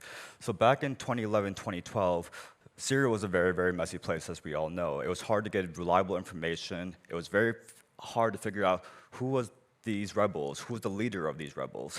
And because of our team works a lot in conflict resolution, we started using open source intelligence to try to figure this out. Who are the armed groups in Syria claiming to be the rebellion? Where are all these events happening? Where is violence located? And specifically, when we're saying like this group might be in charge of all of Syria, but like which parts of Syria do they actually control? So from that, we got multiple data sets, almost entirely collected through open source investigation methodology, whether it be looking at traditional media, news sources, social media, Telegram, etc. And this also would form the basis of what became our UXO methodology, because back in 2019, we realized we had hundreds of thousands of rows of data that we were sharing with humanitarians, policymakers, and using for our own informal analysis regarding conflict resolution. But then we started wondering, how can we use this for more humanitarian purposes? And this is where we come up with what we call our open source weighted estimate. So just to go really briefly on other methodologies to figure out UXO contamination in Syria, there's one called the conflict intensity model, where they just simply look at where conflict happens to try to figure out maybe this place is contaminated.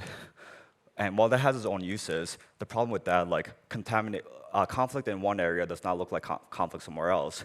So on Idlib, you could have hundreds of thousands of artillery shells being fired, but in the front line somewhere in southern Syria, it might be just gunshots. So we help distinguish between that. And then the other model is the UXO detonation model, where they wait for explosive remnant to explode, which very useful for if you need to respond to something right away, but actually understanding contamination as a whole is very difficult. So using all the data we collected ourselves or through ACLID, we came up with this methodology where we distinguish between what goes boom and what goes bang. So first, we look at what goes boom. Is it like, and what type of boom is it? Is it dropped by the air? Is it a landmine? Is it an IED, et cetera? And second, we try to look at where it happened and distinguish between that, because a lot of news events might say this happens in this governorate, which is a very, very big area, not very useful. We try to get it down to the city or village level. So using this methodology for the last 10 years, 13 years, sorry, we found at least 1.2 million instances of explosive munition use in Syria, which replied 10 to 30% failure rate. That means there are between 120,000 to 360,000 unexploded ordnances in Syria. Just to give context to that number, in Myanmar,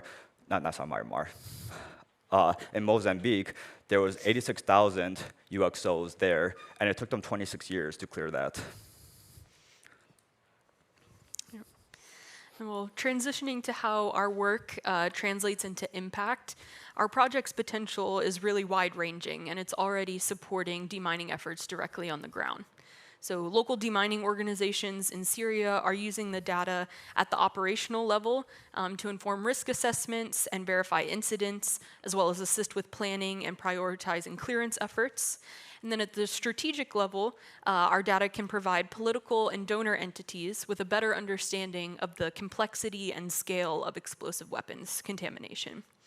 We're currently working with the new Syrian Mine Action Center with the government to share our data to inform a baseline assessment for mine action activities in Syria. And this promising opportunity represents the ultimate goal for our data, which is to support coordinated, efficient, and accurate mine clearance operations and recovery efforts in Syria. We are also exploring innovative approaches with tech companies to foster new beneficial partnerships. And so I'll turn it back over to Hari to share maybe what we envision with our upcoming collaboration to automate and refine our methodology for replication to other contexts. So as everybody here who has worked with data knows, data coding, data cleaning, data collection is a very, very time-consuming process. And we're a really small team. So what we're looking at with some of our tech partners is how can we make the process more efficient? How can we reduce manpower whenever possible in a way that is feasible and can be carried on to other projects? So that's one area that we're exploring. But other things is like, how do we apply our methodology to other use cases? So within our own team, we've done limited studies on contamination in Gaza, contamination in Lebanon, and I'm showing like a limited case study that we did on Sudan. So especially as we're looking to explore this in other contexts, and in coordination with our teams and experts on the ground, is we're hoping to automate the process to make our thing more efficient. Next slide. And we're also looking at different tools of how we can better improve our estimates, such as using satellite imagery to locate minefields, or how to see where contamination has been cleared up, or which other areas to prioritize. And one thing, like, if I could leave you with it, because along with these methodologies, it's not simply just for humanitarian purposes. When you clear unexploded ordnances, it plays such a big role in helping reconstruction, helping people return to lives, promoting people's safety. And as we've seen in a lot of contexts, that demining has actually brought two communities together, especially after years and years of war. So we really believe in this effort. And I know we had to go pretty quickly, but happy to answer any questions in the coffee break. Thank you. Thank you.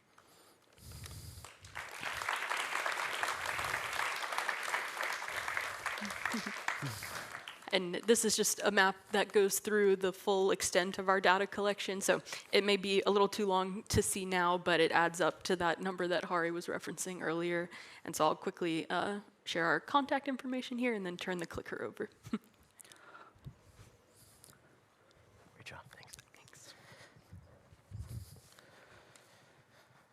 All right, hi everyone. Thank you to the organizers for having me. My name is Andrew Hosnali. I manage the planetary security and ethics programs at Planet, and also our broader work in crisis response and conflict and development settings under our impact program. I'm going to be talking about Pixels for Peace and how you can use Earth observation and AI to promote planetary security. Just to visualize what this looks like, let's see if I can get this to play. Yep, perfect. So Planet has the largest constellation of Earth-observing satellites in history. We actually have a constellation of hundreds of satellites that rotate pole to pole, imaging the entire Earth's landmass every single day in high resolution, about 3.7 meters per pixel. This is obviously incredibly valuable for seeing change over time, over large spaces. We also have a constellation of task satellites called SkySat. So these aren't just passively collecting over the Earth's landmass. They actually have to be pointed at specific points on the Earth, but are much more granular in terms of their resolution, capturing at about 50 centimeters per pixel and able to revisit locations multiple times a day. And importantly, Planet's a public benefit corporation, so we work not just with governments in the private sector, but with multilateral organizations, civil society, and I personally work on our impact program, which works in a philanthropic capacity with organizations to help build their capacity and build the use of Earth observation tools for peace and security use cases. And just to go into a little bit more detail of our specific instruments, this is our Super Dove satellite. Dove is not a coincidence. Our founders wanted our instruments to be used for peace and security use cases. This is the one that scans the Earth every single day or near daily. It collects 350 million square kilometers of imagery daily, so that's a huge amount of data to process, and it ends up being petabytes, multiple petabytes over the course of a year. But to see broad change in agricultural fields, in communities, seeing how populations are changing, it's incredibly valuable for those sorts of use cases. For our very high resolution satellites, so these are 50 centimeters per pixel satellites we currently call SkySat. That's very valuable for zooming in on change, so seeing things at the structure level, at the level of a ship, and seeing things like building damage and other key indicators of conflict and impacts to security. I'll just briefly touch on this one. This is one of our newer constellations called Tanager. It's a hyperspectral satellite. So those previous two sensors I described, they can see in about this many bands. Hyperspectral can see in hundreds of bands. So really valuable to see things that can't be seen by the human eye. Here's just an example of it detecting a methane emission. But there's a bunch of peace and security use cases that we still need to develop and prove out. I've been asked by organizations whether it can be used for detecting mass graves, for example, or seeing mass landmine placement, because there can be changes in the hyperspectral signatures of the soil where those are placed. And then looking a little further ahead, this is our Pelican constellation. We've actually just started launching these. This is the next generation of our task satellites. So this will go down from 50 centimeters down to 30 centimeters, and we'll be able to revisit 30 times per day and downlink the data within 30 minutes. So it's for peace and security use cases, for humanitarian use cases where you need data very quickly. This is going to be pretty transformational in terms of how it informs actors of what's going on the ground. And this is our newest constellation that we'll be developing over the next couple of years, and the one that I'm most excited about, which is called OWL. I think you've noticed that we like birds in terms of how we name our satellites. But this is going to be the next generation of our daily scans, so imaging the entire Earth's land mass every single day. But instead of 3.7 meters per pixel, it's going to go all the way down to 1 meter per pixel. So really going to start to blur the lines between the very high resolution sensors and the broad monitoring sensors that are typically anywhere from 3 meters to 10 or 20 meters per pixel. So what do we actually do in the peace and security sector? Well, we do a lot. I'm just going to highlight a few things that we do, since I don't have a lot of time. We inform just traditional analyses of conflict. This is some work that we've done with the Humanitarian Research Lab at Yale University. I believe they're giving a talk on Wednesday, so you should check that out. But they used our PlanetScope imagery, which is what we call the data derived from the daily scan constellation to monitor thermal scarring in agricultural fields in Jazeera in Sudan.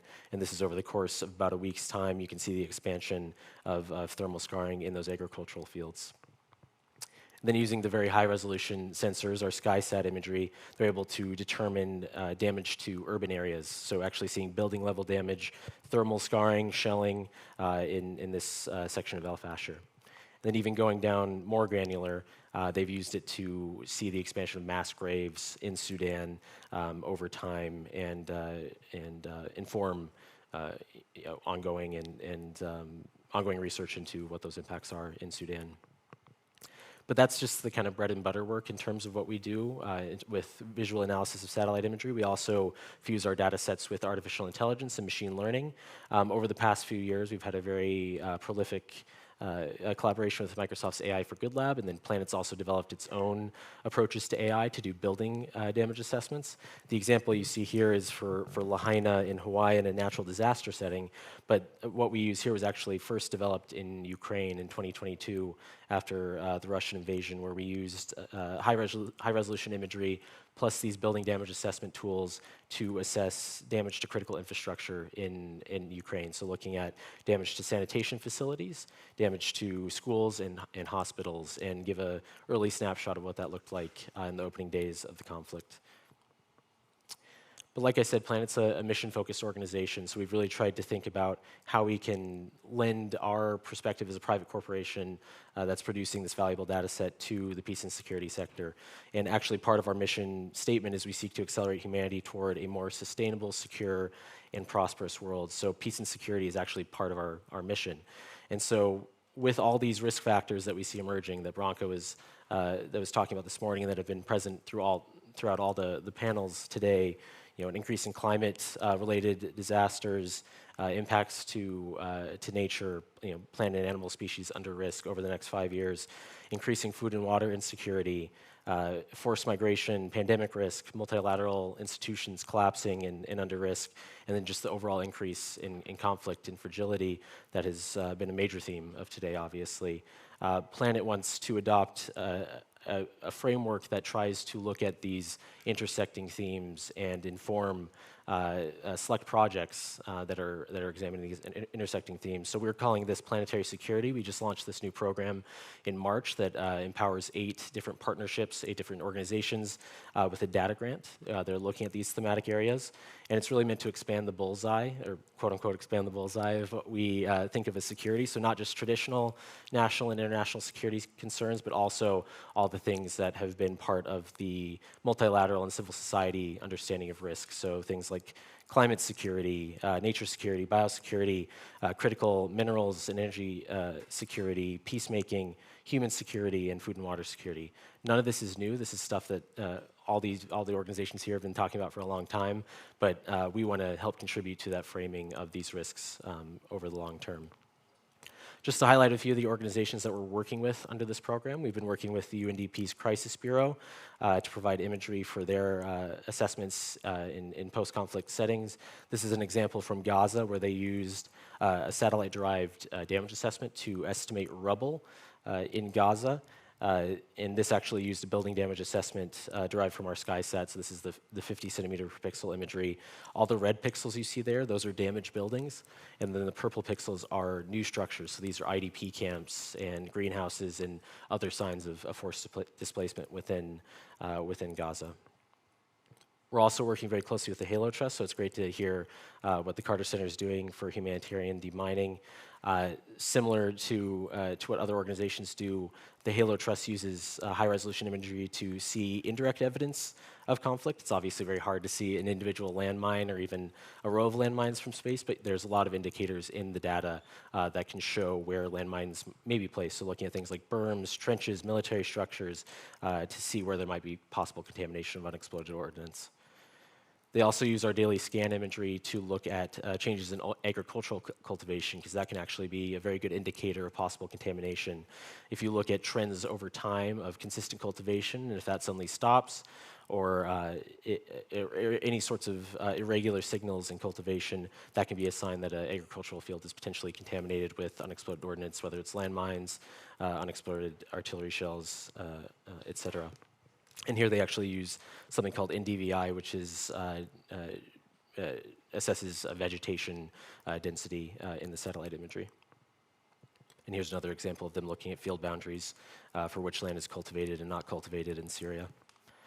And this work is also expanded to Ukraine. They've been working along the front lines of Ukraine for a long time, obviously, understanding the risks. Similarly, using indirect evidence, looking at former tank positions, Russian military positions, because from that they can derive where possible landmine placement is, and then use that for their non-technical surveys where they need to prioritize their assessments. And then similarly, using agricultural land assessments to determine possible contamination. And then here, this is actually derived from the same building damage assessment in Gaza that UNDP used. They are using building level explosive hazard assessments so they can determine where possible unexploded ordnance is based on building damage in Gaza. Then lastly, the last one I'll highlight is RAPID, which is a collaboration between Planet, NASA Harvest, Microsoft's AI for Good Lab, Google.org, and the Rockefeller Foundation.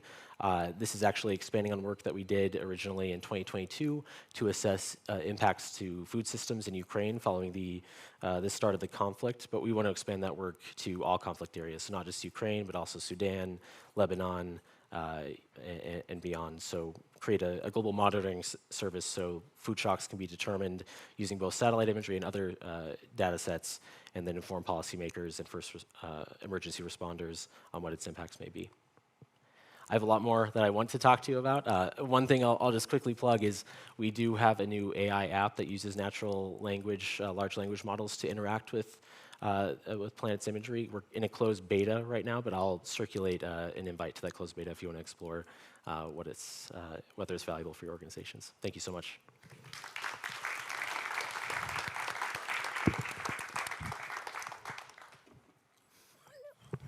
The clicker's just on the podium. Sorry? The clicker's on the podium there.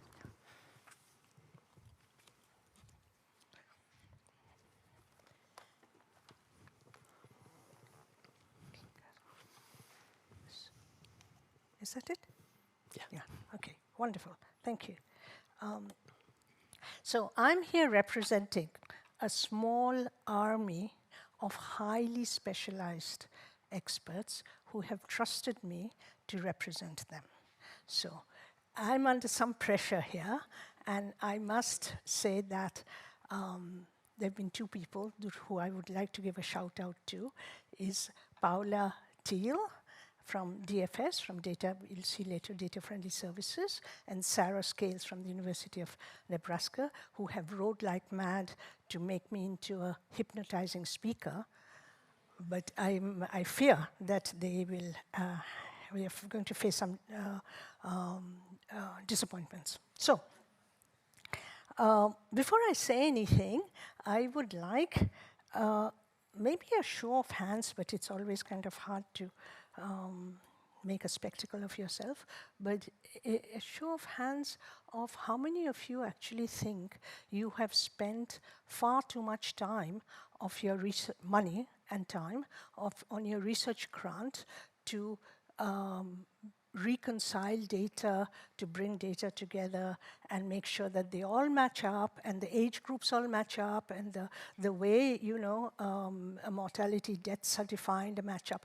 How many of you think that you have really spent too much time on that before even you have started your analysis, right? So you would spend a lot of time. So, yeah.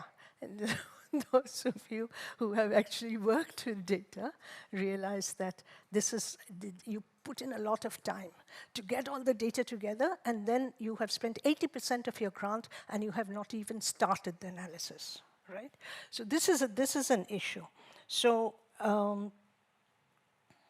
it's not just bad luck, or it's not just you. It's a widely cited estimate in my field of work. I'm an epidemiologist. And they, in my area of work, they estimate, when they make a grant budget, they estimate about 80% of the time. You know, that's a lot of time and resources to have postdocs and docs, etc., to do the work of getting the data together in a form that you can actually analyze. Now, we are all here because we think data is related to peace, that we think data, it's not immediately obvious that, you know, data, something as dry as data as numbers, how can it, you know, promote peace? But that's why we are here. So let me start with where our work that we are presenting here, our work, where climate disasters meets that mission. So climate-related disasters are now amongst the largest drivers of displacement. It is really, most of the displacement is somehow related to climate extremes of some sort. And displacement, resource stress, collapse of livelihoods are among the surest ways into instability and conflict. Most of you here are conflict specialists. I'm not. But you must be aware that much of the conflict are actually resource-related conflicts in one way or the other. Sorry. I've been given a very, very, very strict document to follow because all of them have, everybody has written this talk. So I want to make sure that I'm saying everything that people want me to say. My group wants me to say. So our approach is that climate extremes, displacement, and conflict are not three different chapters. They are actually one picture. And you cannot actually deal with either one of these three if you don't see the whole picture together. The evidence to see that picture already exists. So the data is already there, and people have said this before, that there's a lot of data out there. This is really not an issue, really not an issue. And I think to absorb money from a very limited budget nowadays to collect more data is, I think, ethically questionable. They sit in disaster databases, in displacement records, in population grids, in climate archives, all held by absolutely first-class institutions around the world. People on whom you can trust and whose name itself can bring some credibility to this data. That's all we can have. That's all we have. We cannot have the truth, as it were. But they live in separate systems. This has also been pointed out, and in incompatible formats behind different doors. By a widely cited estimate, as I mentioned before, 80% of our efforts go into getting all of this matched together before a single question is answered. So when there is a cyclone that is in the Bay of Bengal or a drought in Sahel, assembling a coherent picture of who is exposed and how they will cope still takes weeks of specialized work, not days, weeks before anything happens. And you might remember in certain famines not so long ago in the Horn of Africa, by the time you've got all this data and all this idea of who's exposed, who's not exposed, how many people are exposed, the famine has already reached a peak. So in these 2 days already today, you've seen remarkable tools, forecasts, early warning systems, nowcasting pipelines, dashboards. Nearly all of them are actually as good as the data that holds it up. I know that it sounds a bit trite to say it, but that's the truth. Any model, any nowcasting is actually as good as the data that goes into that. And I'm sure you realize that as well as I do. So what is missing is that the foundation, this data foundation is missing, this multidisciplinary data foundation. And we have started an initiative to try and build that foundation. I won't be so bold as to say we have already built it, but we have done something. We've done a proof of concept. Slide 3, and I don't know who to point this to. I suppose them. So what have we achieved so far, to have a quick? We have passed over the concept.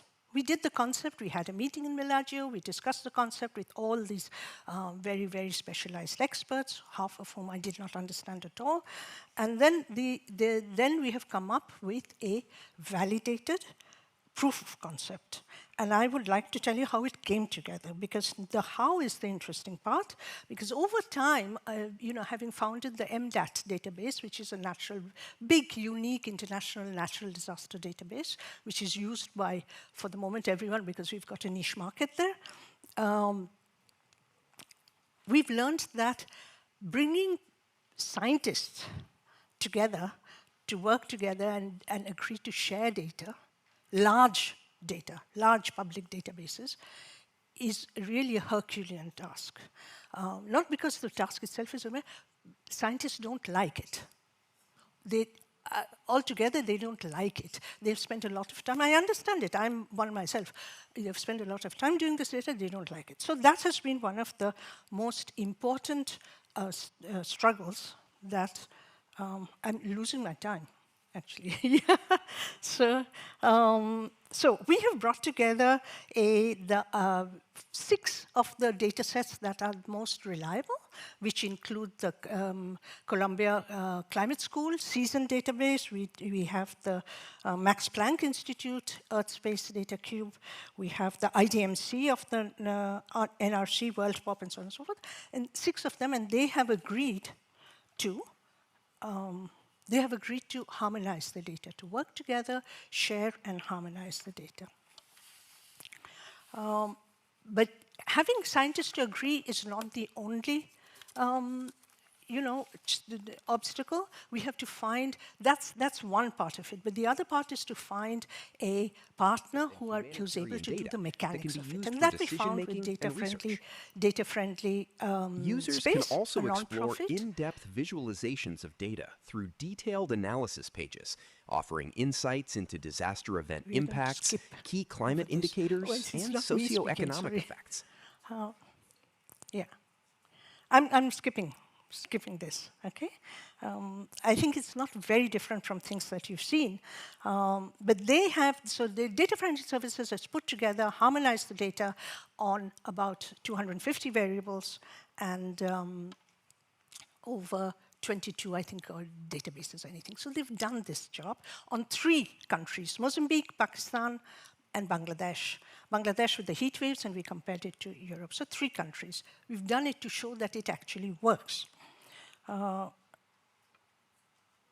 It is something that's actually done. It's just now been published in Nature Scientific Data, which is peer-reviewed, and as most of you over here will know, going through a peer review is a very extremely unpleasant task because they tear you down into bits, but it has been peer-reviewed and it is published. The last point I would like to make is something that doesn't sound very technical, but in fact, it is a very important aspect of being able to bring together a collaborative model for data in today's world, a collaborative model. Today, we have discovered that unless you have collaboration, it's very difficult for any one institution to do the whole thing. So we need collaboration, which is very important, and harmonization of data. So that has been one of the key aspects of the MERGE project, which is now called the eMERGE project, because we have the artificial intelligence in it, is this idea of a collaboration. This is a collaboration of a consortium of 6 institutions. They are all public institutions. They all have their databases which are publicly financed and free and accessible, and are likely to go on in the future. So that's an important thing, that it's not going to end when the grant ends. This is not going to happen, and that's the sustainability part of this. I will end with that because I have only one point I would like to make before ending. Here are the QR codes that you can use to actually get different kinds of information on the methodologies, and I don't know what else is there. But one point that I would like to finish by is that the credibility and the trustworthiness of data today is probably one of the most important aspects of data. That is, with all the misinformation around, with the enormous amount of data that's going on, with all the misinformation around, there has to be some kind of credibility behind the data, scientific credibility, who's able to say, yes, we stand behind this data. We say, 10,256 people have died in the Typhoon Haiyan, and we stand behind this data. We stand behind this number, even if the government of Philippines says no.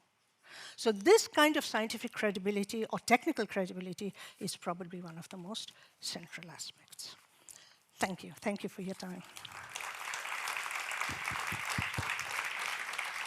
Thank you so much. I feel so bad for having to cut off our panelists because everyone is saying such interesting things, but we're going for a coffee break now, and I do hope that all these interesting conversations that have been started on stage will continue during the coffee break. And I ask that you all return at 3:30 on the dot so we can continue with the last block of our first day. Thank you all very much, and thank you for our Lightning Talk panelists.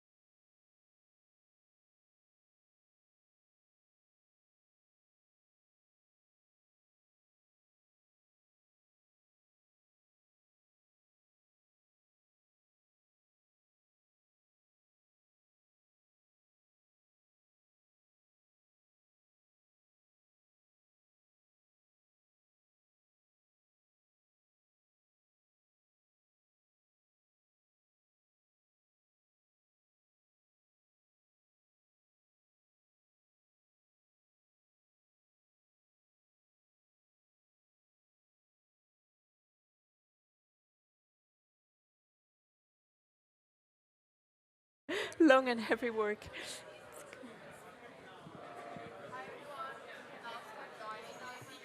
Our main room, we are going to start the last block of our conference, of the first day of our conference, in roughly a minute or so. So please join us here.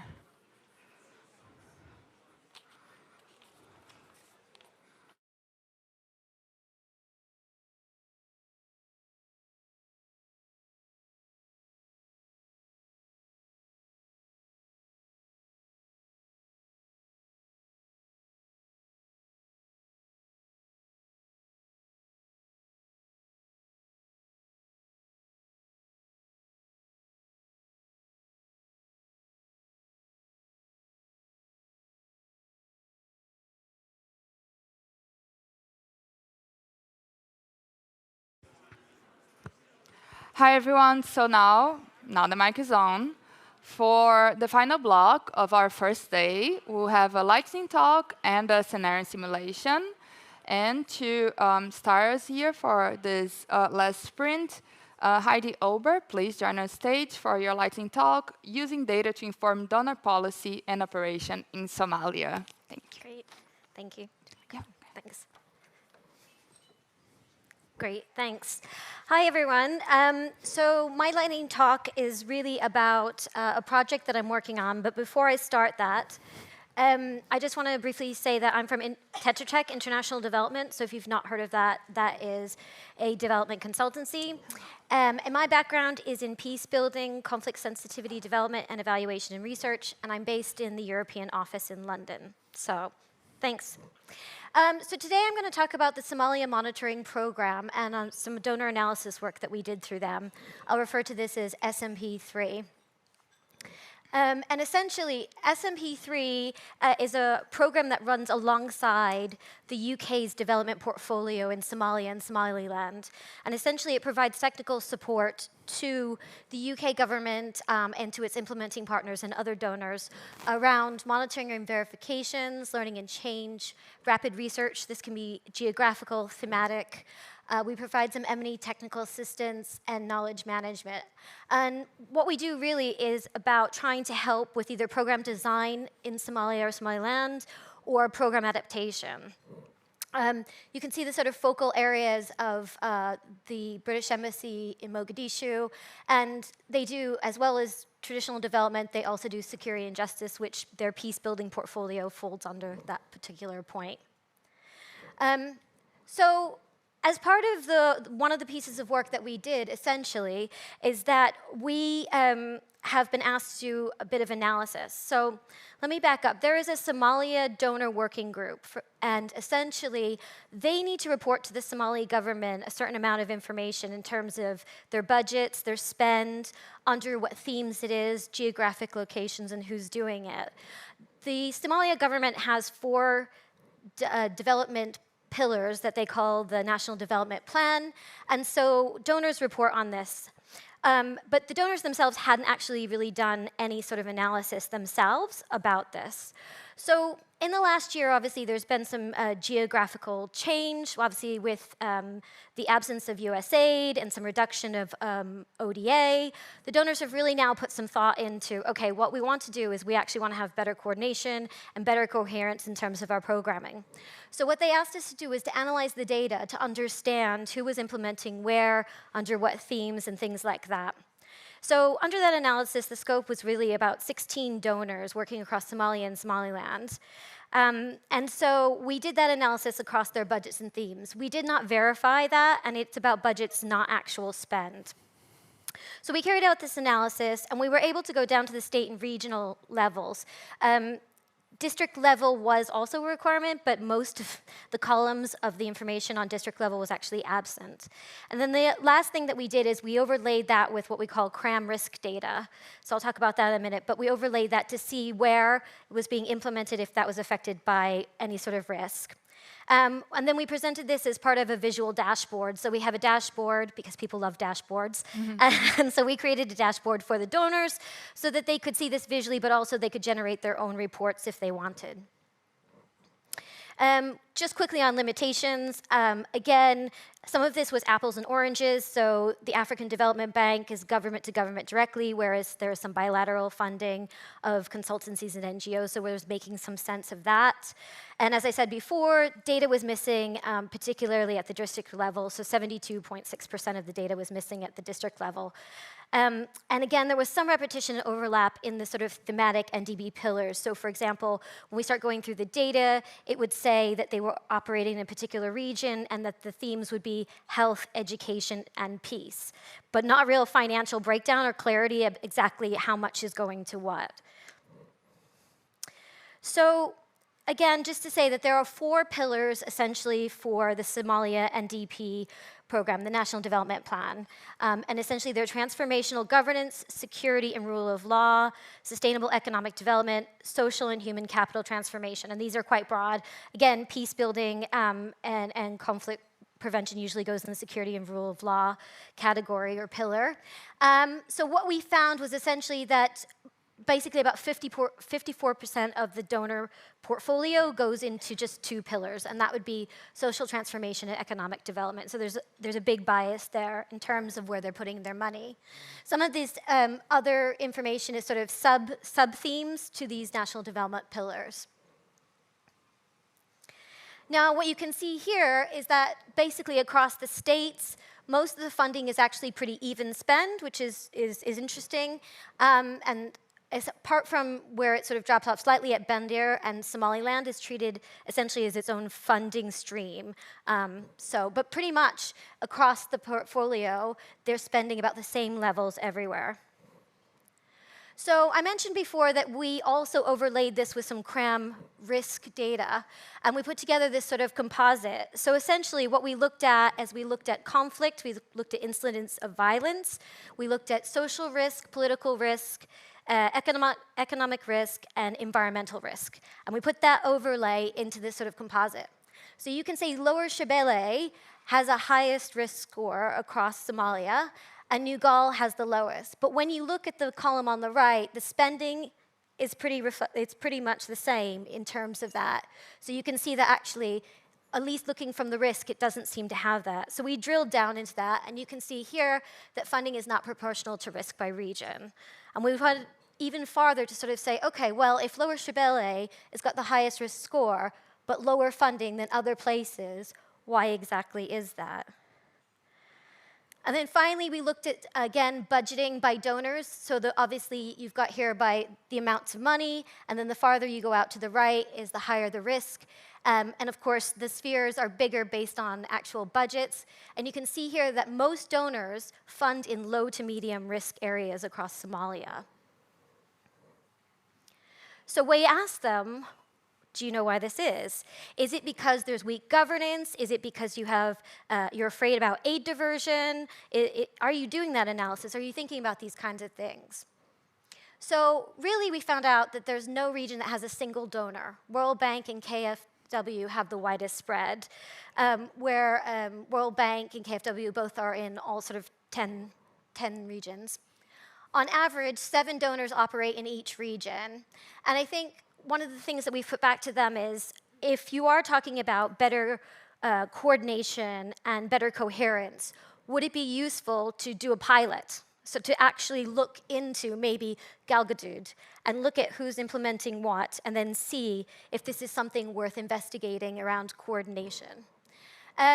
We also said that, again, because funding is allocated primarily to 2 NDB pillars, could some donors have flexibility and be able to pivot to cover the other 2 pillars? I don't think anybody was really asking themselves why most of the money is going into 2 pillars and not really going to the other 2. And again, as I said, there's a weak correlation between budget allocation and risk. And again, donors hadn't really explored that themselves, so they didn't really have an answer for that. I've just put this illustration, and I'm not proposing this is the way it is, but we were wondering if there was some sort of risk-based regional fund allocation or some way that they could actually sort of think ahead and probably work out how they're going to spend and how they could work it out. And that's kind of it. We've sort of started on a journey with them now, where now that we've done this analysis and we've sort of given it back to them, we're hoping to continue working with them on a process of either perhaps piloting, doing further mapping. We're also going to try to push them to get this sort of district level information, because I think that'll be quite interesting and useful. I think also we're looking at other layers of analysis that we can apply over this rather than just the cram data as well. So that's it. Thanks, everyone. And if you have any questions, please follow up with me afterwards. Thanks.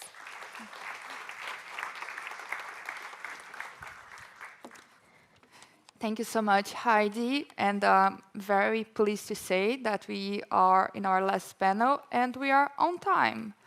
So here, please, I ask that our panelists for the scenario simulation join me here on stage. And we are going to, on the panel now, is the launch of Informed Warning, Prioritizing Future Crises for Early Action. So. Go, go, go, go, go, go.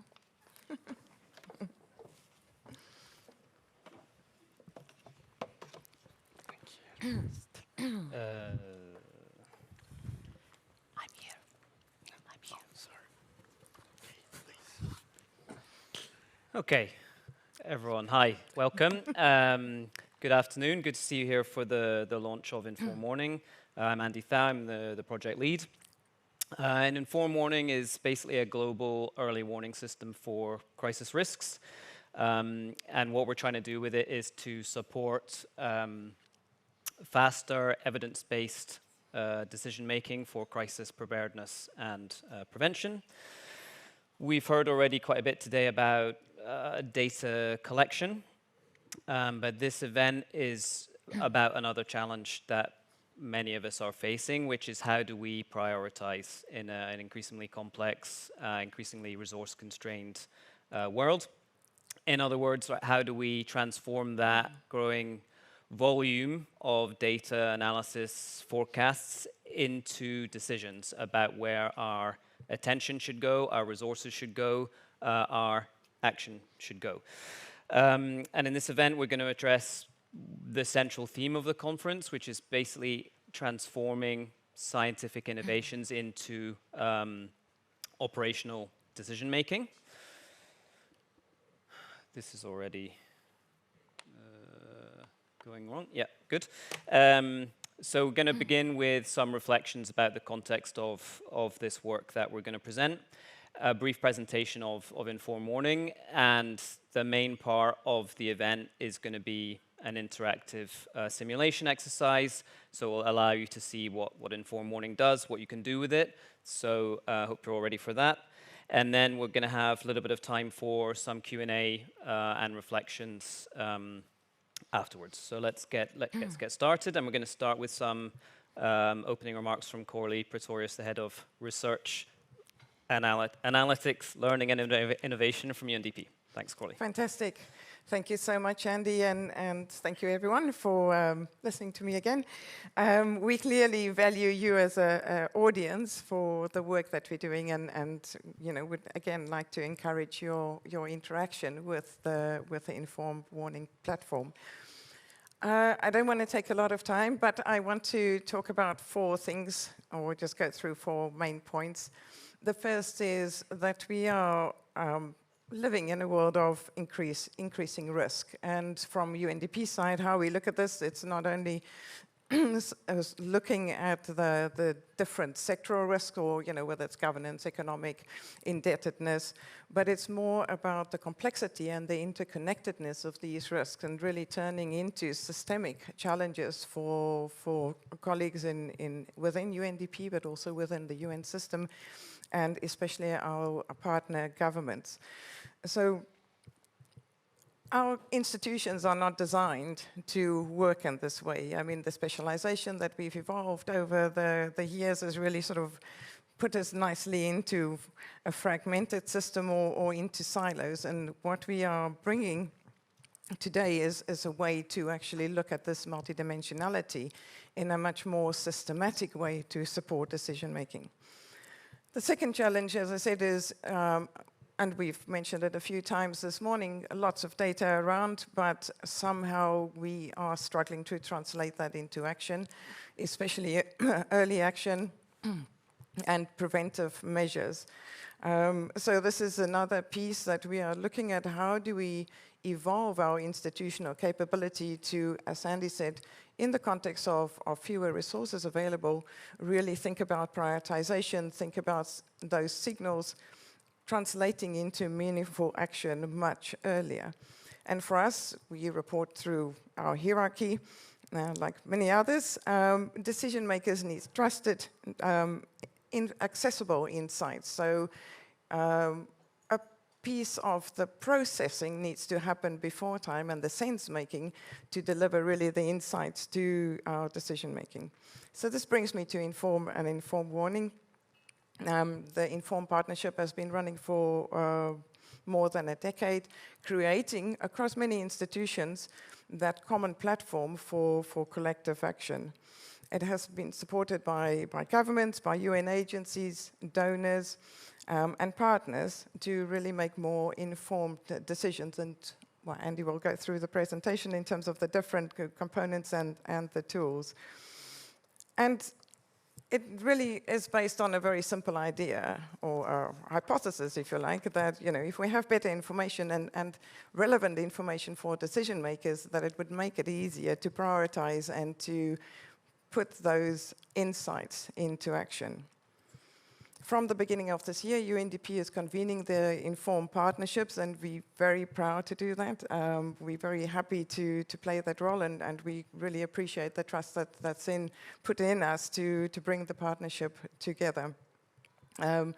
This is really its greatest strength. It's not a single institution, and this is also our ambition, is to really continue with a partnership, with a collective effort in terms of making these tools available. And I would, in this sense, really say that the partnership would not have endured through both its technical proficiency and its sustainability if it weren't for the European Commission, the JRC, the Joint Research Centre, as well as support from DG ECHO and from CRAFT as well. So thank you very much for that continued and enduring support and trust. And then just to say, our philosophy is that this is a complex crisis requires a collective endeavor. And on the one hand, of course, and I can assure you, technically it is very good, but the proof of the pudding for the model is not in terms of how well it predicts at the end of the day. The proof of the pudding of the product, like Inform Warning, is how much does it catalyze collective action. So this is where the invitations stand also, use it, and it's developed. You will get to the technical details. I don't want to give a spoiler alert. Use it in your own systems, but also use it as part of a community that really has an interest and investment in acting early. Thank you. Thank you very much, Coralie.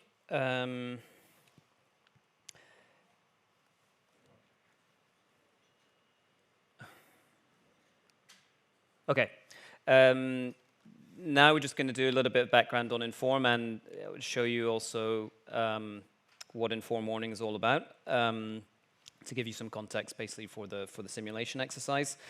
And that's going to be done firstly by me, and then by Carmen from the JRC. And as Coralie said, Inform, it's a multi-stakeholder partnership. We have UN organizations, technical organizations, civil society organizations, as well as donor government. And basically, what we're trying to do is develop shared and quantitative analysis for crises. JRC is the scientific lead. As Coralie said, UNDP is the coordinator. And basically, what we're trying to do is produce this shared analysis that any organization can use, and that basically involves developing jointly methodologies and then also products. And essentially, what these products do is they aggregate data and information, and they analyze it in a way that is intended to support decision making.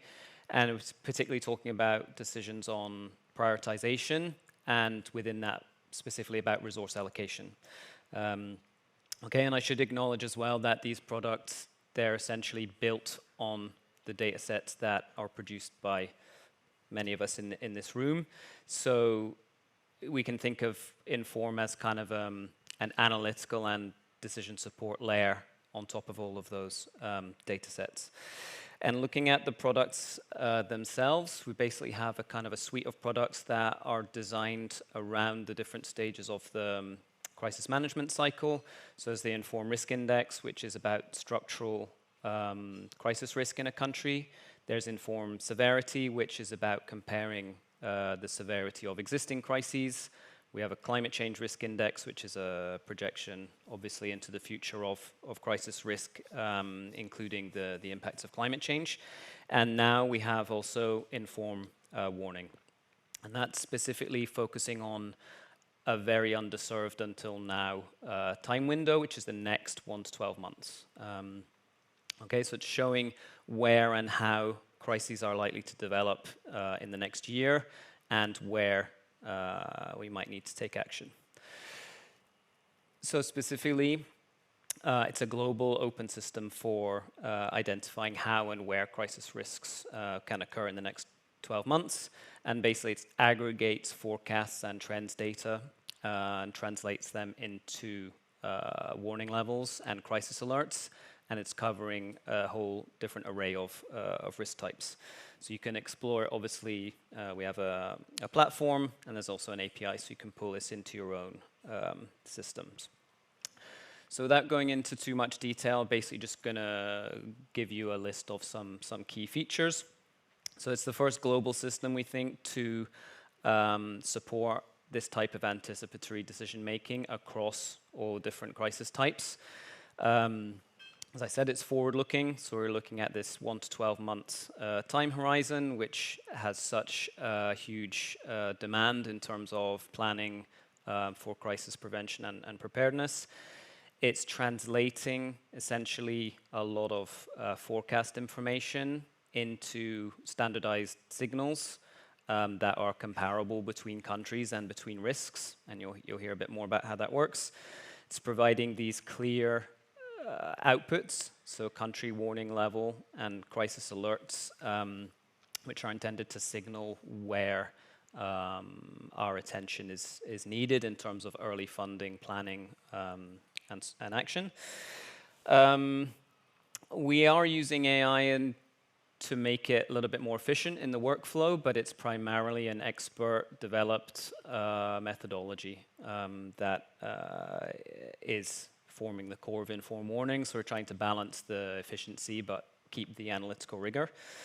I mentioned already the collaboration element. So this has been designed collaboratively with a big working group of users from the multilateral and technical communities. And lastly, it's all open. So the results are open, the methodologies are all open, so it should be easy to incorporate into your systems. So how would you use it? Well, there's 4 main areas. So we can talk from general to a bit more specific. So advocacy, providing the evidence for anticipatory action. Prioritization, which is probably almost the main one. How do we use it for earlier funding decisions and better coordination? In more detail, there's a planning use case, so including at the country level, using it for scenario development, contingency planning, this kind of stuff. And then lastly, there's the analytical part. So you can access all of the data that feeds in there. So you can go in there, do country-based or thematic analysis. And to give you a couple of specific examples, so these are from member organizations of the working group that we had to put this together. So IFRC will use this to help trigger their early action protocols, which is a way for them to trigger funding and action in a country. The Central Emergency Response Fund of the UN will use it to help make faster allocations from their rapid response window. At UNDP, we're going to use it for risk monitoring at country regional, global level, and also to support our contribution to the UN regional monthly review, which is a way that we basically turn all of this analysis into action inside the UN. And we'll hear a bit later on from ECHO about how they will use it. So lastly from me, just in terms of the impacts, we hope this is going to help us act earlier, act with more certainty. At the global level, we hope that it will also lead to focusing resources in the right place. We already heard in the last presentation about the imbalance sometimes between where the resources are going and the most consequential risks. At the country level, to help us understand why risk is increasing, what we should do about it, and then more broadly, be more aligned between different parts of the system, whether it's donors, organizations on the ground, and so on. So ultimately, we're trying to translate these early risk signals into some practical decision support that gives us greater confidence in acting early to prevent and prepare crises. Okay, that's it for me from now. Over to Carmen to tell us a bit how it works. Thank you. Thank you, Andy. Remember to move your slides. It's up there on the, the green button. Yeah. So the talks of the whole day were actually the perfect introduction for the forum warning. I must thank you for that. So when you're making life-saving decisions, you simply cannot rely on the black box. I hope you agree with that with me. So you need to know what a tool can do. You need to know the limitation of the tool and exactly how the logic works. So my goal today is to explain you a bit of methodology, but only a bit. The rest you can read about it in our Inform Warning user guide, freshly printed. We brought a few copies to share with you, but you can also download it from the platform website. Inform Warning is designed to be a transparent and practical tool for anticipatory action planning. And it is built to evolve as the science evolves. And to create Inform Warning, we first select the most reliable forecast indicators that are mirroring the Inform Risk framework that maybe some of you know. Though it's a bit reduced set, because not every hazard and not every vulnerability aspect can be forecast yet. But the real challenge lies somewhere else. With informed products, you are probably used to composite indicators. They are great for background reality comparison. But in early warning, this traditional averaging is our enemy. Imagine that you have a sudden violent conflict spike in the country with rather stable economy. The averaging process smooths out that spike. And you simply, essentially hide the sign of the crisis in the mud. And to fix that problem, we didn't start with composite indicator approach this time. We designed a signal first. Signals are actually the heart of Inform Warning. It's the primary feature that you will maneuver it. A signal is a normalized anomaly. It identifies where the next 12 months looks nothing like the past. But signal is just an alarm. And to make it operationally useful, we aggregate signals. We combine them with Inform Risk and Inform Severity score to finally calculate warning level. While signal tells us that something is changing, on the other side, warning level tells us how much this change matters. So in other words, it shows us where the countries where rising risks might overwhelm national capacity. So when the warning level hits very high level, it triggers the crisis alert where users can start to prioritize their planning. So we can call it like a kind of analytical pipeline of the data that enter into the system. And to manage this analytical pipeline that moves from the forecast to the crisis alert, that moves us from the global noise to the local actionable data, and also bridges risk we know and the severity we fear, we built up a platform with 3 distinct modules.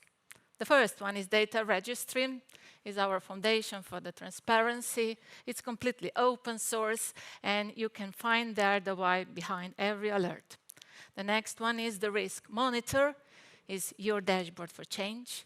We are still very much on the risk side, but it filters the noise, so you can see countries where signals are starting to blink. While with the crisis alert, we are already crossing the bridge to the potential severity of the crisis. We are narrowing lenses down to the crisis level, which is actual operational planning level. And this is where actually the vision of informed warning comes to life. Science is not yet there, but we are going beyond the high risk toward the known impact. We are reaching the point when we are able to tell you, for example, that the deteriorating crisis in Somalia in 6 months will likely mirror the severity of Afghanistan crisis today. And when we are able to compare the future threat with familiar reality, we stop thinking and we start acting. And to show you how this works in practice, it is my pleasure to pass the floor to my colleagues. Hello, hello. Thank you. So thank you, Carmen, for that.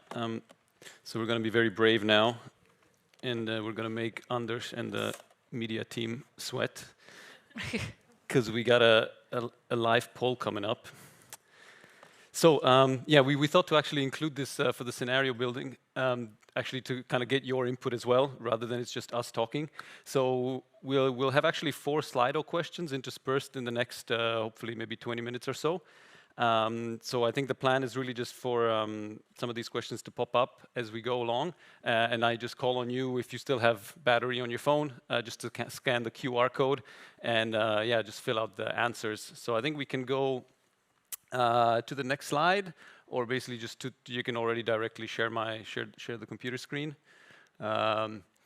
Yeah, perfect. So this is basically the first question, and this is just touching upon what Andy mentioned about the potential use cases of informed warning. So we really just want to understand what kind of audience we have here today. So we talked about, if you have access to this kind of analysis that translates multi-hazard forecasts into crisis risks in the next 12, how would you use it? So are you more on the advocacy side? Are you more on the prioritization side? Are you on the analysis side, or are you on the planning side? So we're getting some, I see some numbers pop up. So we have around 20 now, so this is perfect.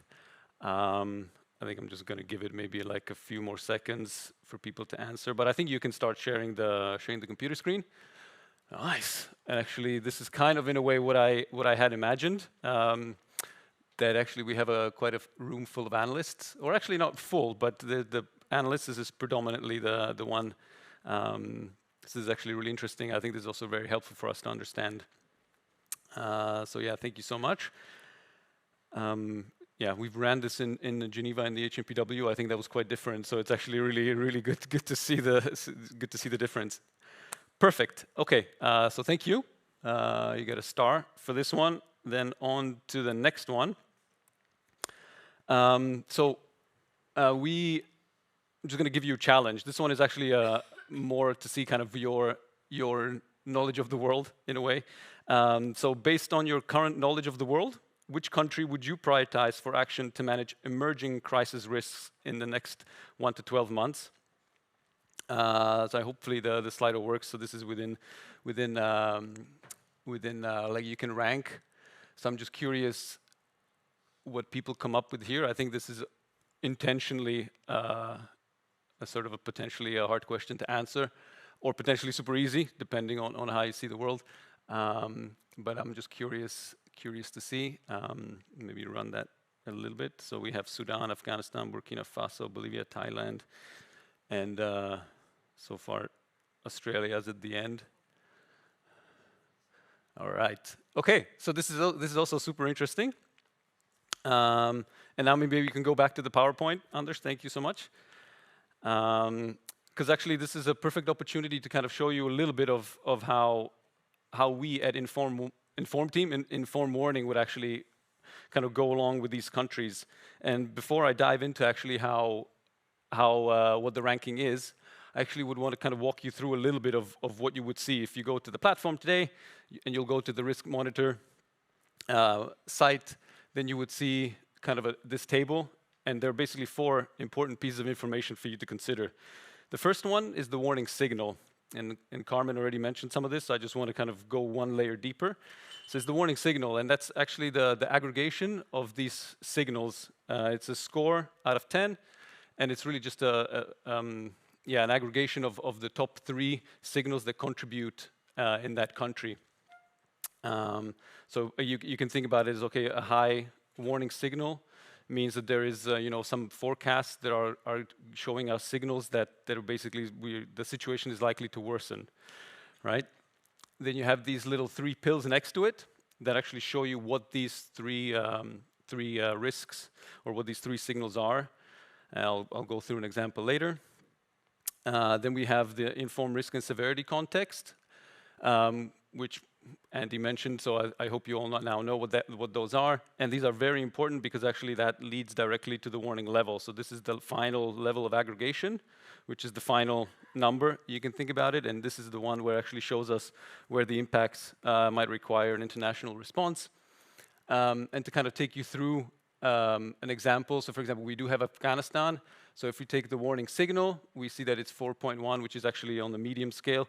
Where we see the top signals that we forecast in the next 12 months to be the dry condition, wet conditions, and battles. The dry conditions actually, I think it's basically in the south of Afghanistan. Wet conditions is in the north, that's predicted.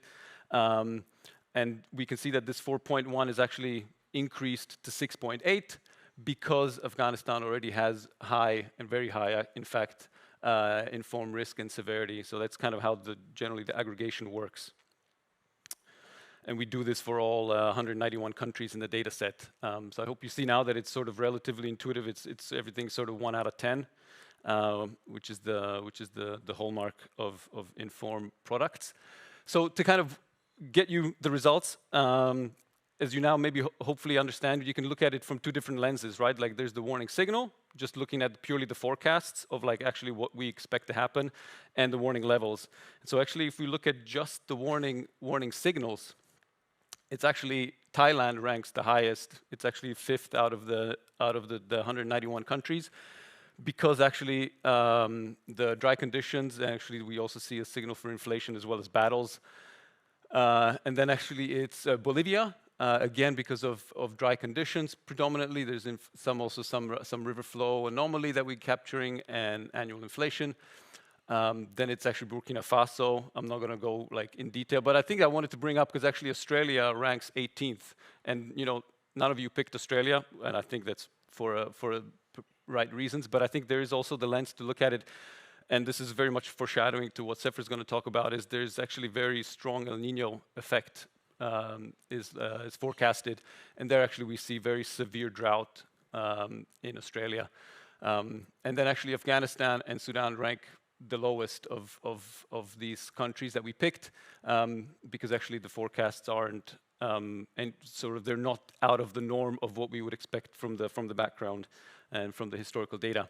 But then of course from the warning level, this is maybe kind of what you then expect a little bit more to mirror what you kind of already know, where we do take the structural risks and ongoing crisis information into account. So actually here Burkina Faso ranks 2nd out of all the 191 countries with a score of 7.5, then Sudan, then Afghanistan, then Thailand, and then Bolivia and Australia. So just to give you a flavor of how Inform Warning would rank, and particularly as well how these 2 lenses of looking at this data is important to keep in mind. All right, then we have the next one. So this is going to be a little bit more brain power for you required. So what I'm going to do is I'm actually going to show you true detailed forecasts for 2 anonymized countries. And taking all of this information in, I just want you to prioritize. Which one would you prioritize for anticipatory action? So let me go. I'll walk you through it a little bit. So we have country A. The IPC forecast, so the phase 3 food insecurity forecast is predicted to be 34 million, which is actually almost a 7.5 million increase from the last estimate. In terms of natural hazards, we actually see very strong wet conditions to be forecasted within the next year.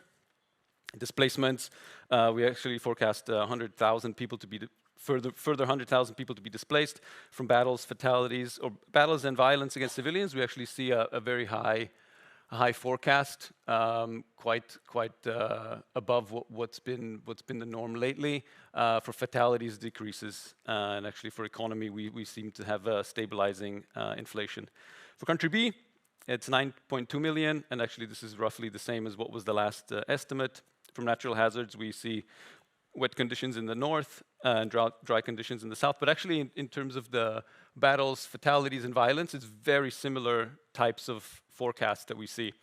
So we for battles and violence, we actually expect quite high levels compared to the norm, and for fatalities to decrease. And we don't know inflation. We know that inflation is increasing. So I think now we can jump to the Slido, and so you can vote. And this is interesting. Nice, good. We're getting a spread. And I'm sure there's people in the audience. Oh, but we don't know this, or we don't know that, and of course. But this is really meant for just to kind of give you an idea of just the scenario testing. So that's all the information that was available to you at that moment. Nice, okay, 50, 60-40. This is really good. I think this is really good. I think we're up to 60, so I think we can move on. Perfect, now I'm going to let that run, but I think we can go back to the presentation. Thanks, Anders. So to dive right in, not to dive right into the answers, but actually one step deeper into the risk monitor is actually this is the information that risk monitor allows you to see. So what the country level of the risk monitor will allow you to see is actually see these predictions or these risk signals in the 1 to 12 months. So these are the red bars. So if you see a red bar, that's the signal, and it's from 0 to 10, where high is basically we expect things to worsen.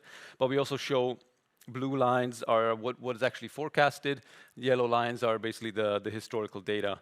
And for those that are really against charts, we also have a heat map where you can see this as well.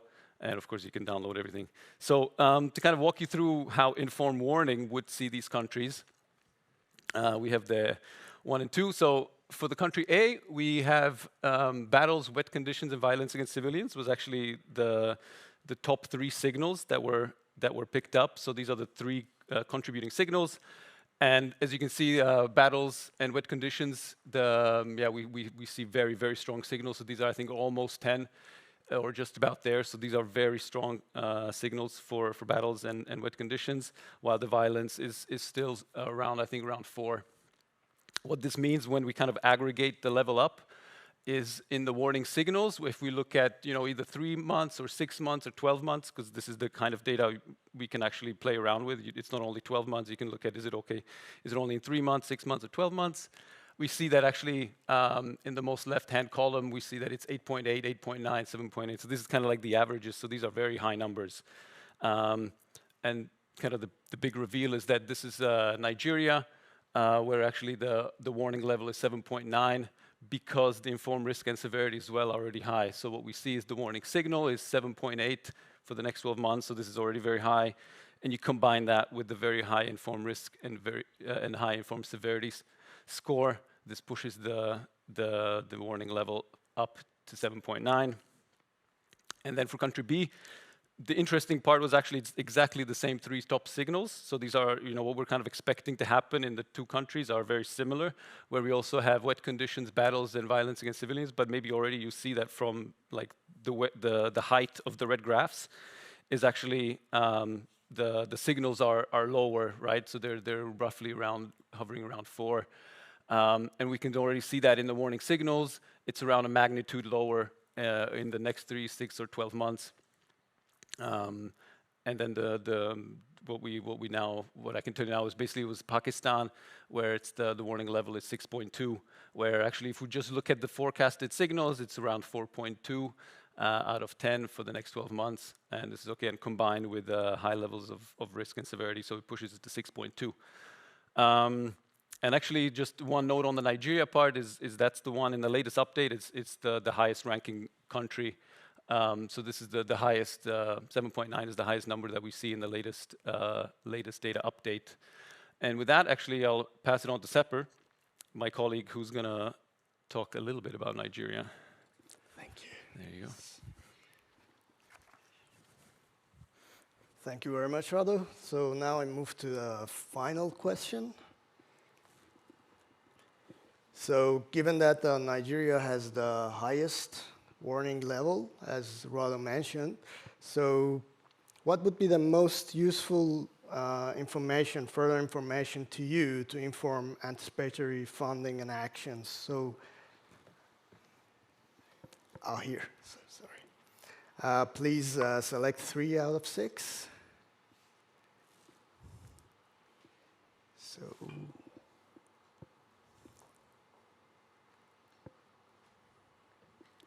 subnational.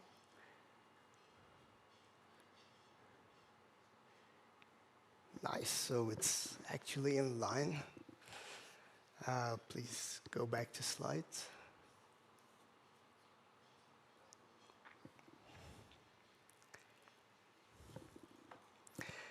So, our attempt to provide this further information is actually the creation of the crisis alert module of the tool. As you can see here, these are published for the highest, for the countries with the highest warning levels. In this case, Nigeria. The purpose is to draw attention to the most consequential emerging risks globally to provide more information that can directly support anticipatory planning and also preparedness decisions. As you can see here, each alert includes first a focus on the signals driving the alert, top 3 signals, here you can see, and also at subnational level detail. So not just, so the difference with some other parts of Inform is here we are including some subnational details. Then the second part is contextual information on the crisis. Here we draw on external humanitarian sources like ReliefWeb and ACAP's Risk Radar, summarized with LLMs, large language models, and then also verified by our analysts. And finally, the scenarios, or we call them storylines, with impact estimates, including potential changes in Inform Severity Index, introduced before, which allows global comparison across crises. So you would use these alerts for more detailed preparation and also decision-making for specific scenarios.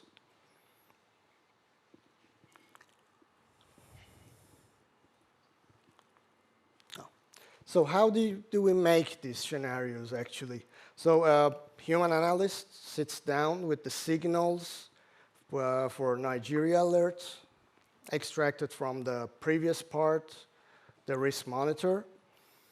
In this case, it's conflict, flooding, and food insecurity, and then works through what they would mean actually on the ground in terms of compound and cascading impacts of the crisis severity and actually how the crisis would actually shift based on these forecasted signals. So Inform Severity is an index between 0 and 10. It includes impacts of the crisis, conditions of the people affected, and also the complexity of the country in terms of delivering humanitarian assistance. So in this case, you see that Nigeria is already among the countries with severe crisis. So the first scenario or storyline, we assume, okay, based on the forecast of the food insecurity, the food insecurity depends in the country, so there would be a shift in the severity index. And then in the second scenario, we assume this food insecurity is compounded by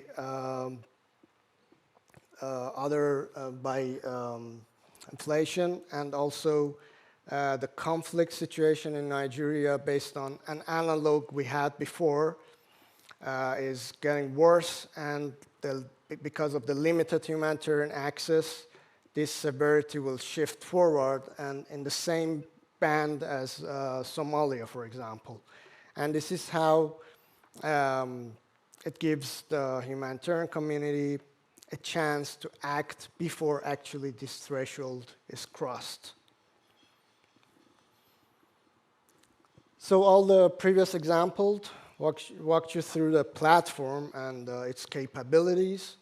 So to close, we would like to show you a real use case. We used informed warning for, as Rado mentioned, the super El Nino. We are forecasting for this year and next year.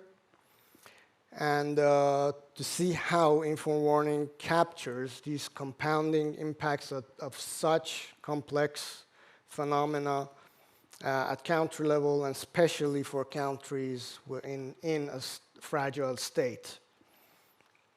So the climatic impacts of El Nino are shown in 3 indicators from informed warning. One is the dry conditions, wet conditions, and high river flow anomaly.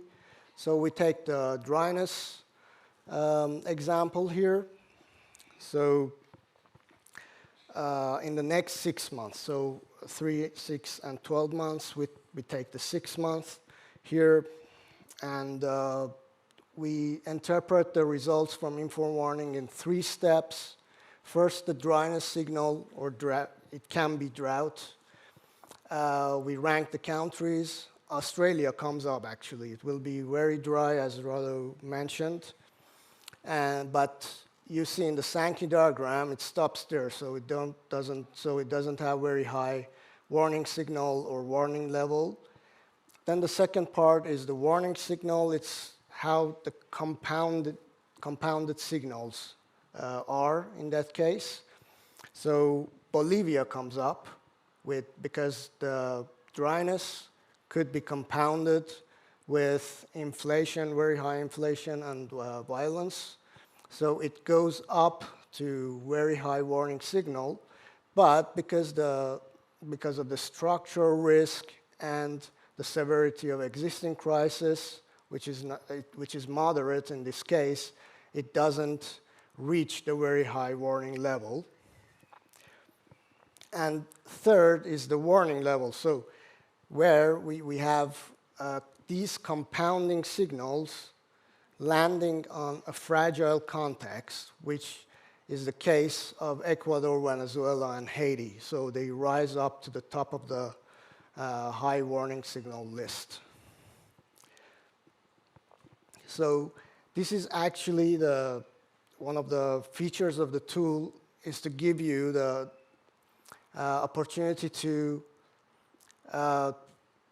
tailor this to your decision. So if you're only interested in seeing the signals, for example, conflict in the next 3, 6, or 12 months ahead, so you just focus on that. If you want to see the compounding impacts, you go for the warning signals. And then if you want to see how all these, in the country's fragility context, you take the warning levels. And finally, this is another example. It's for river flow anomaly. So in this case, we see that 3 countries, Iraq, Tanzania, comes up with the very high warning levels. One is compounded with inflation and violence against civilians, and for Iraq, it's inflation and economic contraction. Both are good cases for anticipatory planning and action. So the results of these El Nino analysis has been used in a policy brief to the cabinet, and also a report that just been published today. So we'll put the link here, and would be happy if you check it out. So thank you very much. I pass it to Andy for the wrap-up.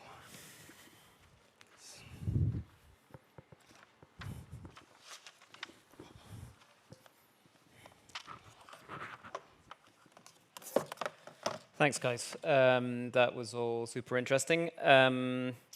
Just in the interest of time, we were going to do some Q&A now, but I think we'll just leave it till the end so we see how much time we have left. But what I love about this example is I think it shows so many things about what we hope will make informed warning useful. So it's taking that technical forecast data and it's interpreting them for us, essentially. People like me who wouldn't know their way around a climate forecast. It's turning that data into signals actually about how meaningful the forecasts are, which is often a step that's difficult for us even when we can interpret the forecast. It's showing how these different risks can compound. It's adding the context about what's already going on in the country in terms of crisis risk, in terms of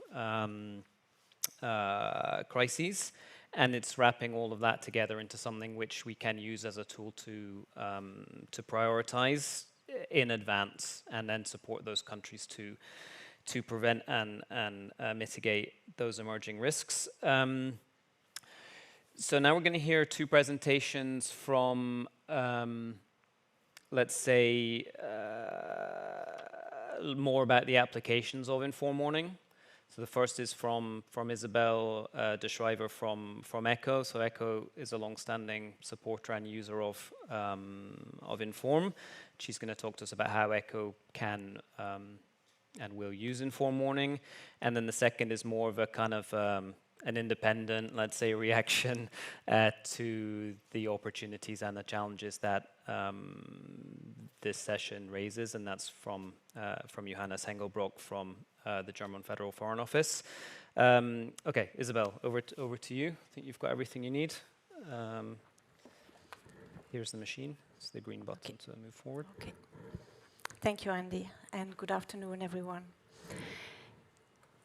Yes, today I would like to give you a brief overview of how we do the funding allocation in DG ECHO, our humanitarian aid funding allocation. And I would like to explain to you that we do this based on the needs of the people and that we are already using quite a lot inform risk, inform severity in the house. But still, we miss a piece because we miss the anticipatory part of the evaluation of the needs of the people.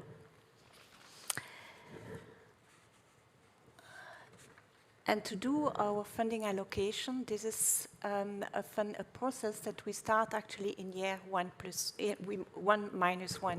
This means that now we have started already to do the needs assessment for the people in need and to do the allocation for next year. And how do we do this? Well, first, in the beginning of the year, we have the available budget and we have the difficult choices that we have to make among all the crises and among the different countries. To do this, we use inform risk and inform severity. We use both indexes and we combine this information with expert input through our expert survey. So every year we have a survey and we collect information from our experts in the field that we will then group with the input from inform risk and inform severity. Input that we integrate into our methodology and then our algorithm, which will then provide a first estimate of the funding, the budget for the countries for the years after. And this is then integrated in what we call our HIPs, our Humanitarian Implementation Plans, and our yearly worldwide decision. These are the documents in which we describe the humanitarian response for the year after. And you see here actually that the timing is important. You see we work in year -1 for actions that will take place through our partners in the next year. But we don't want only to do funding allocation, because we want absolutely that the humanitarian principles would be respected. We also, as I just explained, want our aid to be delivered based on needs. And so we need a solution that allows us to cover many countries, that has also a scientific basis, a strong scientific basis. And this is why originally when we developed the methodology, we already started to use informed risk and informed severity. Also because they are based on evidence. And what is important also for us, it is to combine this quantitative and qualitative information. And all these elements, actually, we found it in the INFORMs, which the humanitarian principles are supported. There is a strong methodology behind tools, and there is also a scientific rigor, because it's developed under the scientific lead of our colleagues in the Joint Research Center of the Commission, and also many partners, including UNDP, who work on the solidity of the methodology behind the tools. So this work is validated by a large community of involved actors, and it gives also the best possible evidence for the tools that we use. It is also totally transparent. I don't know if you have seen the tool. It's actually an Excel tool that you can use, and if you are interested to go deeper, you can go further than only using the index, but you can see really each element, each sub-indicator that is used to generate the index. It gives also a common approach to the crisis, and it helps also to compare crises, and it's a common language. It's a bit like when you use meters, everybody knows what it means, and here it allows you to compare crises, which is sad to say, but important when you need to allocate the funding. And then very important also, this helps us also to combine with the input from our colleagues in the field. DG ECHO has around 50 offices spread all over the world, and each office follows the situation on the ground for several countries. And that allows us also to complete the data, because sometimes it happens that the colleagues in the field have an insight on the ground that is not yet available, or that is not available in data, but that allows to enrich the analysis that we do. So this brings us then to an overview of the methodology, and you recognize the different elements I already presented, which is the informed risk that gives information about the structural risk, the risk of a country to face a crisis that would overwhelm its capacities to face and to cope with the crisis in the future. We combine this with informed severity, and we do an average with the people in need value, which is an estimation giving the number of people in need in a country or in a region in a country. And both together constitute our quantitative information that counts for 80% in our algorithm. And then we complete it with an expert survey. So the answers to the questions that we receive from the field and from our experts in the headquarters in Brussels is also injected in the algorithm. But you see here that we miss actually an important part, because, and this leads me to the last slide, because we have this timing dimension. We have informed risk for a longer period, and we have the now with informed severity, with how severe is the crisis now, but we miss something in between, and this missing piece in between, that will be for us the informed warning.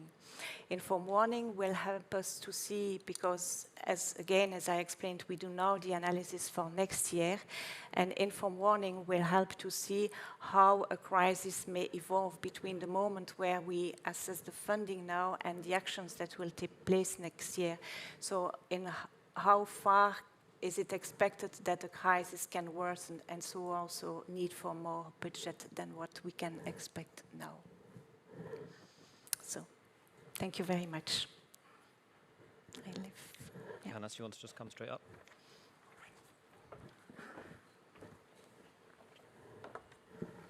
Yes. Green button should take you to the green? Yeah. Yeah. Keep going. There you go. All right. Thanks, Andy. And first, congrats to you and the team for the successful development and now the launch of this tool.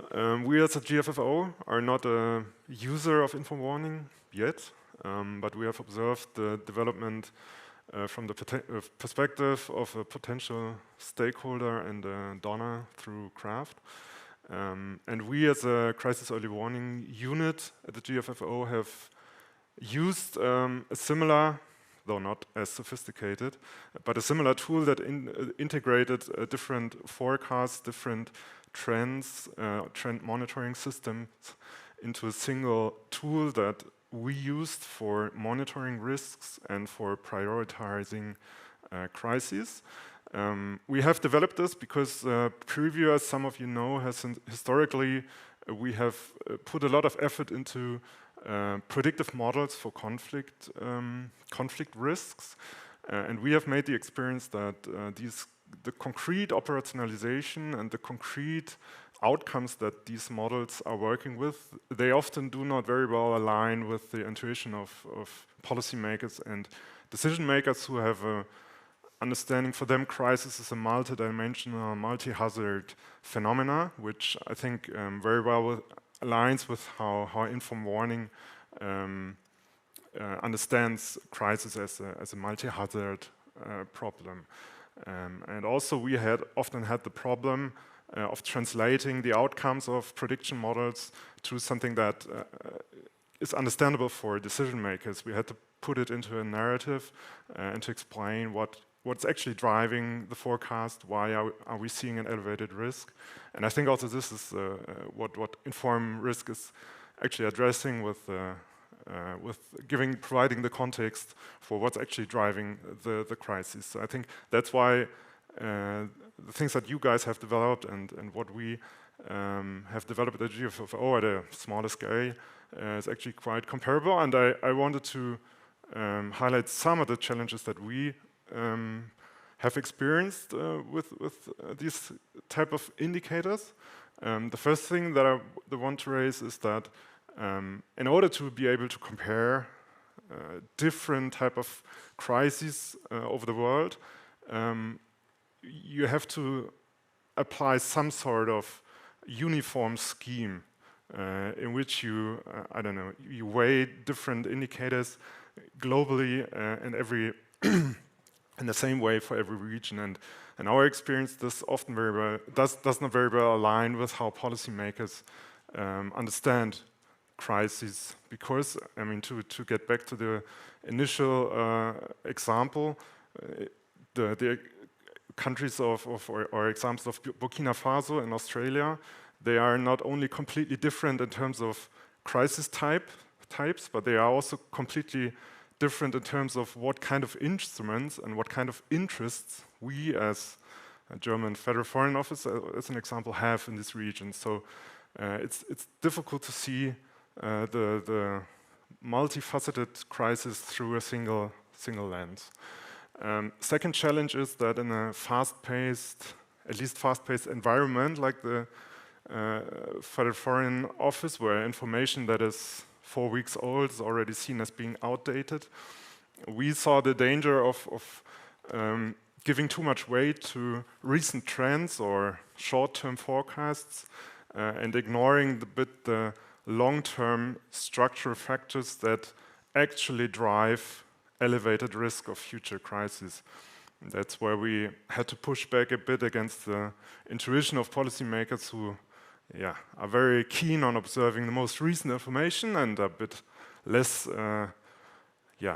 interested in the long-term structural factors that are a bit slower moving.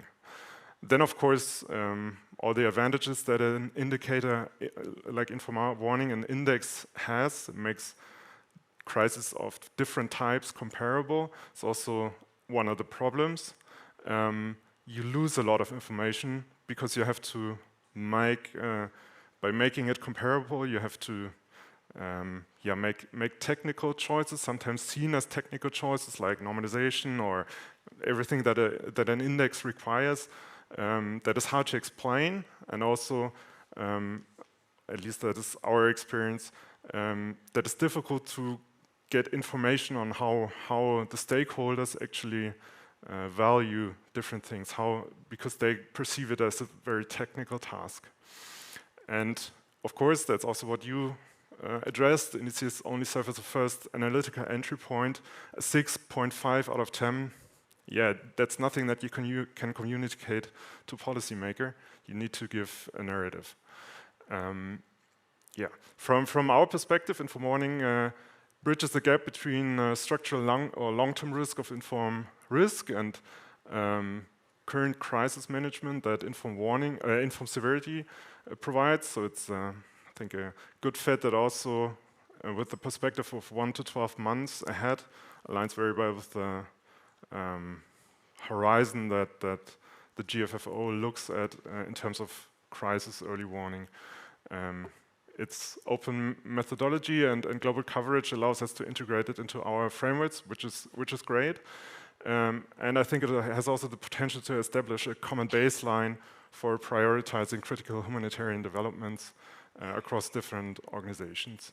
The last thing that I want to stress is, and that Andy has touched upon in the beginning, the availability of open public data sets is critical for enabling tools like Inform Warning. And we have seen, I think, in the last 20 years, massive increase of the availability of open data sets, which is now a bit in danger, I think, because of two things. Budget cuts, obviously. We've all seen what happened to FUSE with the USAID budget cuts. And not only the cuts, also the reallocation from funding public open source projects like this one to moving to tools like Palantir, which is closed source and serves different purposes. So let's hope that this trend that we have seen in the last years does not continue in this way. And thanks again for any team, and Thanks. Thanks. All right. Thanks, Johannes. I think in the interest of time, maybe we're going to skip the Q&A. I feel like we won't probably be able to do justice to your questions, but a lot of the answers, I suspect, will be in this brochure, which is at the front here, and of course will be around. So just to try and wrap things up, if we go back to these conference themes, I think we can say we covered here quite a few of them. So I hope through the simulation exercise you saw the practical application of this tool, so how we can use it in crisis settings to really help drive decision making. And I hope as well with the launch today, we're going to see some uptake of it. That's translating all of the work everyone's done behind it into something which is really useful for you. And thirdly, we can talk also about this idea of collaboration over competition. So today there was a lot of mention of data pipelines.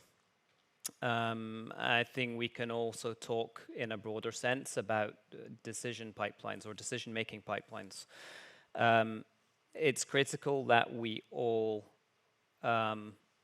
collaborate to make that decision pipeline work. So there's all of us here in different organizations doing different things, which are all part of that pipeline, from data collection to analysis to decision support to decision making, and it's critical that we all collaborate to make sure that that pipeline functions. And this community is therefore a very, very important one for bridging that gap between the data and the action. So with that, I'll leave you to find the information here. So Inform Morning is now available on live. So please go and use it. Please test it, challenge it, think about how it will support your own work.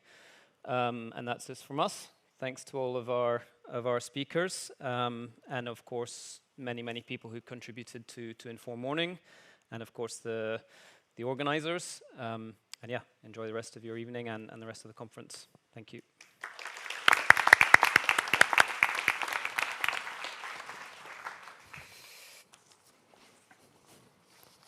Thank you.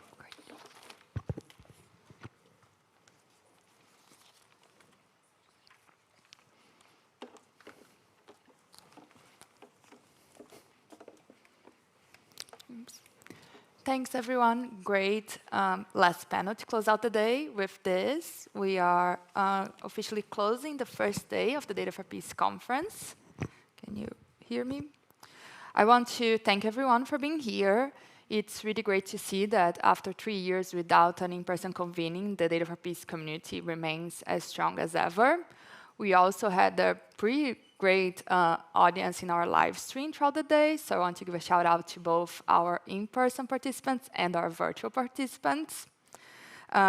Today, we heard from people working on all areas of early warning and violence prevention, and we reflected on how advancements in tech and AI are shaping this work, both in terms of new challenges and new opportunities. And we also heard about how people in the field are working to respond and adapt to these changes.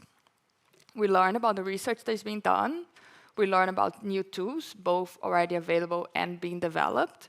And we heard from academics and practitioners who are committed to ensuring that these tools and systems remain participatory, inclusive, and apt to respond to real-world crises. Tomorrow, we will continue these conversations with more panels and talks from some of the leading minds in the field of data, tech, and peace building. I hope that this has been as insightful and productive a day for you as it has been for me. And I really want to thank to all of our speakers who really knocked out the park with amazing presentations. And also want to thank for our participants, attendants who remain here engaged from 9 a.m. to 5 p.m. And again, to our audience virtually. And I hope to see you all back here tomorrow at 9 a.m.